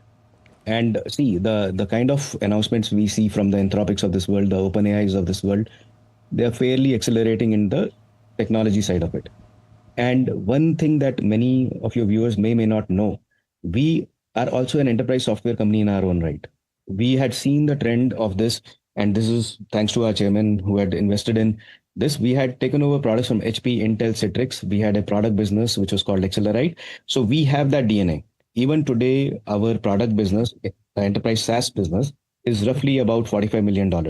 And so we know how to build products, ship products, and those are the same engineers who are building our platforms. And we are also bringing in differentiated talent from the valley, from other places to bolt on to our existing talent, build capabilities faster. And obviously, in areas where we need to do capability-led acquisitions, we have done it in the last 6-7 years as well. And we will continue to do it. So tuck-in acquisitions, absolutely, we will do to build capabilities. And wherever selectively we need to do geography-based acquisitions, we'll do it. But capability is the name of the game for the next several years. And that's where the investment has to be. Got it. Sandeep, both you and Anand have kind of crafted Persistent slightly differently than what an IT service firm typically could be. But I'm maybe asking you more from a IT service firm perspective, a lot more than Persistent, but still just one last question, which is that a possibility that sensitive or regulatory facing industries, which is your client base, would go a lot slower in going all AI out because there could be issues, regulatory issues or reportage issues which may be catastrophic if they are wrong and AI is not necessarily fully tested. So could it happen that they go slow and IT service companies, if I can use that term broadly, actually assist that and therefore may not be as disruptive as is envisaged maybe? Neeraj, paranoia is the name of the game. They say paranoid, only the paranoid survive. If that happens, look, the traditional services we are anyways good at. In the last several years, if you look at it, we have done well. And look, even other IT services companies, everyone will be well served to have the capabilities. If you have the pinnacle of the capabilities, you can always service the lower end of the pyramid.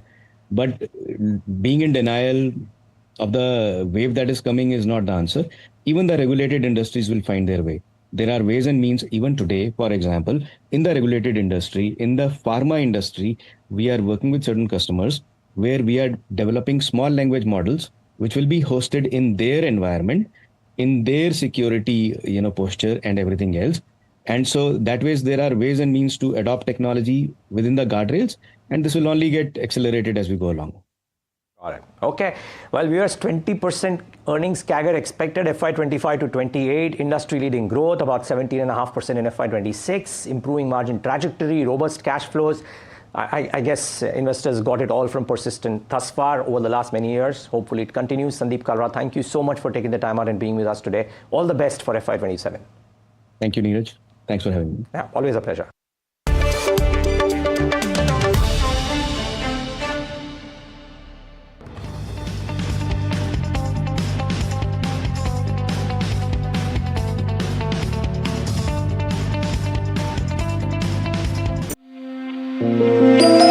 कुछ खास होने वाला है।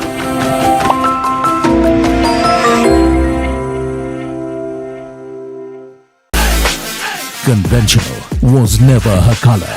Chitrangada Singh, live on NDTV Yuva. Hi, I'm Tamanna Inamdar. Watch me on NDTV Profit, where I break down the day's biggest business stories. What happened, why it matters, and what it means for your money. Hi, I'm Neeraj Shah. Watch me on NDTV Profit for the most incisive market intelligence and meaningful corporate conversations. And I'm Alex Matthew. Markets, mutual funds, insurance, personal finance. I help you cut through the noise and make smarter financial choices. And here's where you can watch us.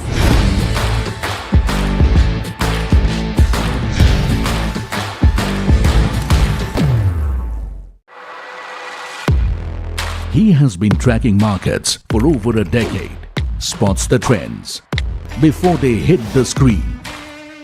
And he is now bringing his analysis to the show that the market watches. Watch Sharad Dubey on Know Your Company, a show that puts the most traded stocks under the scanner. We dissect the company so that you, the investor, don't have to get the management to answer questions relevant to you. Watch Know Your Company weekdays at 11:30 a.m. to understand your next big bet. New year, new power panel, India market open, now in its boldest lineup. This is where the trends get tested and stocks get conviction. I'll recommend a buy call on a stock only when I'm fully convinced on the stock. With a table-thumping buy. And when the street wants the levels, he brings the chart. Charts speak the truth, and I deliver the levels with no frills. Parag Thakkar and Kush Bohra are now part of the morning crew with Tamanna, Neeraj and Alex. Same show, sharper voices. Every morning on India Market Open, your favorite market show.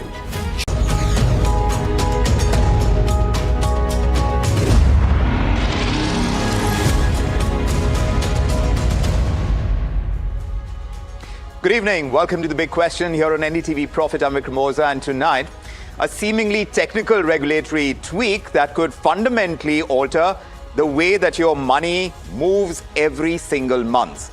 So the RBI, the Reserve Bank, has rolled out a major upgrade to its e-mandate framework for recurring digital payments, and it redraws that balance between convenience, control, and risk across India's payment ecosystem. So here's what is changing, and let me take you point by point. As far as recurring payments go, of up to 15,000 rupees, they will now go through without an OTP. So in key categories like insurance premia, mutual fund SIPs, credit card bill payments, that no OTP threshold actually rises, and it rises sharply to as high as 1 lakh rupees. Not just 15,000, but in certain cases, 1 lakh rupees as well. But there's a catch, and you could call it a safeguard.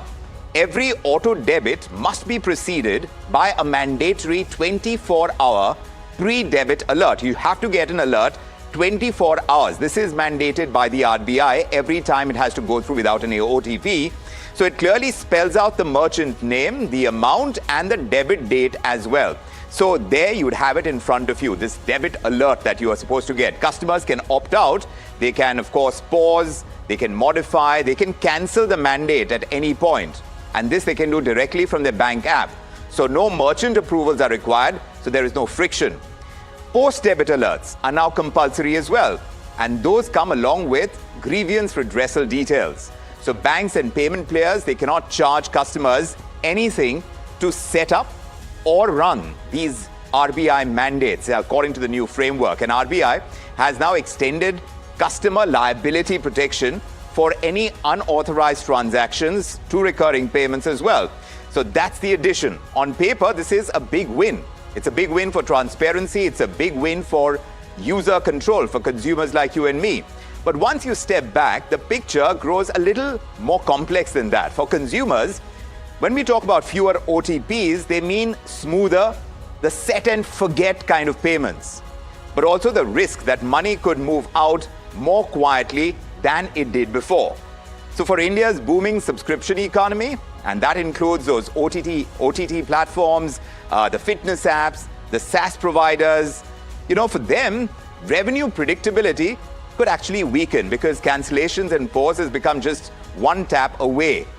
For banks and card issuers, the compliance and liability burden goes up, even as the margins stay pretty capped.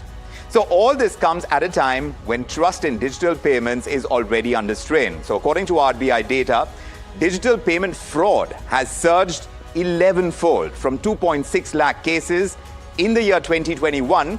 The number of cases that you're seeing now in 2025, that has gone up to nearly 28 lakh cases. So the value of fraud has exploded from what was once 551 crores, it's gone up to 22,900 crore rupees.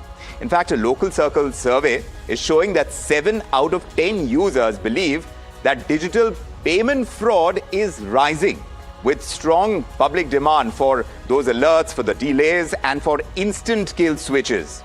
So here's the real issue. In a system that we're talking about with the fewer OTPs, the faster auto debits, the higher limits, the question is, has the RBI struck the right balance between ease and security? Or are we setting the stage for business disruption and new consumer risks? Which is why we've asked the big question tonight, and it's up there. As we're seeing this new framework by the RBI come into play when it comes to digital payments, is this about customer control? Is it the ease of being able to make the digital payments? Or is this going to lead to that much more business chaos?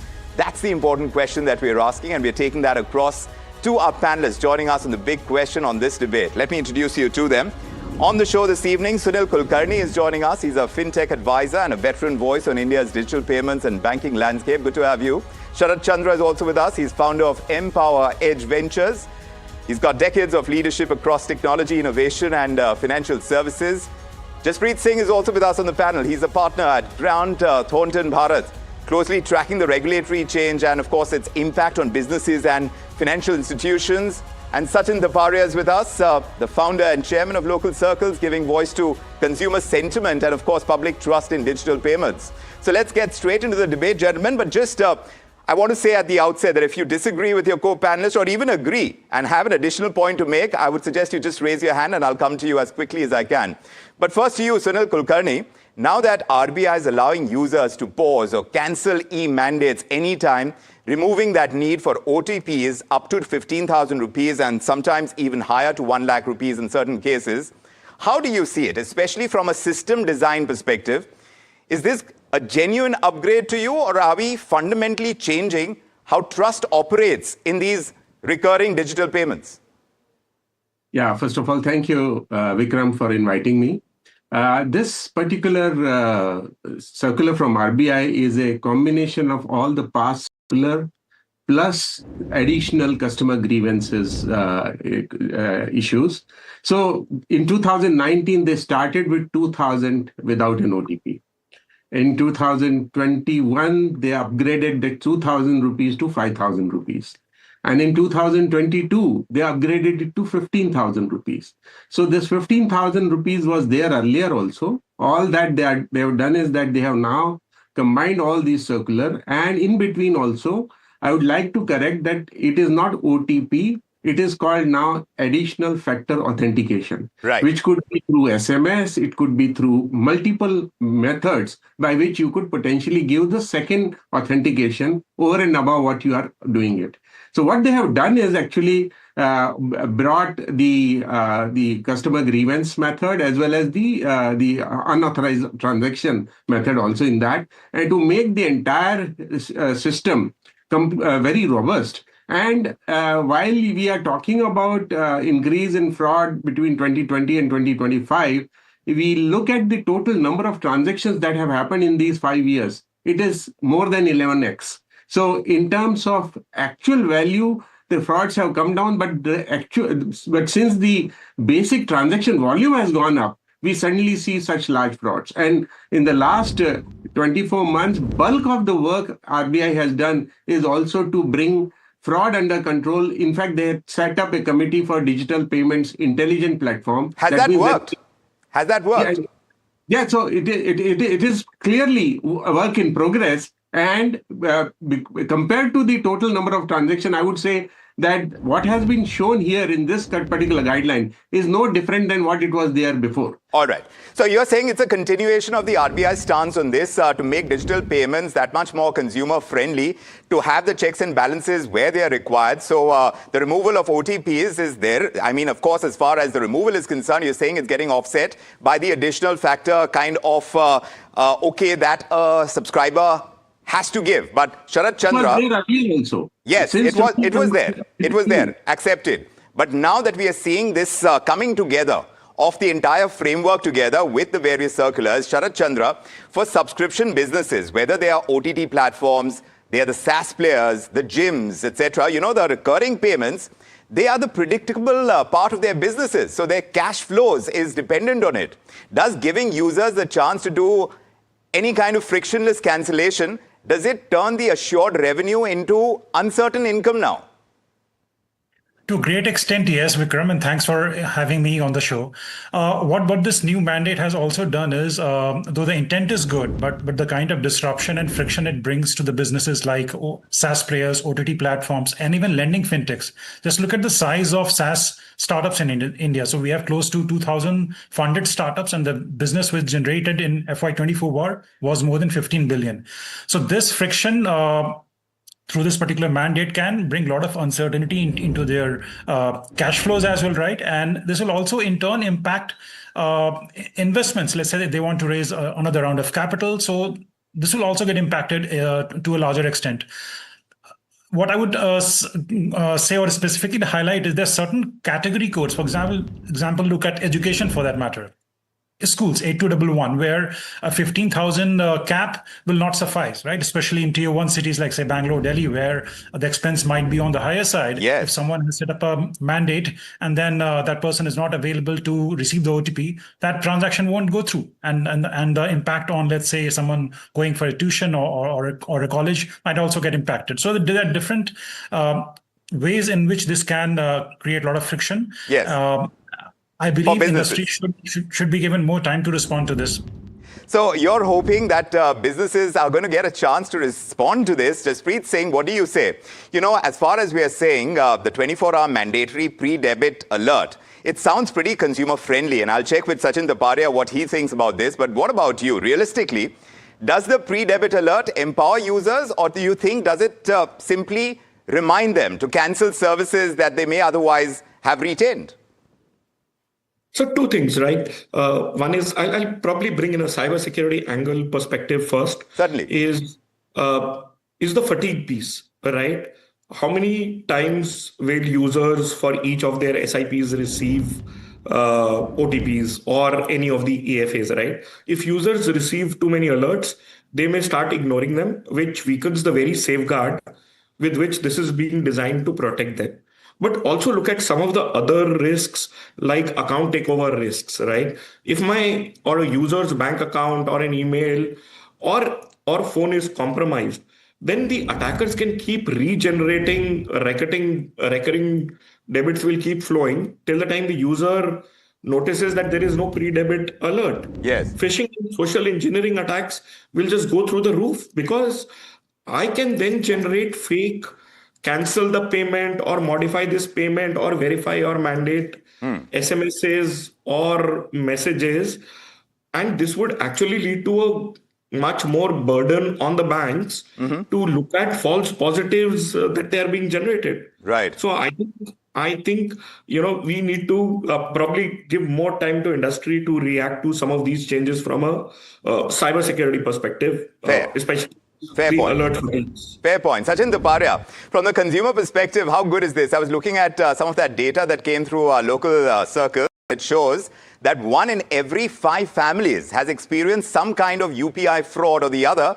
And this in the last 3 years. That's what your data is saying. So when you have data that paints that picture on UPI frauds, would you say that fewer OTPs actually make users feel safer, or do you think they are more exposed to frauds when you do not need an OTP for transactions under 15,000 rupees? Though, of course, I have been corrected that it's just a replacement. But what do you make of the overall takeaway for consumers right now with all the circulars now coming together in this new framework? So overall, Vikram, this is a very positive move. I think here, what is happening, there are two issues at play here with, what RBI has come out with. The first one is digital fraud, right? Which is, the data that you shared, 1 in 5 experiencing a UPI fraud just in the last, 3 years. From an authentication perspective, people want to authenticate transactions that are above a certain value. They want that added authentication. So a 15,000 plus, people actually want a 10,000 plus, value being authenticated through additional authentication. So I think that is something that, with additional transparency, with more control given to the users, I think there's a lot of support for it. Right. The second big issue related to this is dark patterns. This is something that we have discussed on your show in the past. Yes. But both on banking apps as well as, digital payment apps and other apps that, many of us use regularly like OTT and others. This is a huge issue. 97%, platforms in India, even today, even after the Consumer Affairs Ministry issued a Gazette notification in 2023, still have dark patterns. Right. So, on banking apps, on digital payment apps, you have issues like subscription trap, where people feel that they bought this subscription or they were made to buy this subscription on a trial basis, and now there is no option to cancel it, right? So with what this auto debit alerts, what they do, to people is they at least give them an option. Even today, what is happening is people are ignoring their SMSs anyways. But if they want to cancel, because there is a charge of, let's say, $399 a month for an OTT platform that they don't watch, it gives them an option to be able to cancel it. And that's the beauty of, So will this control dark patterns? Yes, it will. So subscription trap, hidden charges, and interface interference. Sunil Kulkarni, let me take that across to him. Do you agree this is going to control dark patterns? Is this something that you see the regulator has been able to draw the right red lines where they should be drawn? Will it work for businesses as much as we're hearing Mr. Taparia say it's going to work for consumers?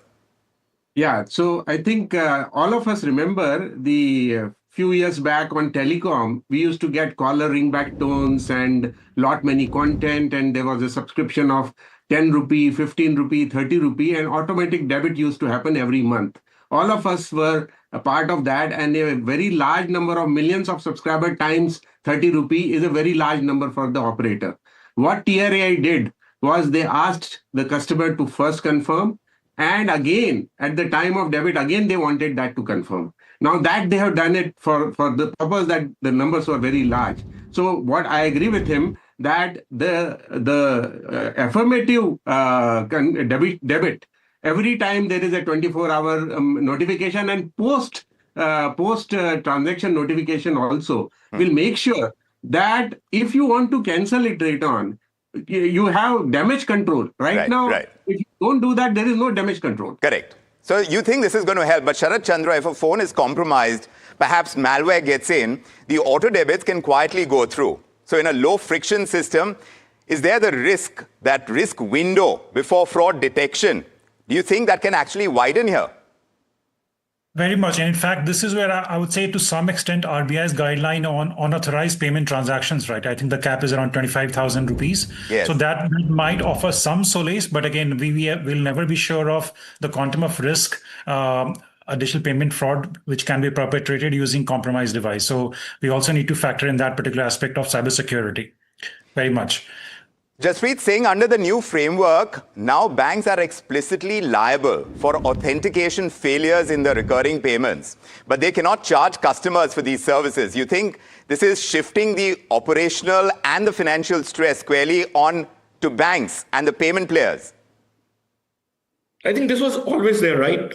They are providing services and they are liable to look at fraud detection and to make sure that there are adequate cybersecurity measures in place. Right. The only thing is with this, the pattern recognition will become much, much stronger. I would know that these are the number of users where this is the number of SIPs that will go in the next 24 hours. Right. And I can then do a pattern analysis saying how many are canceling. And if the threshold 15,000 is also a very decent threshold for a lot of OTT players, SIPs, etc., this is a big enough amount. But if I have to perpetrate a fraud, I will have to be 14,999, which is not a very small amount from an SIP perspective, multiplied into number of times I do this. Yes. So the bank would also then have to look at these pattern recognitions, these false positives, to make sure that there is a balance between ease and use of security. But you know, Jaspreet, while looking at Mr. Taparia local circle survey, it shows that 40% of the fraud victims, they have clicked on payment links unknowingly. And 50% of them are saying that their UPI PIN was compromised. So does making payments simpler increase vulnerability? Is that what is going to happen? Or does it underline the need for stronger digital literacy at the moment? So stronger digital, you can never argue a case against stronger digital literacy. That's true. That will always be the case. But look at, I made this point around alert fatigue. Today, imagine if you ignore 5 SMSs or 5 messages, tomorrow you start getting 25, 24 hours before the transaction, during the transaction, and then post the transaction. Right? It could genuinely lead to a fatigue, and scamsters can use to trigger more messages, and inadvertently you might click on one of the wrong messages, which could lead to a compromise from a security perspective. Sunil Kulkarni, with these higher liability exposures, you think banks could become overly cautious? Would they start blocking legitimate mandates as well, or tightening the back-end checks to protect themselves? Could that be a fallout? Yeah. So first, I'd like to react to what Jaspreet mentioned, the links that are being mentioned. So in the last 6 months, there is also a new rule. 2 new rules have come. One on payment aggregator. This came in September 2025. And second came on current account to merchants. So please note that this particular circular that we are talking about is for merchant. Consumer to merchant payment. It is not consumer to consumer payment. If you see, bulk of the frauds that UPI frauds that we are talking about are all P2P collect frauds. Majority of them have been P2P collect fraud. So when we are talking about this particular payment First, RBI has made the payment aggregator guideline extremely stringent for merchant KYC. If we look at that guideline, it is fairly robust guideline for merchant KYC. So that is, again, onus is on banks and regulated entity. Secondly, current account and opening and their KYC have been also, again, the purpose and all those have been made very stringent. So overall, the infrastructure which was responsible for a lot of these frauds have been made further strict in terms of compliance. And I would say that even in this case, when we talk about recurring payment without additional factor authentication, the onus will be on the banks to check whether there are patterns emerging where suddenly there are multiple transactions happening below 15,000 where there are no additional factor authentication. That's why the initial pre-24-hour debit intimation and post-transaction debit will help customer to at least know. But I agree with you that a compromised phone, that's a problem. But how many of them we can actually control is something that needs to be seen more by the Android and the Apples of the world, where they want to make sure that no spurious software is installed. Sachin Dipare, I was also looking at that data, and it's worrying because over 50% of users who have faced UPI fraud have never filed an official complaint. So even with the stronger alerts and controls, now I wonder whether the low grievance usage could weaken the safety net that is being put in place by the RBI here. You know, clearly, Vikram, there is work to be done in terms of grievance redressal for such complaints, right? Yes. I mean, typically what happens is in many of these cases, because there is such poor awareness, you know, when some kind of fraud happens, people basically go walk to their local, police station. And that's where they go and try to file a complaint. And the answer that they get, based on our survey is that, "Arey, ye to online hai, ya this is digital, and therefore we can't do anything about it." Because our police stations are not sensitized to handle such complaints, basically. Right. And if you're lucky, they'll point you to the cyber, portal and all of that. So I think the solution here really is giving more control to the user, which is, you see mention of features like the kill switch and all these, pre-approvals and post the transaction, sending the user a message. Yes. I think these things will work for the user. And my expectation is that, we need to look at this not just in isolation, but also in conjunction with what TRAI has been doing, right? So sending bulk SMSs has actually become much harder than it used to be 10 years ago, right? So a fraudster being able to send an SMS to millions of mobile numbers is no longer possible. Right. So therefore, you may have those one-offs. I think one of the previous speakers talked about peer-to-peer type of fraud transactions. And yes, they could happen. But doing this at a mass scale, I think is going to become increasingly harder. So therefore, I think this model will work. And then it'll also, with all these dark patterns, getting addressed, which we hope, right? RBI has given the banks till about July 1st to fix their dark patterns. I think it's going to move us towards a more transparent control and cleaner regime in terms of digital payment transactions. Let me ask Sharat Chandra if he agrees with you. Sharat Chandra, does the full user control improve financial discipline, or do you think it's going to make spending more impulsive, more fragmented? I would say it's a mix of both because awareness of users or how they use these particular tools also needs to be factored in, right? If I were to pick up on what Sachin said about lower grievance redressal numbers, the post-transaction notification should also carry grievance mechanisms, right? But in many times, people are not filing redressal or not looking for those mechanisms. Is that because they do not know how to do it? Maybe language is one of the barriers, right? So this is where I think technology also has to be applied so that the new set of users can use, let's say, any language to file a complaint, right? It can be vernacular. This is where I would say some of the local startups, for example, Servam for that matter, where they're building indic models which can help some of the users to file complaint in a vernacular language. So that process also has to be made simpler for people who are using digital transactions for the first time. Right. Of course. So Sunil Kulkarni, if I was to look at the big picture, you think the RBI has struck the right balance between convenience and control and security? Or do you think this kind of reform picture that we are seeing, the new framework coming into effect, it's only the first step in a much longer correction that we need? And if so, then what are the next steps? Yeah, so I would say that, as I mentioned earlier, that they started with 2,000, then 5,000, and then 15,000. So it was a progressive number, that 15,000 was not brought on in one shot.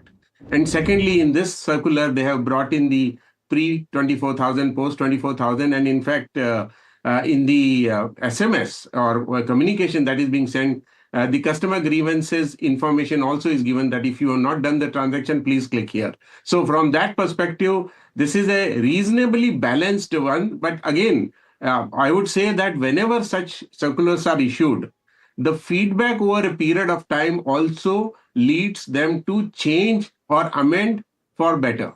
So it is not that it is cast in stone. If they find that there is a significant amount of disruption in the complaints or frauds, etc., they would be coming up with corrections like they have done in the past. So like you said, it's work in progress. It's work in progress by the RBI, the kind of new framework that we are looking at for e-mandate, those rules decisively tilting the system towards user control and transparency.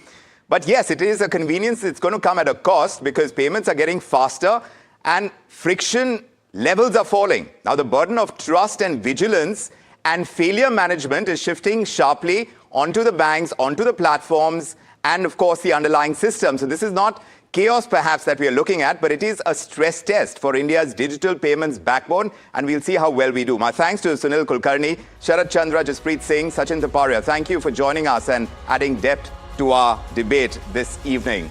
And to you, our viewers, of course, is an important takeaway. Even as we're seeing the development of our digital payments system, it is important to realize that as much control as consumers get, it is also imperative to understand that it does come with higher risk as well, and the balance has to be managed really well. We'll keep tapping into this issue, but for the moment, from me, Vikramosa, and the entire team on The Big Question, thank you for joining us. Good evening.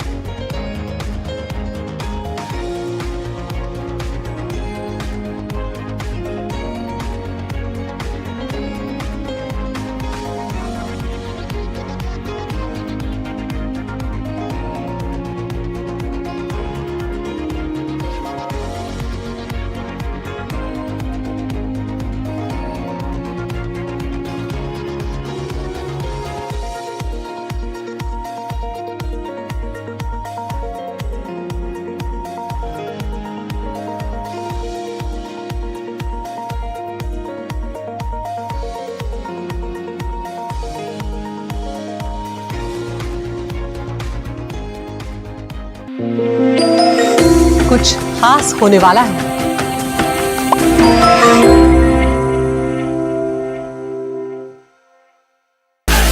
Real was always her rebellion.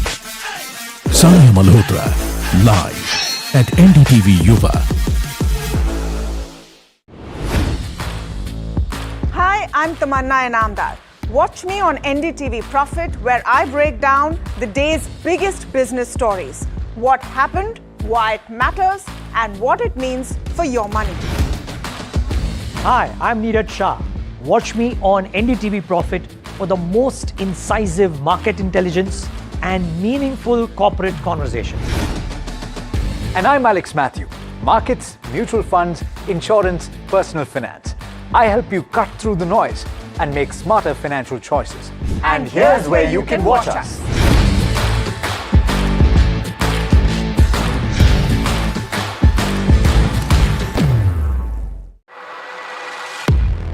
He has been tracking markets for over a decade, spots the trends before they hit the screen. And he is now bringing his analysis to the show that the market watches. Watch Sharat Dubey on Know Your Company, a show that puts the most traded stocks under the scanner. We dissect the company so that you, the investor don't have to. Get the management to answer questions relevant to you.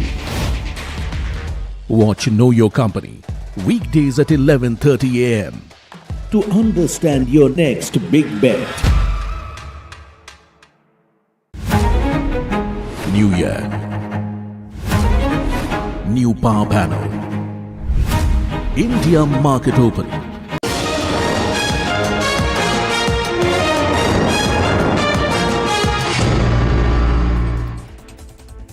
Hello and welcome. You're watching Market Express and I'm Himakshi Bhavna. Let's get straight into the show and see how the markets have fared today. So markets have witnessed profit booking and ended the day near day's low. Nifty 50 closes below 24,400 mark while Sensex ends 1% down. If you look at the broader market, so they have outperformed the benchmarks and manages to end in green. And looking at the sectoral picture, so it remains mixed. IT index ends as top sectoral loser, dragged by weak HCL Tech numbers. Nifty Energy and Defence gain in trade. And now let's look at some key counters in focus. First up, we have Havells India that has posted a strong bottom line performance in the March quarter with profit rising sharply despite modest revenue growth. Margins come under some pressure even as steady demand in cables and switchgears supports the overall performance. Now, segment trends remain mixed with consumer durables continuing to lag, and the board also announces a dividend of 6 rupees per share, offering some sort of cheer to the shareholders. Next counter in focus is IRDA, which is firmly in the spotlight today with stock surging over 9% intraday to a 3-month high. And this move is backed by improving fundamentals. The declining cost of funds is also aiding the margins, while asset quality has strengthened for the third straight quarter. Loan growth also remains robust, with management guiding for a healthy CAGR of around 22% over the next few years. And this is driven by strong demand for green energy financing. And as India's largest green-focused NBFC, IRDA is positioning itself well for the renewable capex cycle. Now let's look at some brokerage notes as well. So brokerage views on persistent systems remain clearly divided. Citi maintains a sell rating, flagging premium valuations despite largely inline Q4 results, and stays cautious on the sector amid competitive intensity and also AI-led disruption. Nuvama, however, is more constructive, now also retaining its buy and raising the target price even as it acknowledges a softer commentary and even slightly below estimate revenue growth. The brokerage believes that strong deal wins and capability should help growth recover in the coming quarters, keeping persistent among industry leaders. Next counter in focus is HCL Tech, which is struggling to find momentum. The company posts its sharpest constant currency decline in several years as the deal delays hit growth. So the outlook also comes in softer than expected, with demand weakness across key sectors. Client-specific issues and lower discretionary spending continue to weigh on the performance, while AI-led pricing pressure adds to the near-term challenges. So overall, execution hiccups and a choppy global environment keep the growth under pressure. Next counter in focus is Tech Mahindra. It has delivered a steady Q4 with margins also expanding for the 10th straight quarter, rising 70 basis points sequentially. So profit growth stood out while revenue growth remained modest with constant currency growth at just over 0.5%. The BFSI segment have led the recovery, rebounding sharply after a weak third quarter.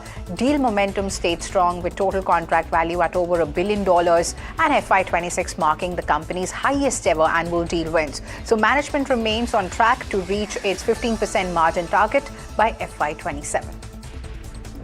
And your starter Alexi has fallen despite delivering a steady quarter with growth led by its media and communications business margins.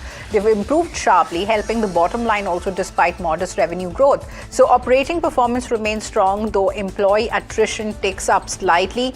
Overall, better execution and cost control support the profitability even as demand conditions stay mixed.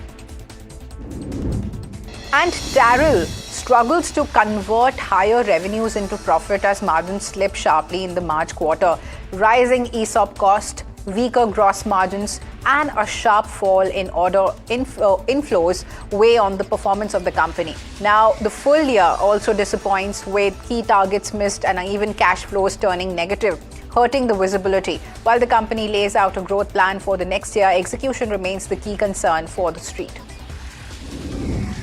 Again, let's look at some brokerage notes. So brokerages are striking a more constructive tone on Nestle, with a string of target hikes following a strong volume-led quarter. Morgan Stanley and Goldman Sachs have raised the targets, citing robust top-line growth and also stable margins. And this has been held by the GST cuts and wider reach. Investec has upgraded the stock on sustained momentum and operating efficiencies. While Jefferies and Macquarie remain cautious on valuation, Citi stands out with a buy call, saying that Nestle's all-round performance and earnings trajectory justify its premium positioning. In fact, sugar stocks rally as the government's ethanol push sweetens the outlook for the sector. Supportive policy signals, easing export rules, and firm crude prices make sugar diversion to ethanol more attractive. Higher ethanol demand and better pricing improve the margins for mills, while global factors, including Brazil's ethanol shift, add to the optimism. And Infosys may extend CEO Salil Parikh's term by 2 years as the board looks to ensure leadership continuity. Now, the current tenure ends next year, and the move is seen as a stabilizing step amid industry disruption and rapid shifts, driven by AI. So the discussion comes alongside succession planning as Infosys navigates a challenging demand environment, and this we are gathering through our sources. Next counter in focus is ABB, which has delivered a strong surprise on the order front. Now, the company says that India order inflows grew 26% year-on-year in the first quarter of calendar year 2026. And this is sharply ahead of the street expectation, of high single-digit growth. So this follows an even stronger 52% rise in the previous quarter, also underscoring sustained demand across electrification, automation, and power segments. So with inflows consistently beating the forecast, ABB's India execution visibility continues to strengthen, reinforcing confidence in the medium-term industrial capex cycle. Next counter in focus is PNC Infratech, which is in focus after emerging as the lowest bidder for a 3,500 crore road construction project from the National Highways Authority of India. Now, the order strengthens the company's infrastructure pipeline and also improves the revenue visibility over the near to medium term. And viewers, KNR Constructions is in focus after reaching a 130 crore settlement with the National Highways Authority of India. The settlement resolves a long-pending dispute related to arbitration claims and is also expected to improve the cash flows. So the development provides near-term balance sheet relief and also helps reduce the outstanding receivables for the company. Next counter to look at is JSW Energy, which is in focus after its arm JSW Mahanadi Power has received a nearly 1,450 crore demand notice from the Chhattisgarh government over water charges. Now, the company challenges the demand in the High Court, terming it disputable, and the development adds a near-term overhang even as JSW Energy maintains that it has a strong legal footing in the matter. Next counter to look at is BEML. So it's in focus after securing a 590 crores defense order from the Ministry of Defense, strengthening its near-term execution pipeline. The company also steps up its global presence with the fresh export wins, including its first overseas metro rolling stock order. So strategic partnerships add to visibility, while a strong and growing order book supports the outlook ahead. And Tesla has launched the long wheelbase model YL in India, expanding its electric SUV lineup. Now, the new variant comes with 3 rows and 6 seats, targeting buyers looking for more space and comfort. Now, it offers a range of around 680 kilometers on a single charge and also delivers strong performance for a premium EV. Now, despite high import duties keeping the prices elevated, Tesla is betting on rising demand for large electric SUVs in India. And viewers, Meta is taking its AI push inside the workplace. The Facebook and Instagram parent will now track employees' keystrokes and or even mouse clicks using everyday work activity to train its artificial intelligence models. And the company has said that the data will be used only for AI development with safeguards to protect the sensitive content. But internally, the move has sparked unease, with some employees calling it especially as hiring freezes widen and even job openings dry up, underscoring how central AI has become to Meta's future. And viewers, Italy has confirmed its budget deficit stood at 3.1% of the GDP last year. This is according to official data released by Statistics Bureau Istat. Now, while the figure shows an improvement from the previous year, it remains just above the European Union's 3% limit. Now, the confirmation effectively ends Rome's hopes of exiting the EU's excessive deficit procedure for now, keeping fiscal oversight firmly in place. But the data was formally submitted to the European Commission as part of Italy's ongoing budget monitoring process. And viewers, UK housing data points to early signs of stabilization. Official figures show British house prices rose about 1.2% in the year to February, marking a faster pace than the previous month. At the same time, pressure in the rental market appears to be easing, with the average private rents rising 3.4% in March, and which is the slowest annual increase in 4 years. So the data suggests buyer confidence is holding up, while affordability pressures in the rental market may finally be beginning to cool. And UK financial regulators are moving to lighten the regulatory load. The Financial Conduct Authority and the Prudential Regulation Authority have confirmed changes to streamline senior manager accountability, aiming to cut compliance costs and also support economic growth. Now, regulators stress that personal responsibility for top executives will not be diluted, and the move is part of a broader government-led push to reduce the red tape, with further reforms expected as the UK, looks to balance strong oversight with competitiveness.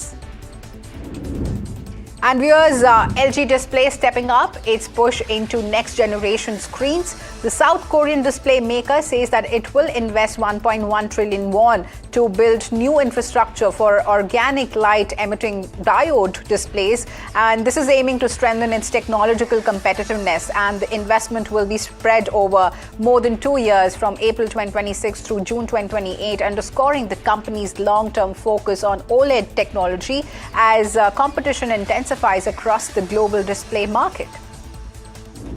And NASA has unveiled its newest space observatory, the Roman Space Telescope, designed to scan vast regions of the universe in search of planets beyond our solar system. Scientists say that Roman could discover tens of thousands of distant worlds, offering fresh insight into how common planets really are. So the telescope will also help probe the mysteries of dark matter and even dark energy. Now, built over more than a decade, a cost exceeding $4 billion, the mission is named after Nancy Grace Roman, widely known as the mother of Hubble. Now let's look at some national news now, viewers. West Bengal goes to polls tomorrow as the first phase of the assembly election gets underway across 152 constituencies and 16 districts. Now, nearly 1,400 candidates are in the fray in this opening round, and the Election Commission says that elaborate arrangements are in place to ensure free, fair and peaceful voting. And with over 44,000 booths across the state, women will manage thousands of polling stations. Special model and PWD-run booths have been set up, and 100% webcasting will monitor every vote, backed by extensive security deployment on the ground. And the Congress has accused West Bengal's ruling Trinamool Congress of blocking its campaign push in Kolkata, claiming permission was denied for a Rahul Gandhi rally ahead of the first phase of assembly voting. And the Lok Sabha MP was scheduled to address a public meeting on April 23rd, but the party says that local clearance did not come through despite waiting till Tuesday evening. And as a result, the event was cancelled over logistical constraints. Now, Congress leaders say that they will now seek fresh permission for a revised rally later this week. And the Kerala government has ordered a judicial commission probe into the deadly fire at a firecracker unit in Thrissur district that has claimed at least 9 lives so far. Now, the blaze broke out while workers were preparing fireworks ahead of the Thrissur Puram festival, and also officials fear the death toll could really rise as unidentified body parts were recovered from the site. So, Chief Minister Pinarayi Vijayan has announced a compensation of 14 lakh rupees for the families of those killed, and a retired High Court judge will lead the inquiry into the incident. And the Supreme Court has launched a nationwide push to fast-track consensual dispute resolution, unveiling its Samadhan Samaro 2026 initiative. Now, the program aims to encourage amicable settlement of pending cases through mediation, and even will culminate in a special Lok Adalat from August 21 to 23rd, with over 94,000 cases currently pending. And the court has said that the effort reflects its vision of participative justice and even doorstep delivery. And the parties can register over the next 4 months using both physical and virtual modes. This has been supported by a dedicated war room and also online portal. And it has been a year since the deadly terror attack in Pahalgam that claimed 26 innocent lives. The attack has left behind irreparable wounds. With a year passing since the attack, tributes have poured in, remembering the lives lived and lost to terror. The Prime Minister, remembering the innocent lives lost, said that the country would never bow to any form of terror. Now let's look at some international news, viewers. The US has pressed pause but kept the pressure on. President Trump has extended the ceasefire, with Iran buying Tehran time to submit a unified proposal, even as the US naval blockade remains firmly in place. And Trump claims the blockade is costing Iran $500 million per day, and says that Tehran's military capabilities have been neutralized. Iran, for its part, insists that it won't negotiate under blockade conditions, and the decision followed a frantic day of diplomacy, with talks postponed and timelines blurred, marking the second time in 2 weeks Trump has stepped back from escalation. Meanwhile, European powers are stepping in, and with UK and France leading talks among 30 nations aimed at reopening the Strait of Hormuz. And tensions are rising again in Strait of Hormuz. At least 3 container ships were hit by gunfire on Wednesday, according to British maritime authorities, just hours after US President Donald Trump announced an extension of the fragile ceasefire with Iran. Now, the United Kingdom Maritime Trade Operations has said that 1 vessel was fired upon by Iran's Revolutionary Guard, with Iranian media reporting strikes on 2 more ships. Now, the incidents come even as the US continues its blockade of Iranian ports, and with uncertainty growing over peace talks after Vice President J.D. Vance did not travel to Pakistan as earlier expected. And El Salvador has begun a mass trial of 486 suspected members of the MS-13 gang, marking one of the largest collective prosecutions under the government's crackdown on organized crime. Now, prosecutors allege the group is responsible for more than 47,000 crimes, including murder, extortion, and arms trafficking over a 10-year period. Now, footage shows the accused appearing via video link from the prison, while the government insists that it has compelling evidence to seek maximum sentences. United Nations experts have warned that mass trials risk undermining due process and, the presumption of innocence. And viewers, the Indian women's football team has dropped 2 places to 69th in the latest FIFA rankings released yesterday. The Blue Tigresses were recently featured in the 14 FIFA Series 2026 tournament held in Kenya, where they finished the 3rd. Now, India beat Malawi by 3-2 in the 3rd placed playoff match after earlier losing 0-2 against Kenya. And viewers, that's all the time we had on Market Express, but we leave you with a special report. Rising urban demand is reshaping how households hire domestic help, with app-based platforms seeing a sharp surge in metro cities. Services like InstaHelp by Urban Company, along with newer players such as Snabbit and Pronto, have witnessed rapid growth since August 2025. Ridhima, my colleague, brings in this report.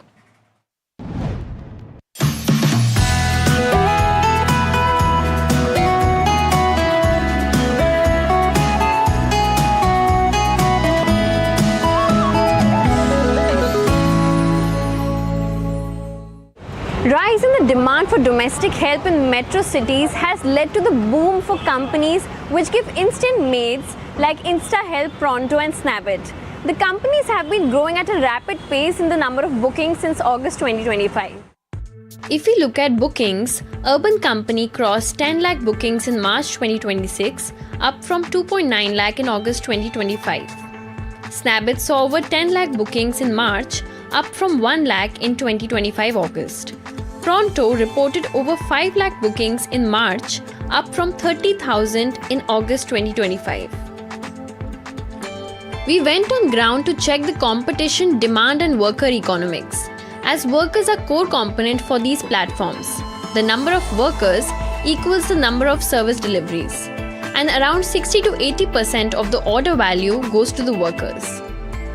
मैं 10 घंटे काम करती हूँ ना, अगर rating bonus और अभी वो अटेंडेंस बोनस वो सब मिला के 30-35 आ जाता है, सब मिला के।